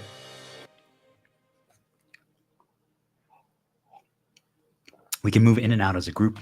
So it's like, hey, group 1, move out slightly. All right, group 2, come in. You see, like, it's a calculated dance. I would call it organized chaos, and that's where we're headed to. We can't have too many people grouped up in one spot, because then we open ourselves up to danger. They know exactly where to attack, and they can eliminate too many in one easy blow. But if you're not in this like, think of it like a field of protection. If you're not in that field of protection, then your damage, whatever. You get the point. The key is, when you get targeted with problems, don't bring them into the group, right? If you know that you got targeted by something, move out. Move away from the group so they can be handled, so we can knock it away.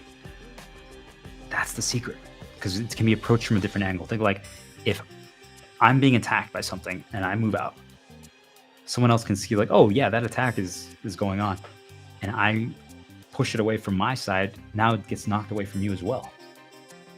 That's the value of, you have to pay attention. If you get focused, you move it out, get outside help. The final lesson during this is that it's all about timing. This is calculated damage, right? So we don't want to focus on things during the wrong time. If we can bait the Dark One to a trap, and now he's stunned, or he takes extra damage, think of it like that. With our outside help, like, okay, we currently have him tied down. That is when it's go time. Okay, pop your offensive abilities, get courage, charge, like leaders who rally your troops, and everyone goes, boom. That's how it works. Instead of worrying about like doing so much damage, instead of worrying about doing so much damage consistently, it's about a focused burst at the correct time. Timing. During this role, there's going to be people that are assigned as, I would call them firefighters. There's going to be fires that are going to be rampaging around the world, around us, and it spreads. This fire spreads very, very quickly. Very, very, very, very, very, very quickly. And if people see it, we call it out, and then that firefighter can come and put it out before it spreads. But as the fight progresses, as we stay, the longer this goes on, the more fires get shot out. Eventually, we only have a few firefighters doing this job. They won't be able to keep up. So at that point, they're just minimizing the damage as long as they can. If a fire is created near you, remember, we're in small groups. That's when we have to do the organized dance. We have to move away, give room to the firefighters to come in, solve the problem. So people who have the solution to our problem, let them help. Don't block them. Don't get in their way. But then move back, right? We need to be protected. Once we get to a point where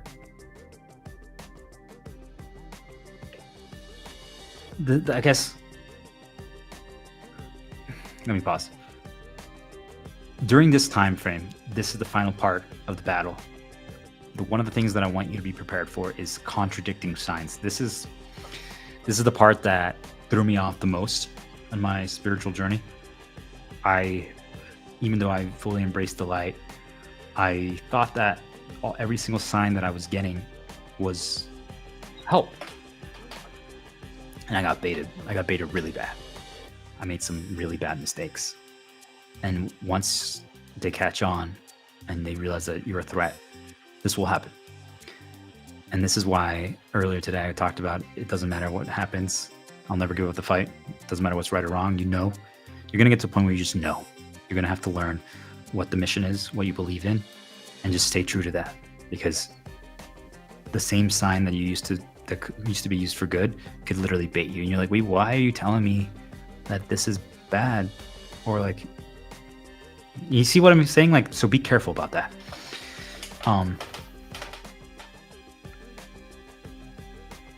The end is going to be a race to the finish. The firefighters who have protection to put out the fires, we're going to call them back. Everyone's just going to focus for one last final push, one final burn, and we're going to win. We all stand together. The 3 groups are separated. We're close enough to support each other. Think of it like that, but we're not on top of each other. The firefighters are just going to no longer worry about putting out fires. They're going to help us finish the battle. We just got to keep whoever's holding the attention of the enemy alive. And we need to do whatever it takes to just survive, just keep doing damage. Even if our shields, even if our things dissipate, whatever you do, just don't move. Just finish the boss, finish the battle, just win. Just keep going.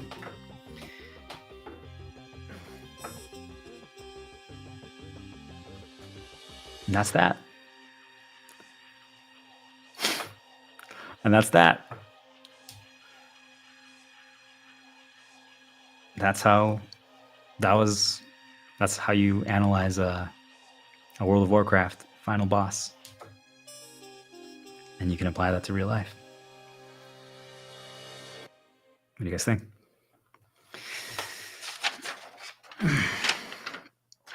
Okay.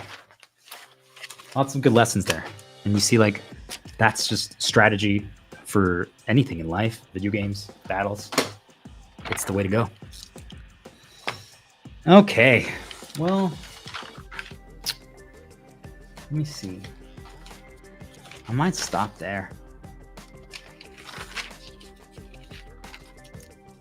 Covered a lot.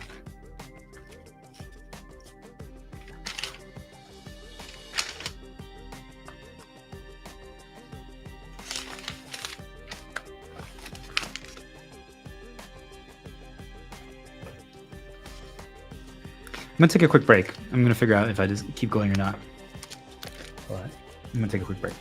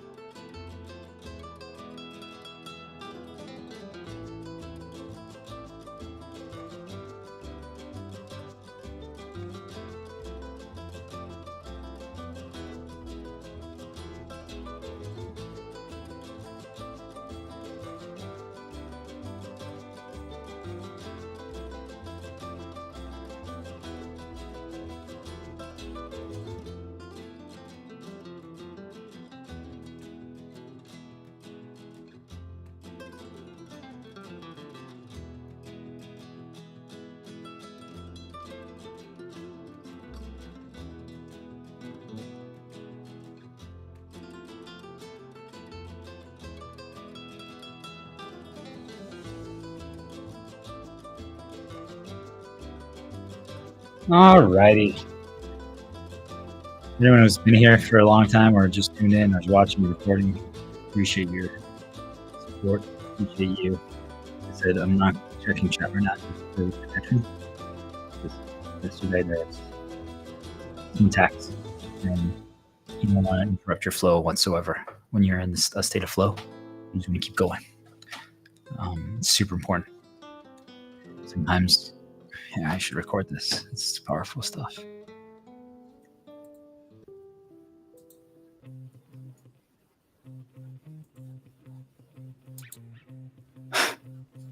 The Order of Stars, Part 4. As you can tell, I'm motivated to do another part. Hey, it's Friday. Even though when you disengage from the system, you should never know what day it is anymore. The only reason why you need to know the days of the system or days of the week is if you're part of the system. Okay, let's do this.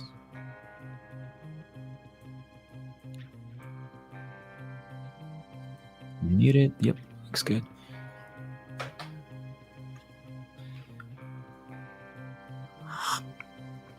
Okay.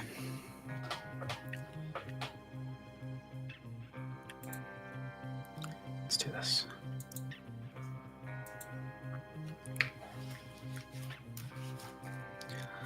So as I'm preparing this guide and recording while streaming, there's probably people watching, who knows how many. It doesn't matter. If it's one or if it's a million, it's the same thing. Not doing this for glory. I'm doing this for good. And I need all of you to start working toward that mindset. You're not going to develop that overnight. It's essentially we're rewiring all of the faulty programming that's within us to no longer realize, because it doesn't matter, right? Like, that's the key. You just begin understanding that it just doesn't matter. But you can't just believe that overnight. It takes work, it takes time, it takes effort, it takes practice. And soon, that's why I highly recommend everyone to start streaming. Just start streaming. And obviously, we're going to be competing with each other if you think about it like that. Like, if there's only a certain amount of eyeballs, but it opens us up to just relieving the pressure. But what I was talking about after I took this break was that I want to thank anyone who's supporting me, anyone who's encouraging me. I know there's many of you, even many that I can't physically see, right? As we get involved in the spiritual world, we have help, we have fans, we have people that are cheering us on, and it's actually really cool.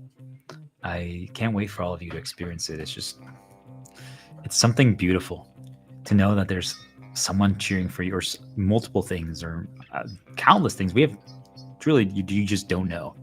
There could be thousands, and they're like, yes, look at him go. And I don't know, it's kind of fun to think about that you could have millions of fans and souls and spirits. I think it's an exciting prospect. Too many people villainize it and demonize it, when I just say, look at the beautiful side of it. So for the people who are physically here, though, on this earth, who are watching, who are experiencing this, who are joining in, this is an apology for anyone who I haven't been in contact with or am I not responding to. Normally that wasn't me. Especially, I was a sales guy. I am all about building community, and that's where we're headed. We're going to build the Order of Stars community. And it's going to be a great place to hang out because it's judgment-free. We can finally all talk about these topics without worrying that people are going to think that we're mentally ill. On the contrary, we're ahead of the game. But for the people who have been already reaching out, I want everyone to understand that it's a conscious decision not to look at chat or numbers or things of that nature. It's not that I can't handle it. It's just, if you know that something could potentially interrupt your state of flow, the whole game of life is trying to reach and try to be in a state of flow as much as possible. For people who know Dragon Ball, think of it you enter your Super Saiyan state, and you can just you fight at a level that you could never fight before. But if all of a sudden Goku, the Super Saiyan, meets up with some girl, she puts a comment in the chat, and he's like, "Oh, what up?" and then his power goes down one level because of that. Do you guys see? Like, that's why you have to be careful about it. When I'm not doing the main recordings, I'm going to be much more open to doing communicating with all of you guys, because then I can just be like, okay, even if there's someone attacking, even if there's someone intentionally that was planted there by the darkness, it doesn't matter. Like, I can handle it, but it won't interrupt my state of flow. So that I just wanted to explain that to everyone. And also, it's a great lesson. You have to be calculated. Too many times we worry about, oh, well, that's a dark action, right? Like, I'm not responding to people. Do I think I'm better than them? Do I not care about my initial fans? No, on the contrary. This is something for you to learn as well. It's just at the beginning. Now that you know how the world works, be careful. If someone can't understand, if they also understand how the world works and they can't give you a chance to actually just do your thing, then they're not on your side. That's simple. Okay, so let's get started.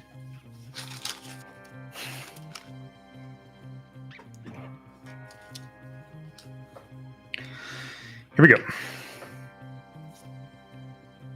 This is only the beginning. No matter what happens in this world, no matter what's going to happen, I want everyone to know that this is only the beginning.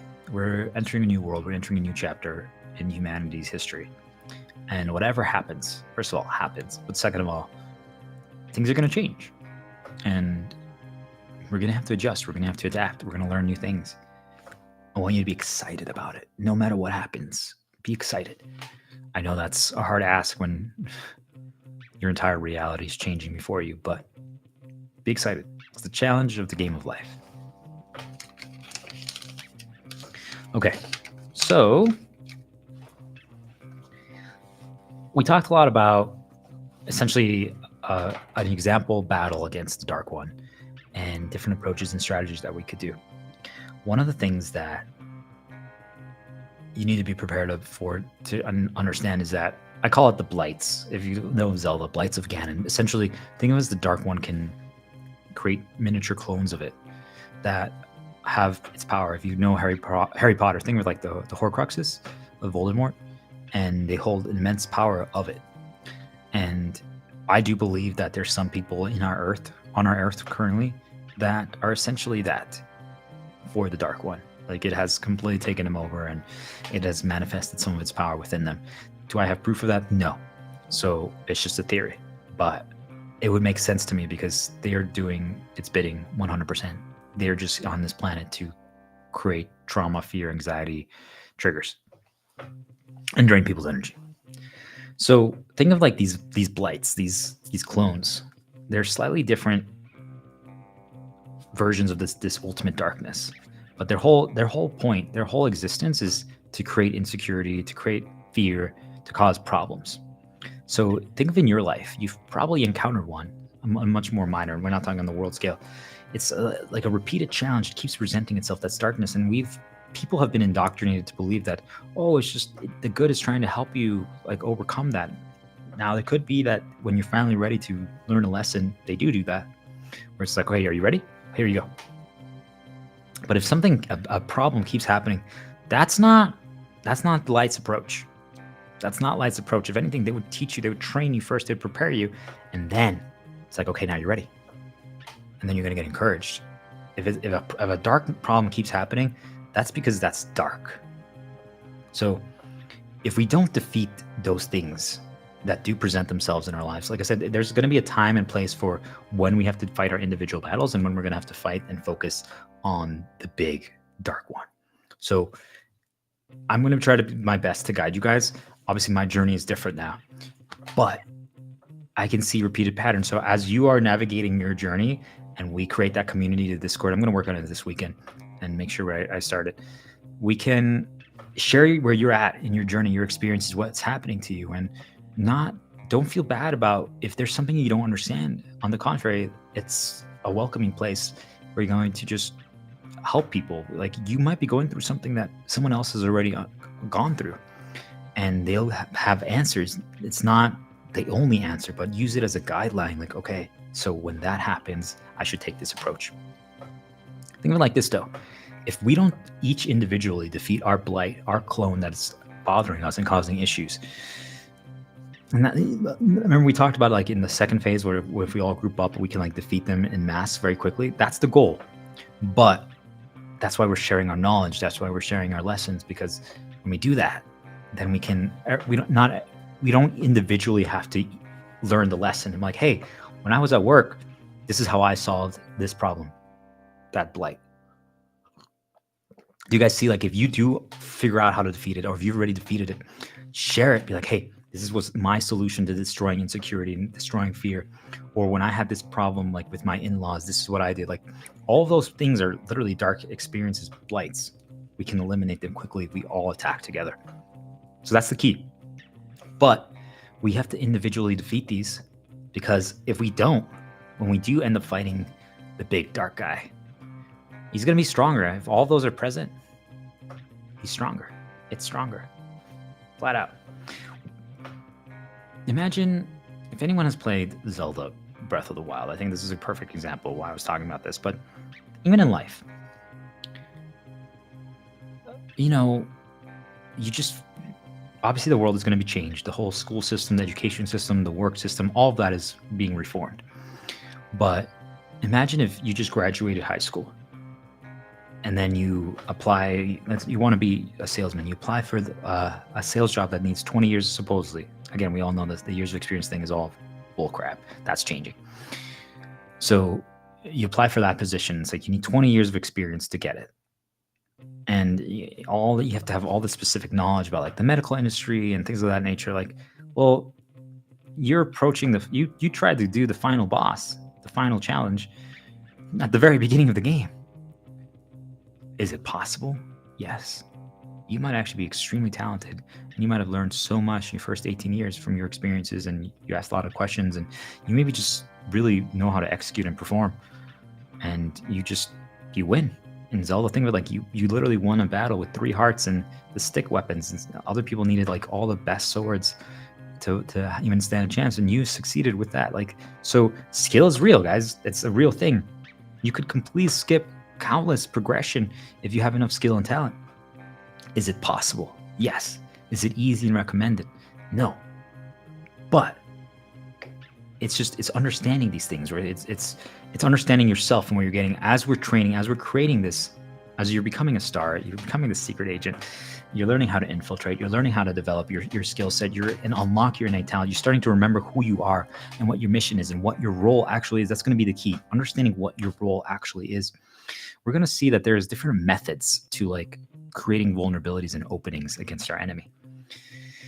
So sometimes all we need is a specific tool or a different skill set that we haven't unlocked yet, and it could completely change the entire game for us. So as you're learning this, as you're paying attention, you might actually get the exact unlock that you've needed for all this time. And now every single problem that you've had in your life is going to be solved like that. So think of it almost like you're getting an item or a tool that makes you immune to something. Hey, noise canceling headphones, super powerful, especially if you're going outside. And again, minimize phone usage, but if you use that as your music player and you need some fresh air, you want to get some sun. Sunlight is extremely powerful. Vitamin D is a great counter to all the darkness. And you just don't want, so again, don't use too many sunglasses and hats. I know people are like sun protection, but sun is good. Sun is good. Energy. It gives you, think of it like almost like DNA upgrades and stuff like that. It's good stuff. But think of it as you got these headphones and you're using that as a tool.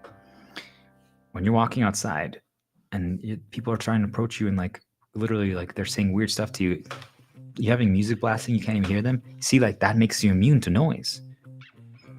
Maybe you're at home and your mom is she's completely consumed by darkness and we're trying to heal her, but right now she's in her fit of rage and there's just nothing we can do. We're trying to crowd control her. It doesn't work. Hey, you know what? Maybe go to your room and put them in and it works, right? So do you see like how a certain tool or an item can actually help you at the right time? Don't be opposed to those things. Now, this does lead me to the concept of gimmicks.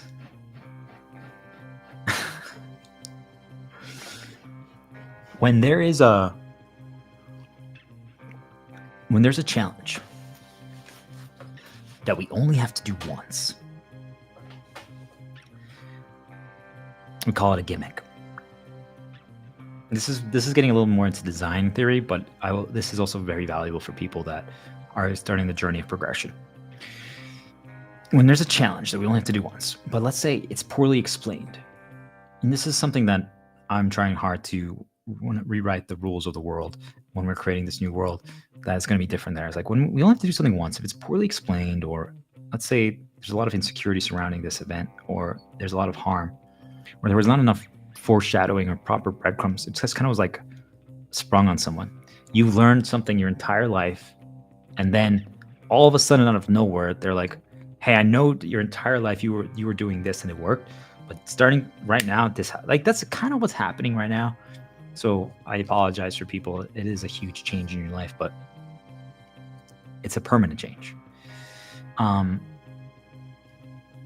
We don't want to lose players, right? Like every designer, every writer, every creator doesn't want to lose their player, their player base, the people who are engaging with it. So we can also use this to our advantage.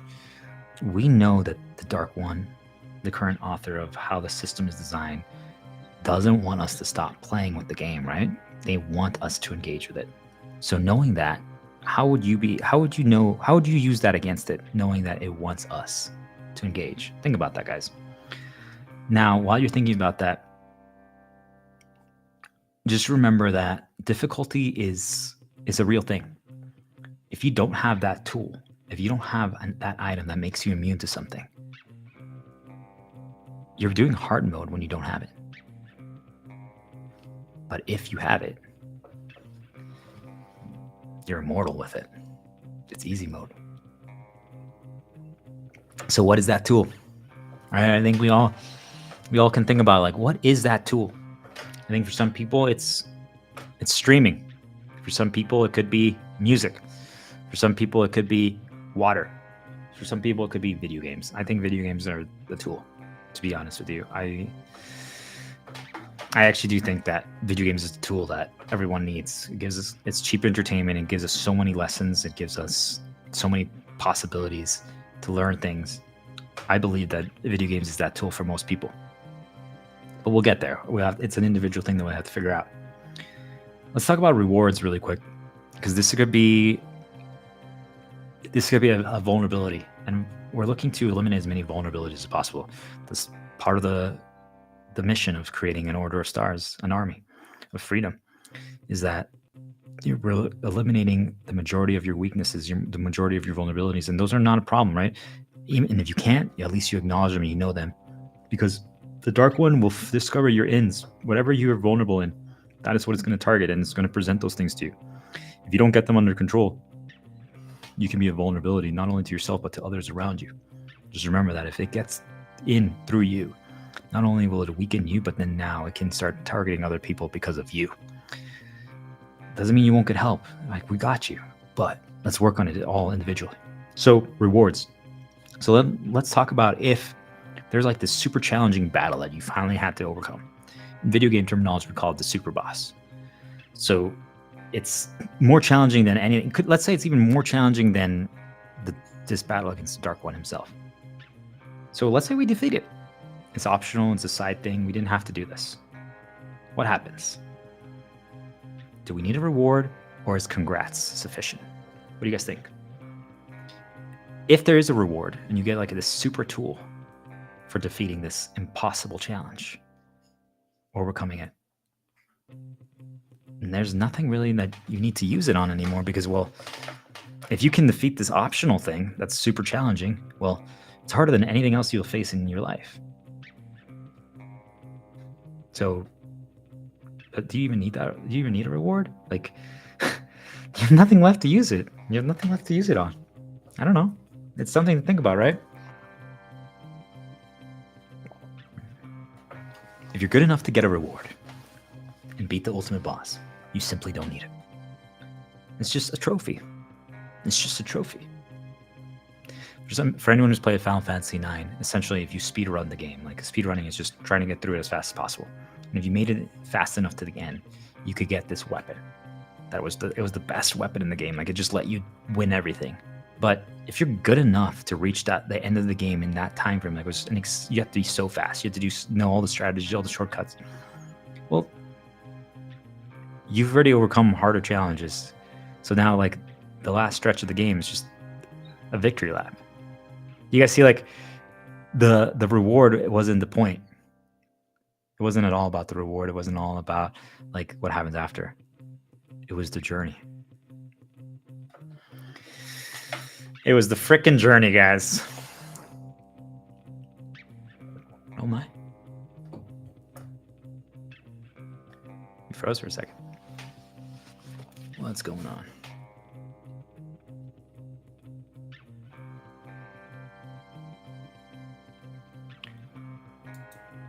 Okay, I think we're good. Gotta always pay attention because weird things happen. So, pay attention to differences. Here's one for you guys. Pay attention to differences. If you catch, not like, I can literally not live my life now without catching difference. Truly. Not once you engage with the spiritual world, and it's already been engaging with you without you knowing it. So it's better for you to realize it's happening. Things might be moving in your house, and you're like, oh, I didn't put that there, or that has been rotated. Pay attention to that. Pay attention to that because they're communicating with you. Now, if you have majority light and your house is protected and your shelter's protected, it's probably a good sign. But just be careful because sometimes some things might change and you're like, what does that mean? If you ignore it, doesn't mean that sometimes it's good to ignore things, especially outside things, right? You can ignore a lot of things, but just pay attention to it. And if you don't understand it, write it down. This could be actually a great way for you to start believing in everything I'm saying. Start writing down things. Just pay attention to differences and write them down. Be like, today this happened, and today this happened, and today this happened. Today I saw a bumper sticker that actually spelled something that I was talking about yesterday, and that caught my eye. Just put those reminders down so that then you can gather evidence. But it really is it's about the journey. It's about the journey. It's not about the reward. We're literally overcoming something insurmountable. But afterwards, our reward is going to be just living in a new world. I mean, I know I said it's not about the reward, but just we're not doing this for the money. We're not doing this for the glory. It's just we're doing this because we know that after this, truly, there's still going to be so much work to do, guys. Like, it doesn't end. It's not going to end, but it's going to be exciting because it's a fresh beginning. It's a fresh beginning where we can just make our reality and our dreams come true. One of the things, though, about those kind of challenges that we're trying to condition people to view challenge as a good thing, because if you once you get to that approach, not only will you learn and become unstoppable, but think of it like this: you literally are going to you could do the exact same thing again. So think of like reliving life one more time, but you're experiencing it differently. You're experiencing all the things that you missed the last time. So last time you went right, this time you go left. You see, like, there's similarities. You're going to go through it much faster because you already know the game. But this time you're seeing things that you never saw before. And with new experience and new wisdom. Got it? So those are some of my suggestions for how to handle that. Especially as a lot of people are like, well, if I'm going to be this star warrior, this warrior of light, this hero, like, what's in it for me? I'm like, pay attention to this, read this a lot, talk about it, decipher it, reinterpret it for yourself. Here's a question for you guys, and this goes to the designers, but to people think about the design of things and why we're looking to change the world. What if you were playing a game, and this happens in real life currently, but it has happened in a select few games. For people who know Final Fantasy 12, think of the Zodiac Spear, but essentially think of it in like real life. Imagine if you are just walking down the street and there was a chest that just appeared in front of you. Think of it as a choice. Like, so something, an item or some event appeared before you. If you open it, it's gonna forever prevent a specific experience from occurring. So in Final Fantasy 12, just a random chest in a random location, if you opened it, prevented you from getting the best item in the game. And you had no way of knowing it in the original version, the way it was designed. Now, you could argue that, hey, maybe they should have made it in such a way. I think I talk about this in the next page. Yes, I do. But essentially, it's like, well, imagine if you open this chest in real life, and all of a sudden, because you opened this chest, you made this decision. It means that you can never have a family. It means that you're not going to get that job that you wanted. And you had no way of knowing that because it wasn't properly foreshadowed. You weren't informed of that. What do you guys think about that? Do you think that's fair? Truly, like right now, if you pick up that piece of trash on the ground that when you're on your walk, you literally just made sure that you can't get a girlfriend. Why? You're like, how's that even, like, what? Let's just say that's just how it works. Because that's currently how the world is designed, just so everyone understands. Truly, there are things that you will do in your day-to-day life. There are events that you don't even realize you're activating just because you're engaging with someone, or you do pick up something, or you do something, and that event is literally causing A, B, and C to completely be eliminated from even being a possibility. And you're like, how does that make any sense? Like, why did me picking up trash eliminate those things? And you're like, imagine if you could see the tree, the branching paths, that how life actually was designed by the Dark One, the design. That's what I'm saying. That's what we're fighting against this, because truly right now we live in a world where it's completely rigged against us, and yet light is doing its best to help us. Think about that. That is why I, using my designer skills and working with other people and working with the light, we are doing our best to now train all of you and educate you to create this order of stars so that we can now build a new world that doesn't have those rigged systems anymore in place. Because I don't know about you, but I'm tired of literally now hesitating to make certain decisions or activating events, now knowing that the problems that it causes. Like truly, before I'm like, oh, I'll just text them, like I'll like this social media post, I'll open this email, oh wait, all of those are events, oops, I activated something by doing that. No way, now that caused a problem. Like if I did, I would have just completely ignored them and not involved in them. I could have prevented so many bad things from happening. How was I supposed to know? No one taught me that. No one told me that. Like, why isn't that what we learned in school? Why is it that only select few people know and they keep that information to themselves? You gotta be kidding me. You see, like, this is the stuff that I'm fighting against, that we are fighting against. Imagine living in a world where truly you have no idea about 99% of the rules because they're completely hidden. They're kept to the elite few, and they have kept the information so close. And actually, most of them don't even know all of this stuff that I'm telling you yet either. I don't want to focus too much on how I got this information, but I just want you to know that truly, like, think of it like as someone infiltrated somewhere, something infiltrated somewhere, rebelled, defected, and presented this information to me. And this information I should never have had. I'm extremely grateful, and we should all be extremely grateful, because their sacrifice and love is going to be the difference in this war. Every person's choices and actions matter. So what you do from this moment on is absolutely defining. Don't underestimate yourself. You could literally be the reason why we succeed. You participating right now, you spreading this, you understanding this, you becoming the light is the reason we will succeed. So thank you. This is why we're moving toward a world where we're going to help people understand choices and consequence. At the beginning of this today, I talked about what if we could see the code of the world? That's going to be what it is. So if people know, hey, opening this chest prevents or causes this, wouldn't you argue that that's fair? Like, hey, how was I supposed to know that this action would lead to this? We're like, hey, we don't need to see necessarily the code, right? Like, I don't think it has to get to that point. Maybe some people like that. If so, let's discuss it. Maybe we'll create that kind of world. But so if you open this chest, it means you don't get the job. You're like, ooh, okay, that's maybe a little bit too blatant. Maybe we tone it down a little bit, because, maybe that might not be fun. We're giving away answers. Maybe people actually want to play the game and experience it. So what if we instead created a storyline? What if we instead gave them info? What if we gave them a warning? So this is for something to consider. Or if you play the Tales series or role-playing games, think of it like a little skit like that pops up, or an event that happens, and certain people show up, right? Like you're about to go to that chest and open it, and all of a sudden a group of people show up, and they're like, hey there, how you doing? And you're like, oh, hey. And they're like, well, I don't know why we feel the need to tell you this, but something that we learned over the past years that delayed gratification is really powerful. Not opening every single thing you see can sometimes be the actual correct answer. Patience, waiting. Sometimes rushing to the answer can make you lose out on the best reward. Anyway, sorry to keep you. Take care. And then they walk on. You're like,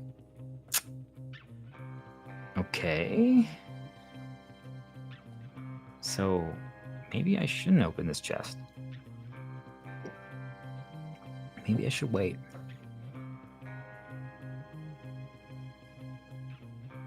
Doesn't that seem a lot more fair? But then we're creating a world where there's no more trickery. Because currently, Dark would do that. But then they'd be like, oh, actually, just kidding. I opened every chest and I'm thriving. That's why my family and my life is so good. Ha ha ha ha. See ya. So now you're like, okay. So basically, I'm at the same spot as before. That's the world we currently live in. There's trickery. There's mixed messages to confuse you. So in our current world, in our current version, and this is something you need to understand, that you're going to get mixed signals because of Dark. So if Light is trying to help you, Dark is going to try their best. They sometimes fail, which is the good news, but they're going to try their best to deliver a counter message to confuse you. So what happens if you're confused? You're spending more time debating if it's a trick than making an actual decision or action. So sometimes people think about, yep, I can vouch for that one, by the way. Sometimes people think about, well, why is it that I just don't make decisions? Why is it that I just have never moved on or tried something new or things of that nature? Let me tell you something. It's not you. Because you've been getting pushed counter messages that are saying, ooh, don't quit your job. Because if you do, you might not be able to pay for this and you might not do this and this will happen. Well, guess what? I'm telling you, quit your job and do all these things. And now you're going to get a counter message encouraging you not to. You guys see? So now you're like, well, who's telling the truth? Is he tricking me? Are they tricking me? Oh my gosh, I don't know what's left or right anymore. So then you're just overwhelmed. You're like, you know what? I'm just not going to do anything. I'm just going to drink and watch Friends for the 17th time. Do you guys see? And then even though Light is like, okay, well, at least he didn't do anything bad. Dark's like, well, he's not making any good progress. His shield, and he's drinking alcohol, so his shield's going down good. And the Friends episode he's going to watch has some triggers in it, so let's go. If we want our players to experience more storylines, we need to stop tricking them. And this goes for if you're designing something or you're creating something or as you're learning something, please, if you agree with this, spread this, vouch for this. No more trickery. We want to experience. We don't want to be tricked. We want to live life. We want to play the game. We're not trying to just spend all our time debating. No more trickery. We want to do. So the solution is to do. And how can you do if you're so worried about trickery? Protect yourself. Stay in your castle. Eliminate ins. Get quiet. And just start doing. Literally, that's why I told you guys, I'm sorry. I could have 1 million people watching me right now, and I would be behaving exactly the same way. I have no idea. I'm not even looking at chat right now because I'm eliminating trickery and I'm eliminating ins. And most people are not going to get attacked as much as I am right now. But I'm intentionally trying to draw as much attention toward me so that other people can be liberated. It's time to see the world that we're going to build. It's time to experience it. That's the goal.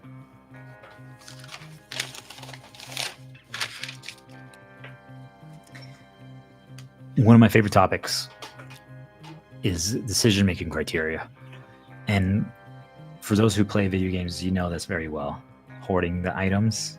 Anyone who's played a role-playing game, you got 99 healing potions. that you've never used in real life. Don't look in your garage, right? Or your closet or under the bed. Spending on consumables versus permanent items. You know, both can give memories and experiences. And memories are powerful. Memories are strength. Think about it as memories just boost your strength. But we have to start evaluating what is more worthwhile, depending on the situation we're in. Right now, there's a big battle happening. So consumables might not be the best usage of our resources, especially considering that we're trying to minimize engagement with the system, which is money equals the system. So to give you an example, I'm half German. I love German bread. Incredible. It just brings back all my memories of my childhood, of going to the small village in Bavaria, close to Munich, and hanging out with my grandma, and yeah, just great memories, right? So let's say I want to get some German bread, or do I buy a chair? Is the German bread worth less or more than a chair? I don't have any memories attached to this chair. Like, honestly, I probably should get a new chair. Just that's a little more comfortable, especially considering how much I'm streaming and doing stuff.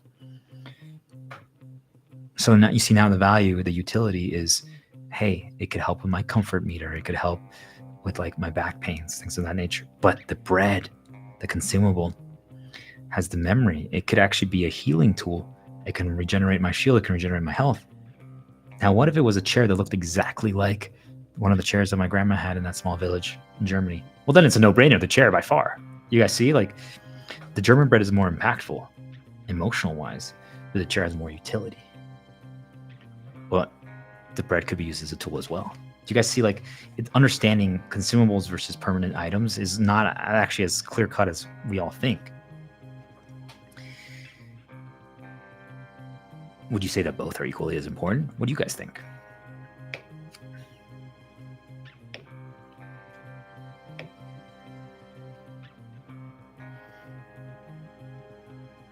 So let's talk a little bit about risk versus reward.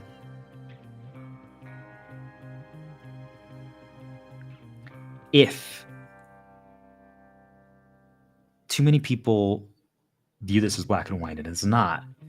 So I'm just going to give some questions to spur thinking, and I want you to decide for yourself, because there is no correct answer. You have to know your own personal situation. So in games, but even in the game of life, if you think about it like this, let's say that we made an agreement that you would be defeated in one hit, in one blow, by anything. So if I threw a pebble at you, that's it. It's game over. But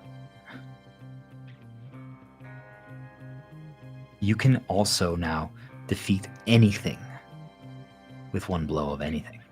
So if you threw a pebble at something, you could throw a pebble at a car, and the car would be destroyed. Is that worth it?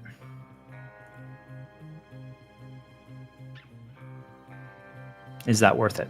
Is that risk worth it?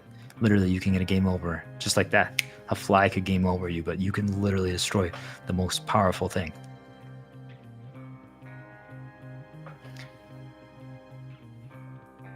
If you're good at dodging, if you know the game, if you know where the traps are, if you understand how things work.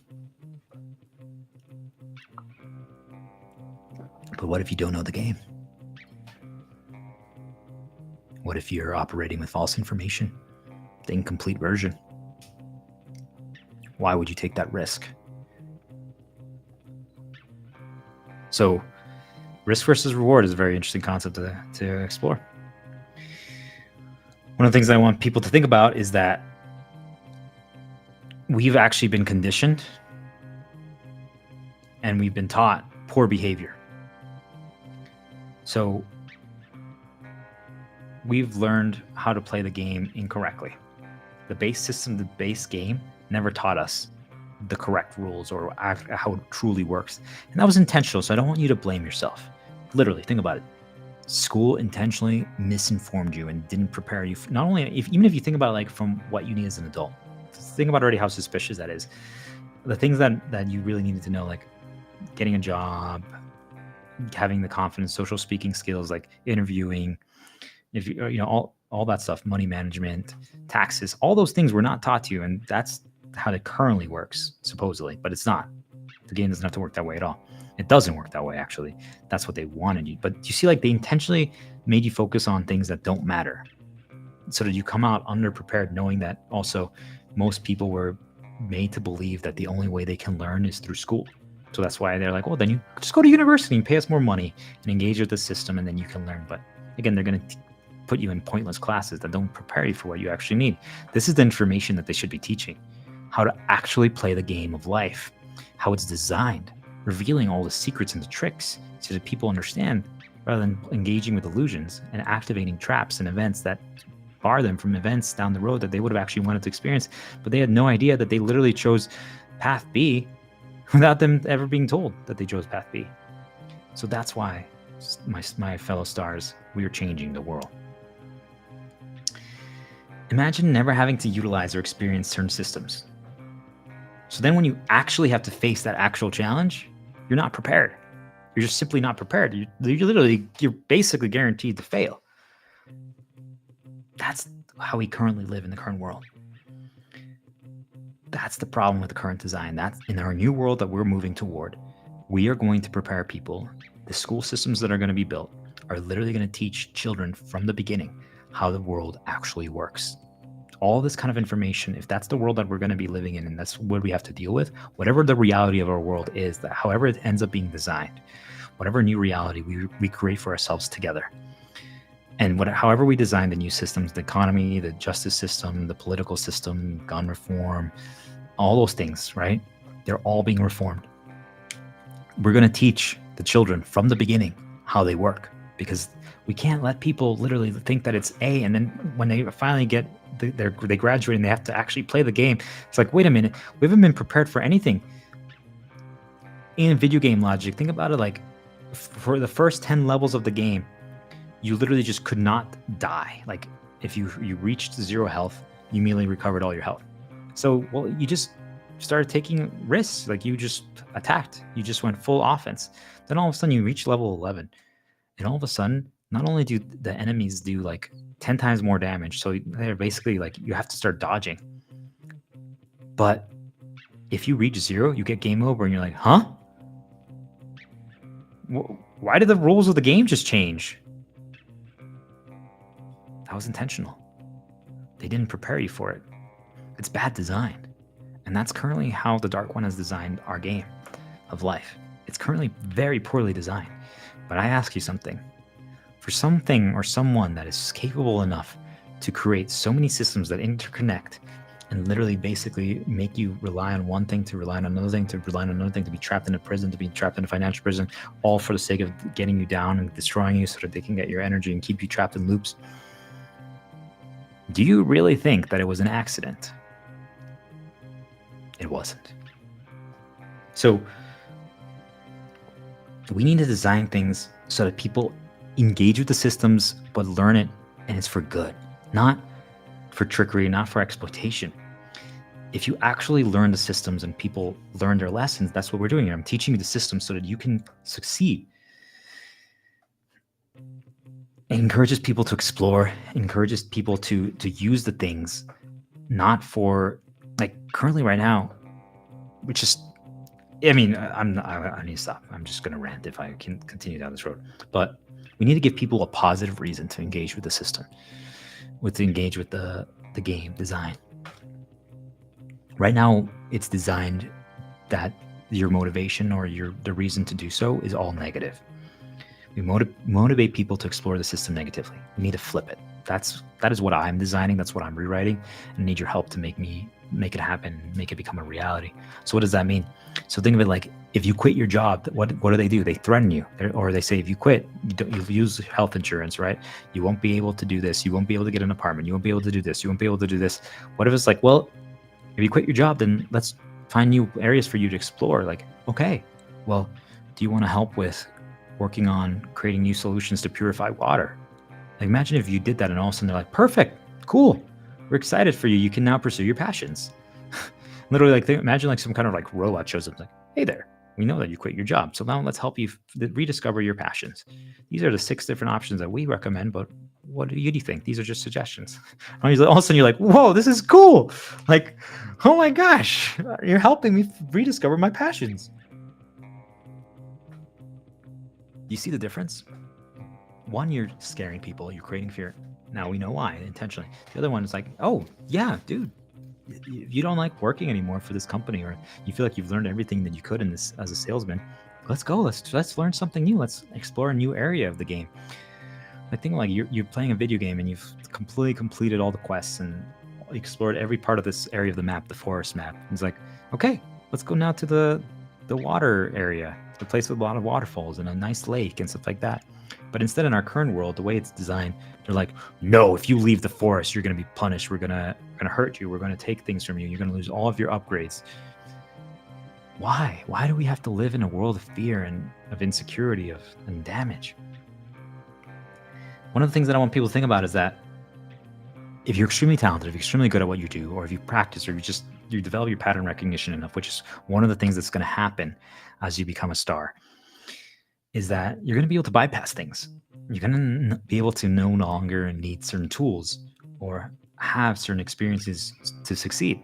And which means that new challenges are going to present themselves to you that you would have never experienced before. It's exciting, but also just be prepared for that, because you might ask yourself, like, why is this happening? Like, why am I getting challenged to this degree? And it's because, remember, you've elevated your game to such a level that all of a sudden now you're experiencing things or presented things that you've never experienced before.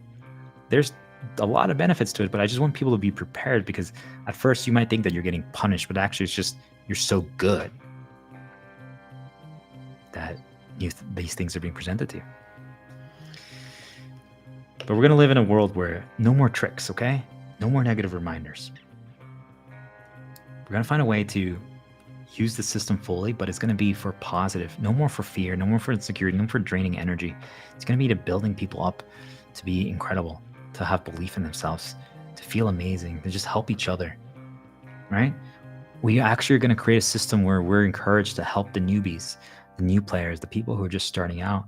We're not worried about, hey, I can't give them the information because it took me 20 years to learn all this. They need to learn the hard way. No, we're going to be giving it up front to them, because we're going to continue to improve and develop the game. Right now, we're living in what I would call the endless now. It's essentially everyone's afraid of change, and the designer and the Dark One is especially the one who's guilty of this. They created something and now they don't want to change it. They want to keep it this way forever because it benefits them, it conveniences them. And I ask you why? Like, why don't we just continue evolving and improving things, but not for exploitation, not for money, but just to improve humanity as a whole, society as a whole. Right now, if there's ever an improvement or something new is designed, it's only built for control and exploitation. It's not built for actually helping people. I promise you, every single development that's happening right now from corporations in the technology world is not built for your benefit. I promise you. As much as I hate to say that, because I was literally the biggest fan of technology and advancements until I caught on to what was actually happening. Until we move away from it, because basically every single advancement has to have zero reason for profit. Anything that's an advancement that's tied to profit and greed is not an advancement that's good for us. It's that simple. We need to move away from capitalism, and we need to move to what I call innovationism. We need to all get together, the best talents, the best minds, the companies. It shouldn't be competing anymore. Like, I know the whole idea behind capitalism was that it's going to spur and motivate people to create the best products. And while it does spur people to do more, the truth is what ended up happening is that they just created the same product, just looking a little differently and just a different coat of paint. And it's whoever's just the best marketer and the best trickster and the best salesperson rather than the best thing. And we no longer care about delivering something that is helping people. We care more so about how much money we can exploit and energy we can get from people. And then, of course, now the Dark One understands that these tools can be used as a noise vessel so that they can communicate and nudge people in a negative way. So you see, like, imagine we moved away from that, because that's the world that we're going to live in. That's where we're going. Innovationism is going to be a system where we get all these companies working together, both opposing parties right now, that they're actually going to be at peace. And now it's just like, hey, how can we make something amazing? Imagine if the phone was completely redesigned. It's like, well, how can we use this tool? How can we make this become a tool exclusively for good. And if it does become a tool exclusively for good, then it's not going to be something that we charge people for anymore. We would want to give it to every single human as basically like they graduate from school, you get like a goodie bag. For a lot of people are familiar with companies right now where they might get like a swag bag when they first start with the company. Think of it like that. Or like think of you're like a secret agent, like, well, here's your gun, here's your earpiece so you can communicate with your handler, stuff like that, right? But everyone's getting that on graduation. We're giving you like this phone that doesn't have brainwashing powers and has these X tools, and like imagine that we just gave people everything that they need to succeed. Why can't we live in that society? Because that is what's being built. But I need your help. That's why we're learning all these lessons. That's why we're fighting back, because that's what we're going to be able to create. I'm just throwing out ideas for people because these are a baseline. This is the beginning. I need your help. I don't have all the answers. There's many of you that will have, this will spark a flare of imagination in you. Be like, dude, yes, that sounds amazing. Like, actually, I was thinking about that. When you get that feeling, I need you to start writing. I need you to start writing immediately. Start writing, drawing, recording, anything. Put your thoughts down on paper, preferably actual paper rather than on your phone. If you have to use your phone or type it, that's okay. But paper is by far stronger. It also helps with development of the memory and basically putting it into the system so that you can remember it, and the light spirits can nudge you back to remembering. So think about that. There are benefits to writing it down on paper. We're all more capable than we know. So we just have to find a way to encourage people and push people to try. Do you see, like, imagine living in a world where our first goal, like truly, like every decision is like, are we helping everyone, the human race, society as a whole, the earth? Or are we helping ourselves? Are we helping the Dark One? Are we helping just energy exploitation? You see how everything changes? For anyone who's familiar with Dark Souls, super challenging game, and that's why I'm trying to condition people to challenge. But once you're familiar with it, once you understand that type of game and you get used to that level of challenge, all of a sudden, like, your entire skills just ups to a level that you've never seen before. So that's actually one of the benefits of taking the approach that I said. Like, if you try to take on challenges and beat them at the bare minimum, like literally you could have never, you don't even know this because it's like an invisible meter. But if you succeeded the first day that you actually were capable of succeeding, just barely, you used up all your resources to do so, but you finally succeeded. You've tried, you were basically building up to this for 500 days, and you literally, day 501 was the day you could succeed, and you did it on day 501. That was the ultimate challenge, balance. But now your skill level is just going to increase to it's going to be such a huge burst, because also now you believe, you have confidence. Now, if you go back and try anything else, you're going to be like, this is a joke. That's what we're going to do. That's how we can elevate humanity to such a new level that we've never achieved before. Now imagine if all the companies are working together to develop tools and find scenarios that are maybe safe, where we don't have to worry that, hey, if we try this scenario and we fail, we lose, we die. Instead, we're also like developing video games, or even just real life scenarios. Like, we enter a room, it's like, hey, nothing's going to happen to you, but these things are going to be presented to you. If you fail, you'll be alive. Don't worry, okay? And people can start practicing these skill sets. We could literally develop humans into something absolutely incredible, and we're just going to continue evolving. You see, like, there's so much possible change for the world, for humanity, for our society, our species as a whole. And to me, that excites me. Like, there's endless opportunity that's awaiting in this new world.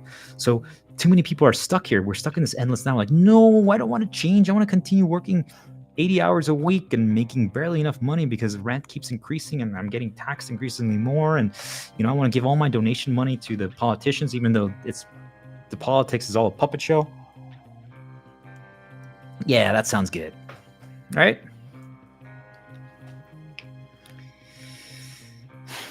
We need to stop punishing. We need to stop rewarding. We need to start rewarding.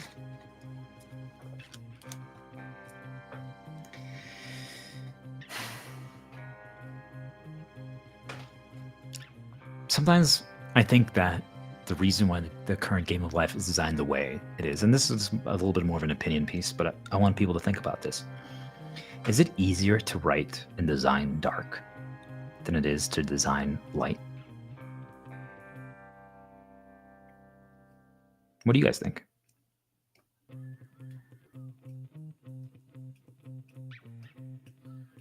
What if we do X action? And X action could be a disagreement. Many people would say if you disagree with someone, that's actually a bad thing. Like it's an evil thing. It's dark. So it has led to, in common media portrayal, which is, again, not necessarily, I want to say brainwashing, but it is. It influences us. And not all brainwashing has to be bad. You could brainwash yourself to work, to exercise, to be healthier. It's possible, by the way. Again, it can be a tool for good. But it has created a narrative in the overall society where light essentially has become very doormatish, very, very simple. You have to help no matter what, or you're not light. Like if you disagree with someone or you're like, oh, I can't help you right now. It's like, dude, why are you being bad? And I'm like, is this a dark manipulation right now that they literally painted light that way so that, because again, then we also have people where they're like, oh, I don't want to be dark, or like, you see, like because we have basically made light so like black and white, have we actually hindered ourselves from embracing light, from designing something that's truly light? Where's the nuance? Like for me, like I'm a full believer now in having dark motivations, but light actions makes you fully light. But then I also move to, hey, does it really matter if you're light or dark? It doesn't matter. Now what happens? We just won't give up the fight. You take from both. For people who know the story of Darth Revan, look it up. Star Wars: The Old Republic, Knights of the Old Republic. Fascinating story. He explored both the dark side and the light side. He started as light and he went down the dark path. He stopped the dark. But then when he came face to face with dark, they corrupted him. He learned everything about the dark and he fought against the light. And then he went back to the light after he removed this corruption. So he saw both sides and then he chose the light. Then after that, he chose his own path. But he trended more toward the light. You see, like I think there's value in people seeing both sides and understanding both sides. But we have to understand that sometimes a light action can be guided by dark motivation. Like I'm literally looking to destroy the old to create new. I think a lot of people would say using the word destroy is darkness. And I'm like, maybe so. If that's what you think, that's your opinion. I respect it. I know what my intentions are. And you hear me explaining everything, and I'm just giving away all this information and all this education for free, and I'm not going to stop until I succeed and we succeed. We won't ever stop. They can't stop us now. We will never stop. We are going to succeed. We're going to literally create a new world.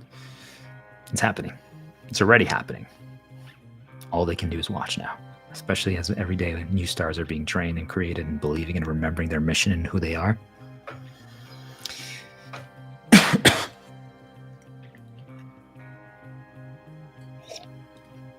So dark's easy to write, to design for. Just got to be pure evil, right? People can picture that. They're like, oh, well, you just hurt people, you do this. So I want people to understand that even though I give the dark side and the current design so much, I talk shit to them. Let's just put it that way. I respect the heck out of them, because to design a game that's this complex, that has so many rules and conditional branches and switches and variables, it's not easy. I highly recommend people to look into things like the RPG Maker software, or maybe like if you have a Switch, like Mario Maker. Creating a game or creating a level is absolutely not easy. Like any game you've ever played, like for most people don't even understand that most games have to create a currency system, an economy, a market. And sometimes some games just, they don't get it right. Like they're an incredible game, but you're like, money doesn't really have a purpose in this game. And that's actually a good thing, by the way. Like I think more people need to realize that money is not necessary. You can use other currencies. We can create other currencies, right? Like acts of service could literally be the currency. You maybe get a token every time you do something. You see, like it could be completely changed, right? And every time you do an acts of service, now you get a token, and then you can trade in 3 tokens for like a new computer. I don't know, right? Just an example. But that's a new currency, then that's a new economy. Most people just don't understand that you literally have to balance it then. Like, well, if every time they overcome a challenge or they overcome a battle, we give them, well, let's say gold is usually the currency that many video games have decided to use. We give them 10 gold. But, well, the items that they can purchase or acquire only cost 1. Well, they fought 10 battles on the way to the next city. Now they have 100 gold. And they bought 5 items, and that's only 5. Now they have 95 gold. Like, well, gold just doesn't matter then. You see, like, the system is completely, the balance is broken. So getting balance correct is extremely challenging. So I just want people to understand that I have so much respect and kudos for that we can live in a world that has so much nuance and complexity and interconnectedness. But it's time to improve things. Why are we stuck living in the exact same way that we've been for so long? It's time to create new rules and new systems that actually work for the level that humanity has reached. We've evolved past this. Our consciousness, our awareness has reached a new level. We're ready. We've been ready for a long time. And most people have actually, we've been suppressed. That's the worst part. I think once you realize that we've been intentionally misled and intentionally misinformed and intentionally lied to keep us down, to make people realize that we don't have power when we actually do. Every single one of us has so much power, has so much. If we believe and we realize what we can accomplish together, we could achieve absolutely anything. We could redesign the whole world. Everything you know about the world could change. Yet the majority of people will say that's not possible. Oh, that's a pipe dream. Wrong. It's 100% possible. We're making it possible every single day, and that's the goal. So join me, stars. You know, thinking about rewiring evil is that it could be, we're going to need to learn how to protect ourselves, right? That's part of the path of progression. And let's give you some, let me give you some examples, and you'll understand what I'm talking about. They'll prove my point. So let's say this like dark jester, he's like looking to cause problems in your community. He's one of the Dark One's commanders. He poisons the water supply in your community. You're like, oh shit, that's not good. People need to drink water. It's a necessity. But all of a sudden we're like, wait a minute. Excuse me. It just showed us that our plumbing needs to be fixed. Thank you, dude, for poisoning the water. Like, we wouldn't have fixed our plumbing if it wasn't for you. Like, we knew there was something wrong, but we didn't know what the problem was. But now that we realized that you poisoned the water and we had to look, we realized that needed fixing. So it helped us identify as a problem. And it's like, oh no! And what if like actually the poisoning, like someone drank it that had some resistance built up, and you know it caused us to have diarrhea. But because of that, we actually started taking care of ourselves more. We maybe took some supplements and some medicine, and we ate healthier because we're like, oh gosh, well, I can't eat the way I've been eating. You have more fruit or something. And now you became healthier.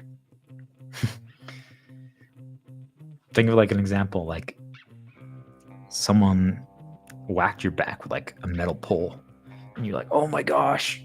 But what if then you started taking care of your posture more, and you got more massages, and things improved because of that? Do you guys see that there's always a way to reframe it?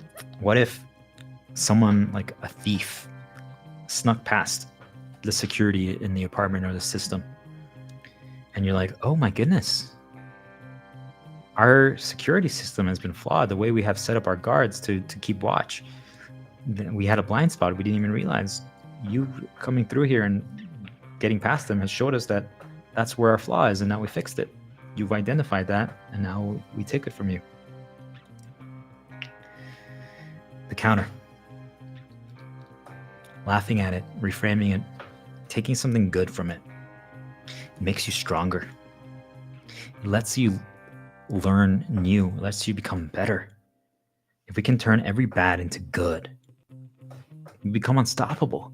And that's part of the journey of progression, is that there's going to be a lot of bad things that happen, and there's going to be a lot of things that the enemy, and this could be in games or in real life, that they win, and you start studying it. You're like pattern recognition. It's like, oh, you showed me that.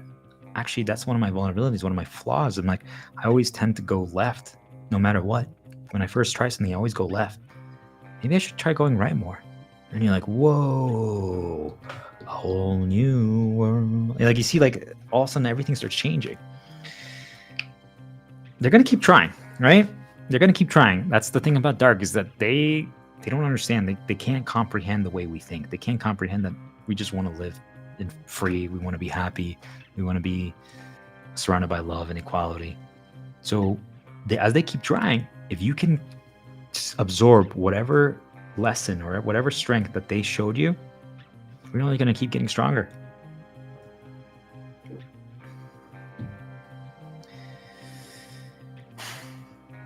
You know, if we can reframe it in our minds that through their dark deeds, they are developing us. They are actually showing us all the areas where we need to be healed. And now the healers are like, oh, I got you. I got you, baby. We start healing people. Then we have so much light in us. That's why now that we understand how the game works, we can literally bait them to show us our weaknesses, and then we can work on them and overcome them. They have no chance. They're 100% guaranteed to lose, and they're going to be completely eliminated. Now we're going to live in a world where now there will be new dark stuff that do rise up. That's just how the world is. But we can now handle it one step at a time together. I'm telling you, as you start progressing toward enlightenment and becoming a full star and understanding progression, you just start laughing. Your humor is going to change. Your humor is going to change. Be prepared for that. You're going to laugh about things that surprise you. And then you can thank them, and you can even respect them. Like, I respect your guys' approaches. You guys are the heroes. The dark is the hero.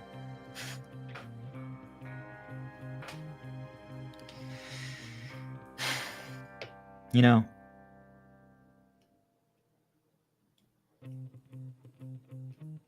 it's just,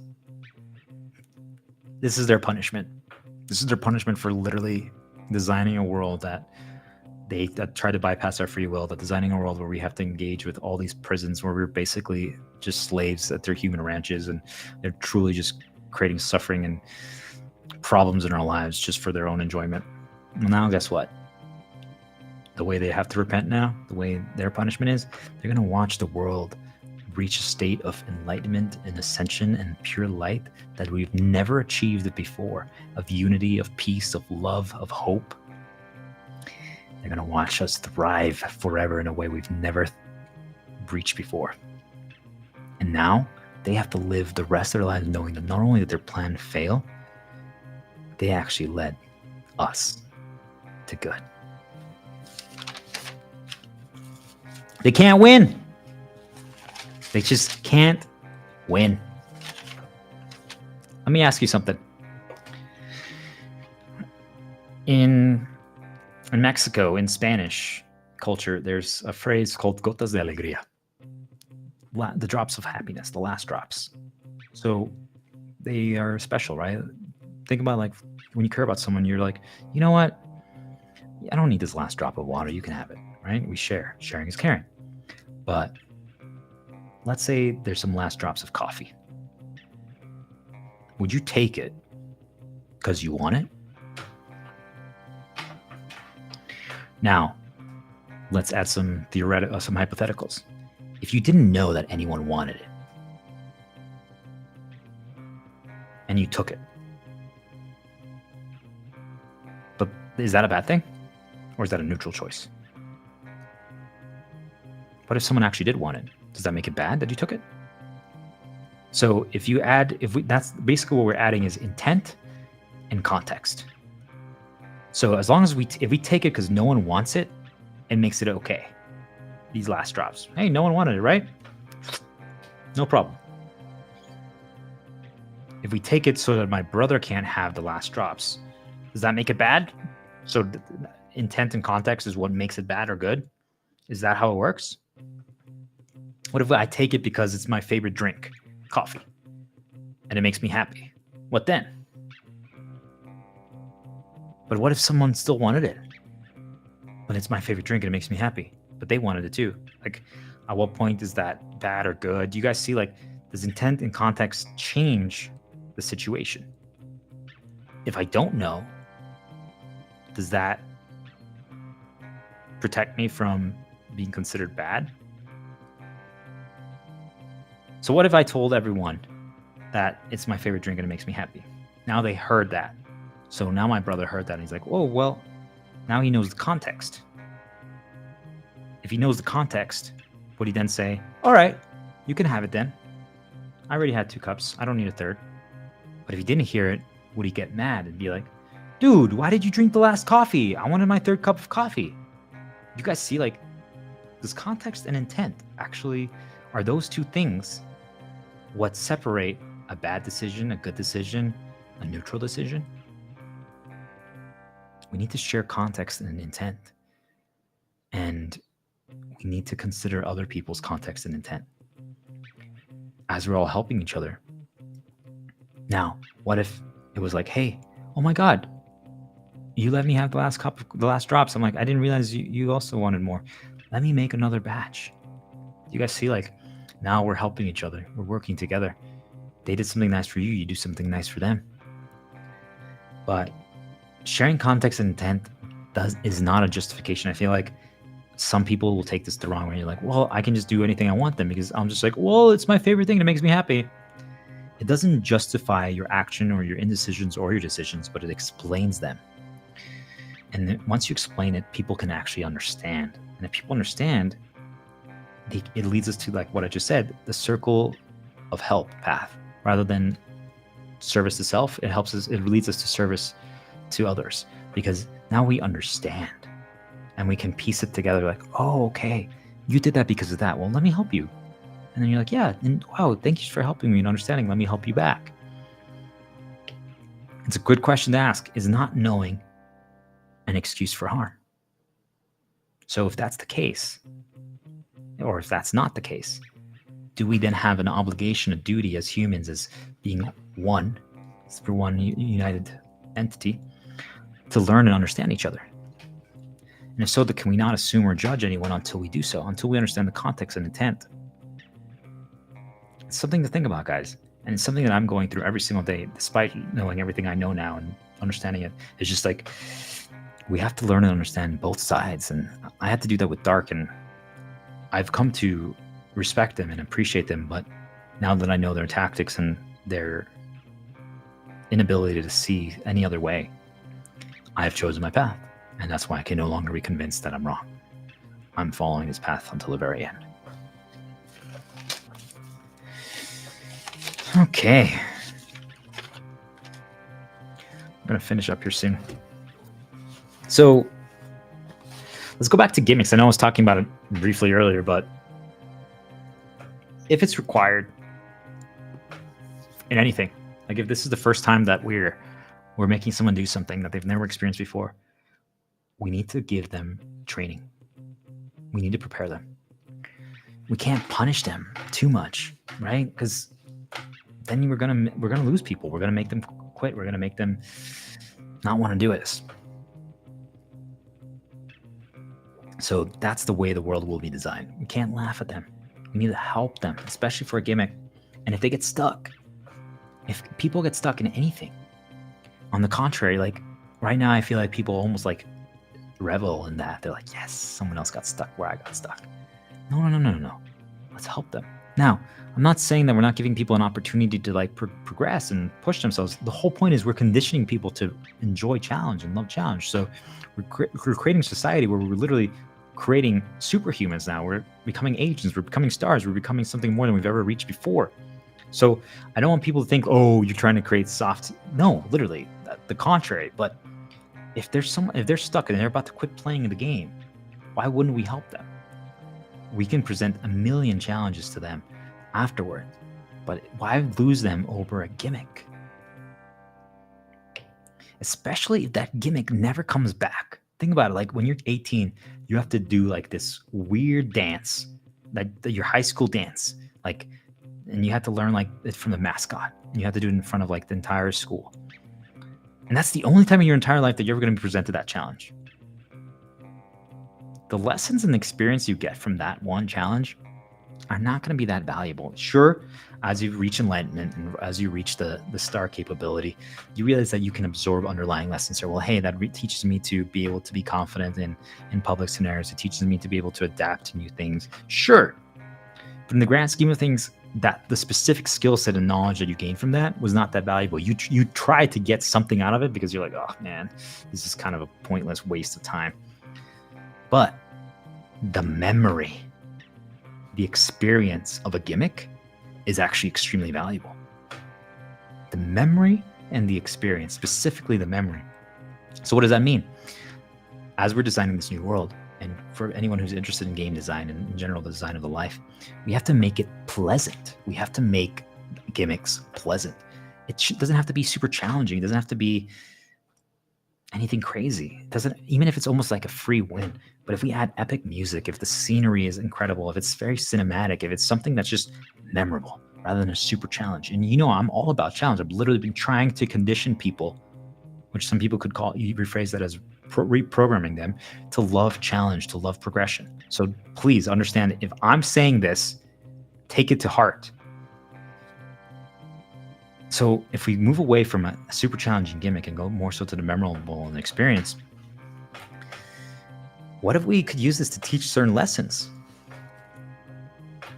What if we use gimmicks to teach people to work together as a team, to ask for help? For some of those lessons that are little, that people might be hesitant to do, to work with others, collaborate. Some people might know this in games as summons, but what about understanding the power of friendship, the power of love, the benefit of the circle of peace? What if we used gimmicks to teach people this? It's not a super challenging thing. They can't really lose, but we made it epic. We made it memorable. We made it cinematic. And you're like, whoa, dude, like literally, because we did it together. And like, do you remember the one time when we all ended up, like, I first thought I had to dance in front of the school alone, but then all of a sudden, like, someone's like, yo, give me a high five. And then like a million people came out, and like dancers came, like the lights turned off and dancers came out, and they were like neon lights and epic music came, and all like, well, I was like, whoa. I'm like, yeah, dude, that was an incredible memory. Power of friendship, right? I'm like, yeah, helping each other out. You see, like, but instead, if we didn't do that, now like people dread this, like, oh my God, we have to go one-on-one and dance in front of the entire school. Oh, people get stuck. If we know that people get stuck during this gimmick, why not create a solution for that? So we can force, quote unquote, force, aka encourage, push them toward learning these hard to learn lessons. It's hard for most people to ask for help. So what if we used gimmicks to do so? What if we weaponized gimmicks instead of right now? It's something that we dread. We're like, oh my gosh, it's the one time I'm gonna have to do that. I'm never gonna have to do that again.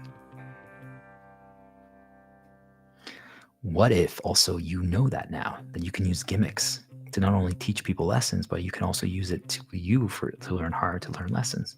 So maybe we create scenarios for yourself, and that's also for myself. I need to remember that. I need to write that down. Gimmicks. Use gimmicks to teach. People are like, oh no. Use gimmicks to teach hard to learn lessons.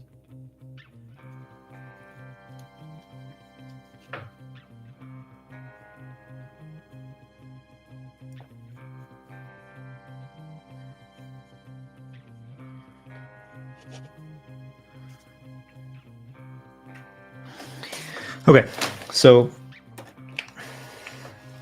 as you can tell, even I'm learning while I'm doing this. That's the benefit of teaching, is that you learn.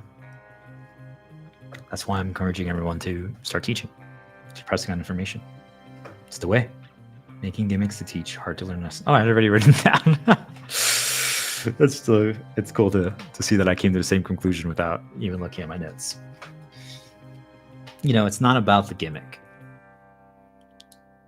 We're making it beyond the gimmick. We're making it about the lesson. We're making it about something greater than us. I don't know. I think there's a lot of value in understanding teamwork and encouraging people to group up and help. Too many times we've become, I'm the one who encourages right now isolation and becoming lone wolves, especially to protect ourselves. But what if we become lone wolves, but we become helping lone wolves. Like we just are helping each other all across the world.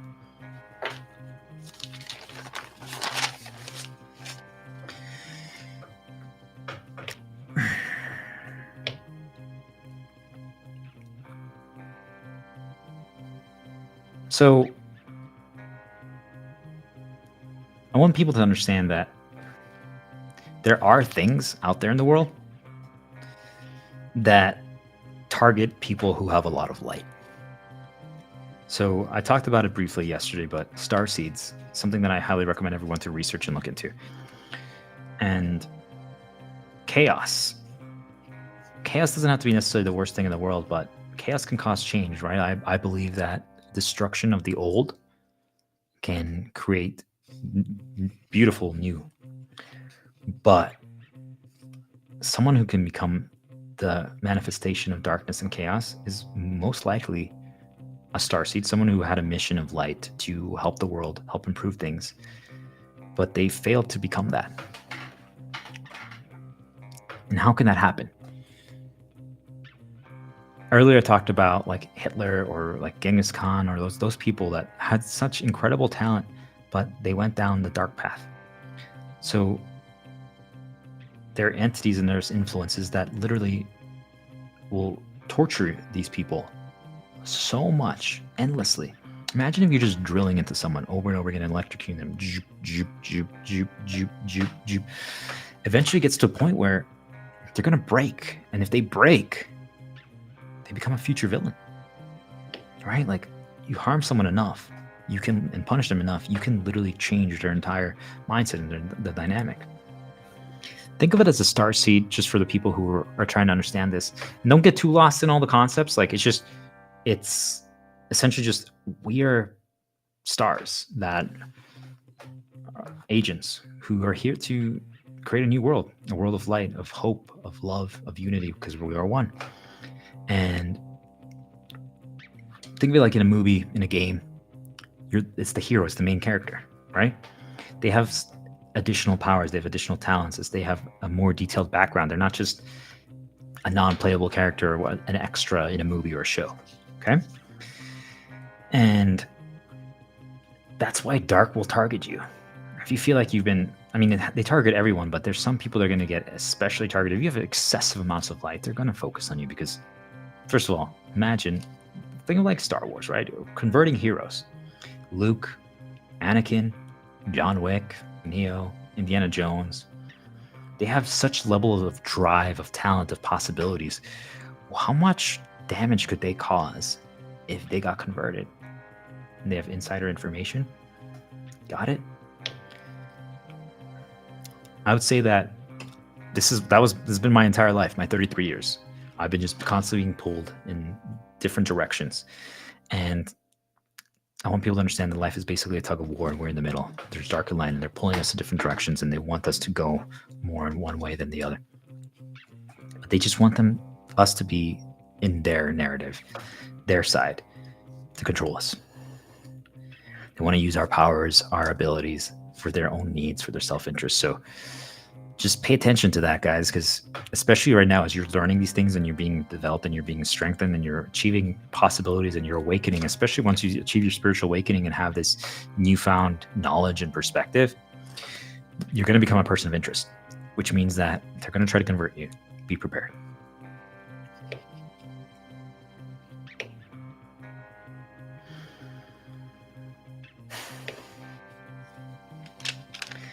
Let's finish up with just so that people can look into this. I'm not going to go too deep in the details, but I think it's, a lot of people always viewed fiction as fiction. And I want people to understand that there's more to fiction than what we thought.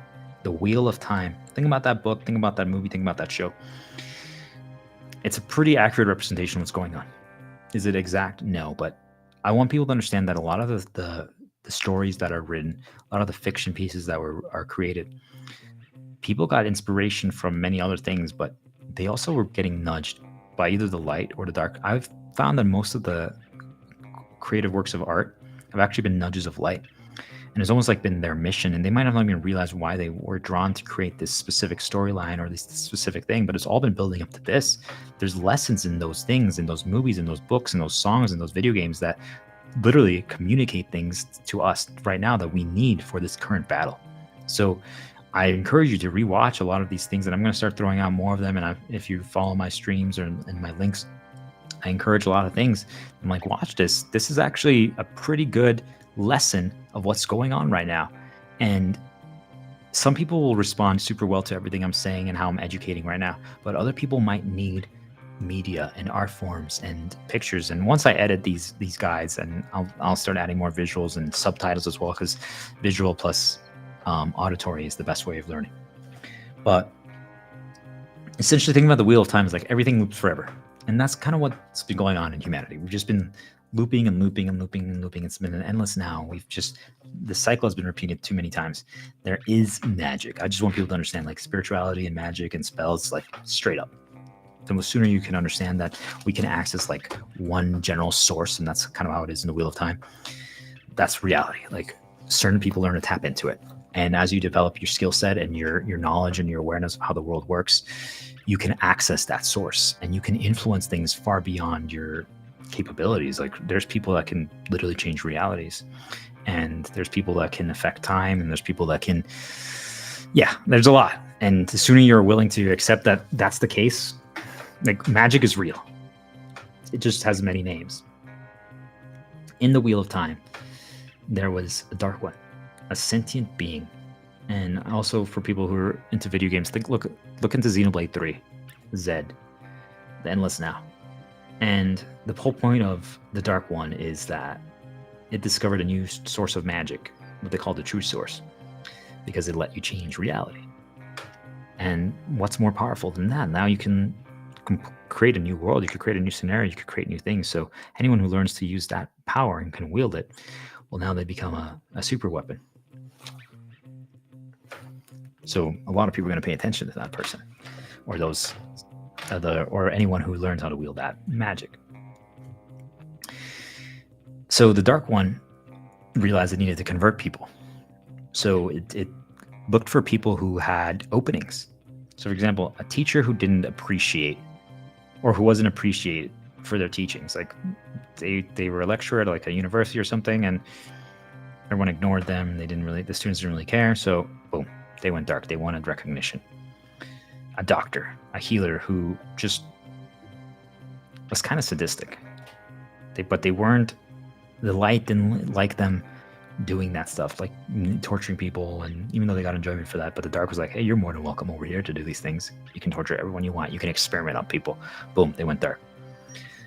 Someone who wanted glory, weren't doing it for good. They wanted glory. So, because let's say they were always the second best, like their sibling, their brother, their friends.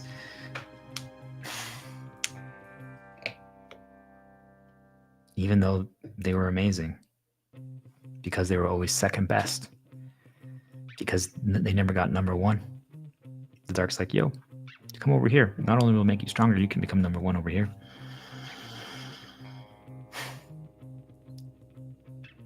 You know, someone who learned the Buddhist philosophy, and, you know, a girl who wanted to be Buddhist, like just Zen, but at the same time, she wanted pleasure. She wanted to enjoy the luxuries of life. Light was like, Dark's like, come over here. You can do whatever you want. Do you see, like, also the divisions are risky. That's why I moved away from that and realized, hey, you can achieve both. You can embrace both, understand both, but you have to master it. You cannot let yourself go too far to one side. You have to be able to control it. The moment it lets you let it control you, well, yeah, then it's over. You can learn a lot from Dark, but it's all about what kind of actions you do. So in the Wheel of Time, essentially, they were trying to seal the Dark One. They were trying to get rid of it. And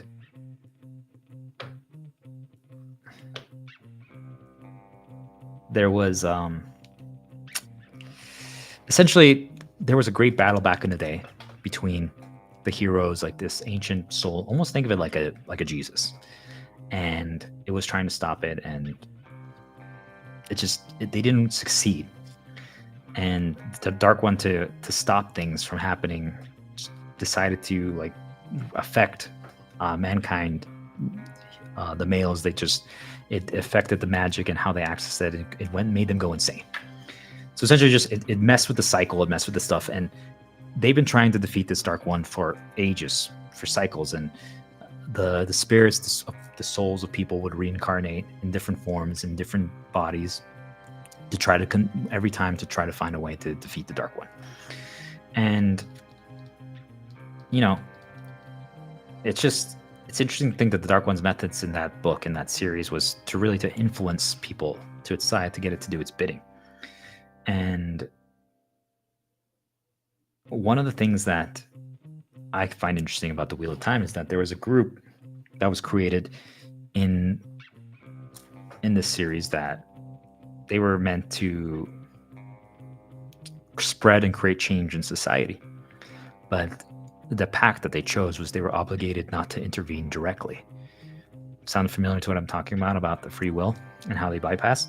So let's say they wanted to cause some change. So they wanted to technically burn a house, but they can't, right? Because that's intervening directly. So what if, or maybe, sorry, they wanted to burn down some people. They wanted to hurt some people, but they're like, I can't light them on fire. So what if you light a match or like a flower right next to a house, and the house gets lit on fire, and then everyone who's inside the house gets burnt?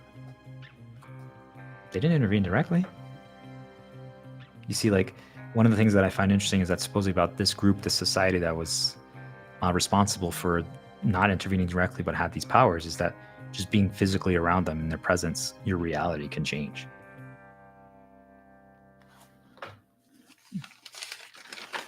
Some interesting stuff to think about, huh? So essentially what ends up happening is that, and I don't have it all down because I just basically am summarizing, just trying. These are the things that caught my attention. But there was a dragon, the ancient hero, who tried to originally defeat the Dark One and didn't succeed. But there was a new cycle, and there was a new character, a new man, a new boy. And this dragon, this ancient hero, think of it like almost like a Jesus soul. It reincarnated in this guy, and he shared his soul with this ancient hero, this dragon. It's interesting to think about that, right? And part of the whole story is that they had to come to terms with that. They had to connect with each other. They had to understand each other. They had to figure out how to work together. But think about that power, like the ancient hero. This was finally the cycle where he came back and he chose this body, and now it's go time. It's an interesting concept. How many of us, if you believe in soul reincarnation, spirits, I think that our souls are currently enslaved by the Dark One in real life, and that there's souls that have passed, that have reincarnated in people. And do they share it with us? Do we share souls from previous heroes and previous people that have already fought the battle, the cycle, and they didn't succeed in stopping the Dark One, but now they're among us? Are they helping us? Are they guiding us? It's something to think about. I mean, there's an old school like Mexican dude that had a dance. He basically created the Michael Jackson dance move before Michael Jackson, years before. Now you ask yourself, did Michael Jackson learn from him? Like, there really wasn't internet or way to see those videos and those dance moves. So I ask you, what if like both of them actually just had a certain soul inside of them? What was the originator of that dance move? It's possible. We don't know everything about the world. What if actually this is how the world works? That there's souls that reincarnate into us. Or maybe some of them get stuck in animals, or maybe some of them just literally, each time they choose a new human vessel. What if we share it? Maybe each of us have two souls inside of us. Could it be? Something to think about, guys. Is that what our dark and light is? Is that what it is about, like coming to terms and becoming one? Is that actually what, when we say we are one, means? That we have to become one with our spiritual, that's what a spiritual awakening is? Is that what it actually is? It's just learning how to communicate with your other side, with the other soul? Could it be? Right? You see, like there's theories, like not everything is 100% figured out, but that's why we don't have to necessarily get lost in the details, but it's something to consider about. But then you read these things and you hear these things and you think about how I'm telling you, this is what I've been guided to, this is what I believe, and this matches my experience and my reality. I'm like, there's so many things that match with this story that I'm like, wait a minute, could it be, are we living the wheel of time? Was that actually reality, or is it fiction? Like, is there more lessons here? Like, people who are into the wheel of time, this is your time. Like, hey, let's talk about wheel of time. Can we study, everyone in the world right now, we need to study the wheel of time. What does it say? What lessons are there? Are there things that we found that are happening there that could we actually learn and prepare to fight against the dark one? Are there things that we should avoid, right? Pay attention, guys. One of the things that it talks about is that if someone dies, they will reincarnate eventually again. I do believe that. I believe that that's happening on scale. Like, I think that if certain people have passed away, that we might not even catch that they've been reincarnated or that something happens. Especially, I'm a believer in the timeline theories that we can jump timelines and that timelines are constantly changing, and actually that certain timelines have actually merged, and that the world's merged. I think I would argue that right now we are currently living a merged timeline. So if things seem chaotic, it's because that multiple timelines have grouped into one. And that's why this is it. This is the moment of the great battle. This is it. This is literally it. Finally, all the timelines have merged. So what's going to prevail? What's going to come out? What is the end result? Well, nobody knows. For once, nobody knows. So you might actually have a parallel or alternate version of you that's currently coexisting in the same timeline right now. And they might be somewhere completely different. I just want people to think about that. That's a certain possibility that, based on my experiences, I think could be reality. But I don't have enough proof, so I'm just saying it's a theory, but it's something that I'm considering. And or what if the spiritual awakening and us working with, communing with them, is actually just us talking to an alternate version of ourselves? Could be. You never know, right? So I don't want people to get lost in the details, but I want people to understand that there's so much about the world that we don't understand, yet we think. Yet literally, like the government and other people, immediately if you start talking about these things, will shut you up and say that there's something wrong with you. But I'm like, how do you know that they're right? How do you know that they're right and that the world is exactly as they say it is? How do you know that? We haven't figured out everything, not even close. I'm telling you, I haven't figured out everything, and I believe that I'm one of the closest people to figuring out the most yet. But there's so much more that I don't know, and I need your help. You probably know things that I have no idea about. This is our opportunity to gather together, share our wisdom, share our experiences, share our knowledge, and see where we go to. And as we create a new world, we're also going to create new rules and new situations. So maybe all the old and all those things that we thought about, just they don't really matter. Does it really matter if we live in a shared timeline and all that stuff? Like, do we really need to figure all that out? Truthfully, no. We don't have to understand how we got here. Especially if we're going to rewrite everything and create new. Does it really matter? No, it doesn't. So it's exciting to think about. It's a possibility to decipher and explore. But I don't know. It's interesting to think when I read about how supposedly the Dark One in the Wheel of Time wanted to get the Dragon Reborn to be on his side. And I want anyone to think about, like, if you have a lot of light in you, have you been tempted? Right? His goal was to destroy the wheel and remake reality. What if there was a few people or a person that could do that, and the Dark One was targeting them? It really makes you think that the goal is essentially, the Dark One is the problem. We need to seal them. We need to stop them no matter what. Period. And one of the ways that we can do so is we need to collaborate, right? We need to communicate. We need to develop together. Because otherwise, if we can't teach other people about what's going on in the world and that we're trapped and that there's magic, and we need to train people. Because what if we literally, like right now, we're just frozen in time and we think time is going on, but it's just not. And we don't realize that that's happening.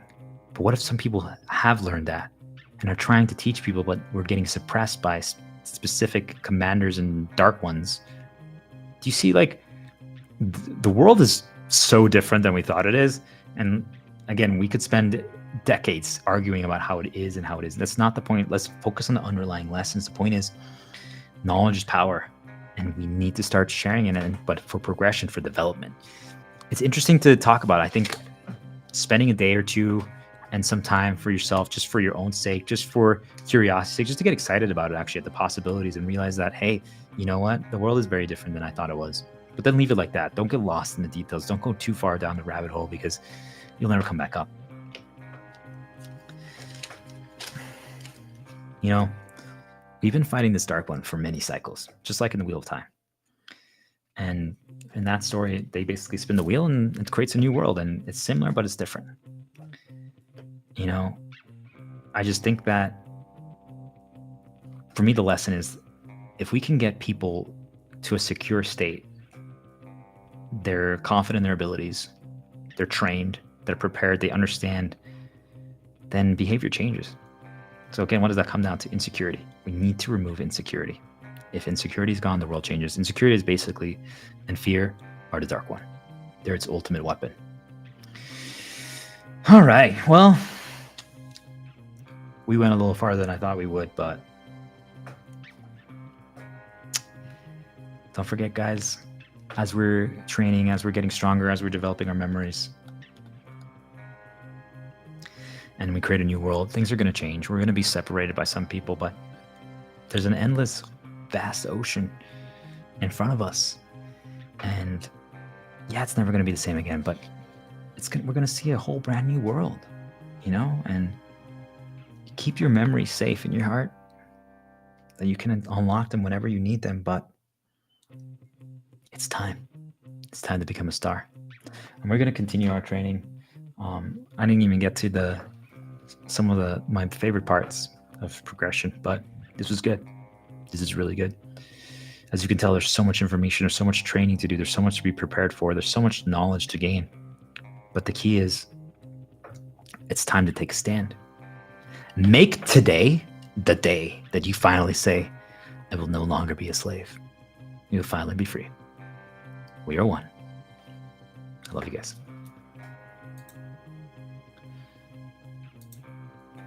Whew. All right. Peace in the middle.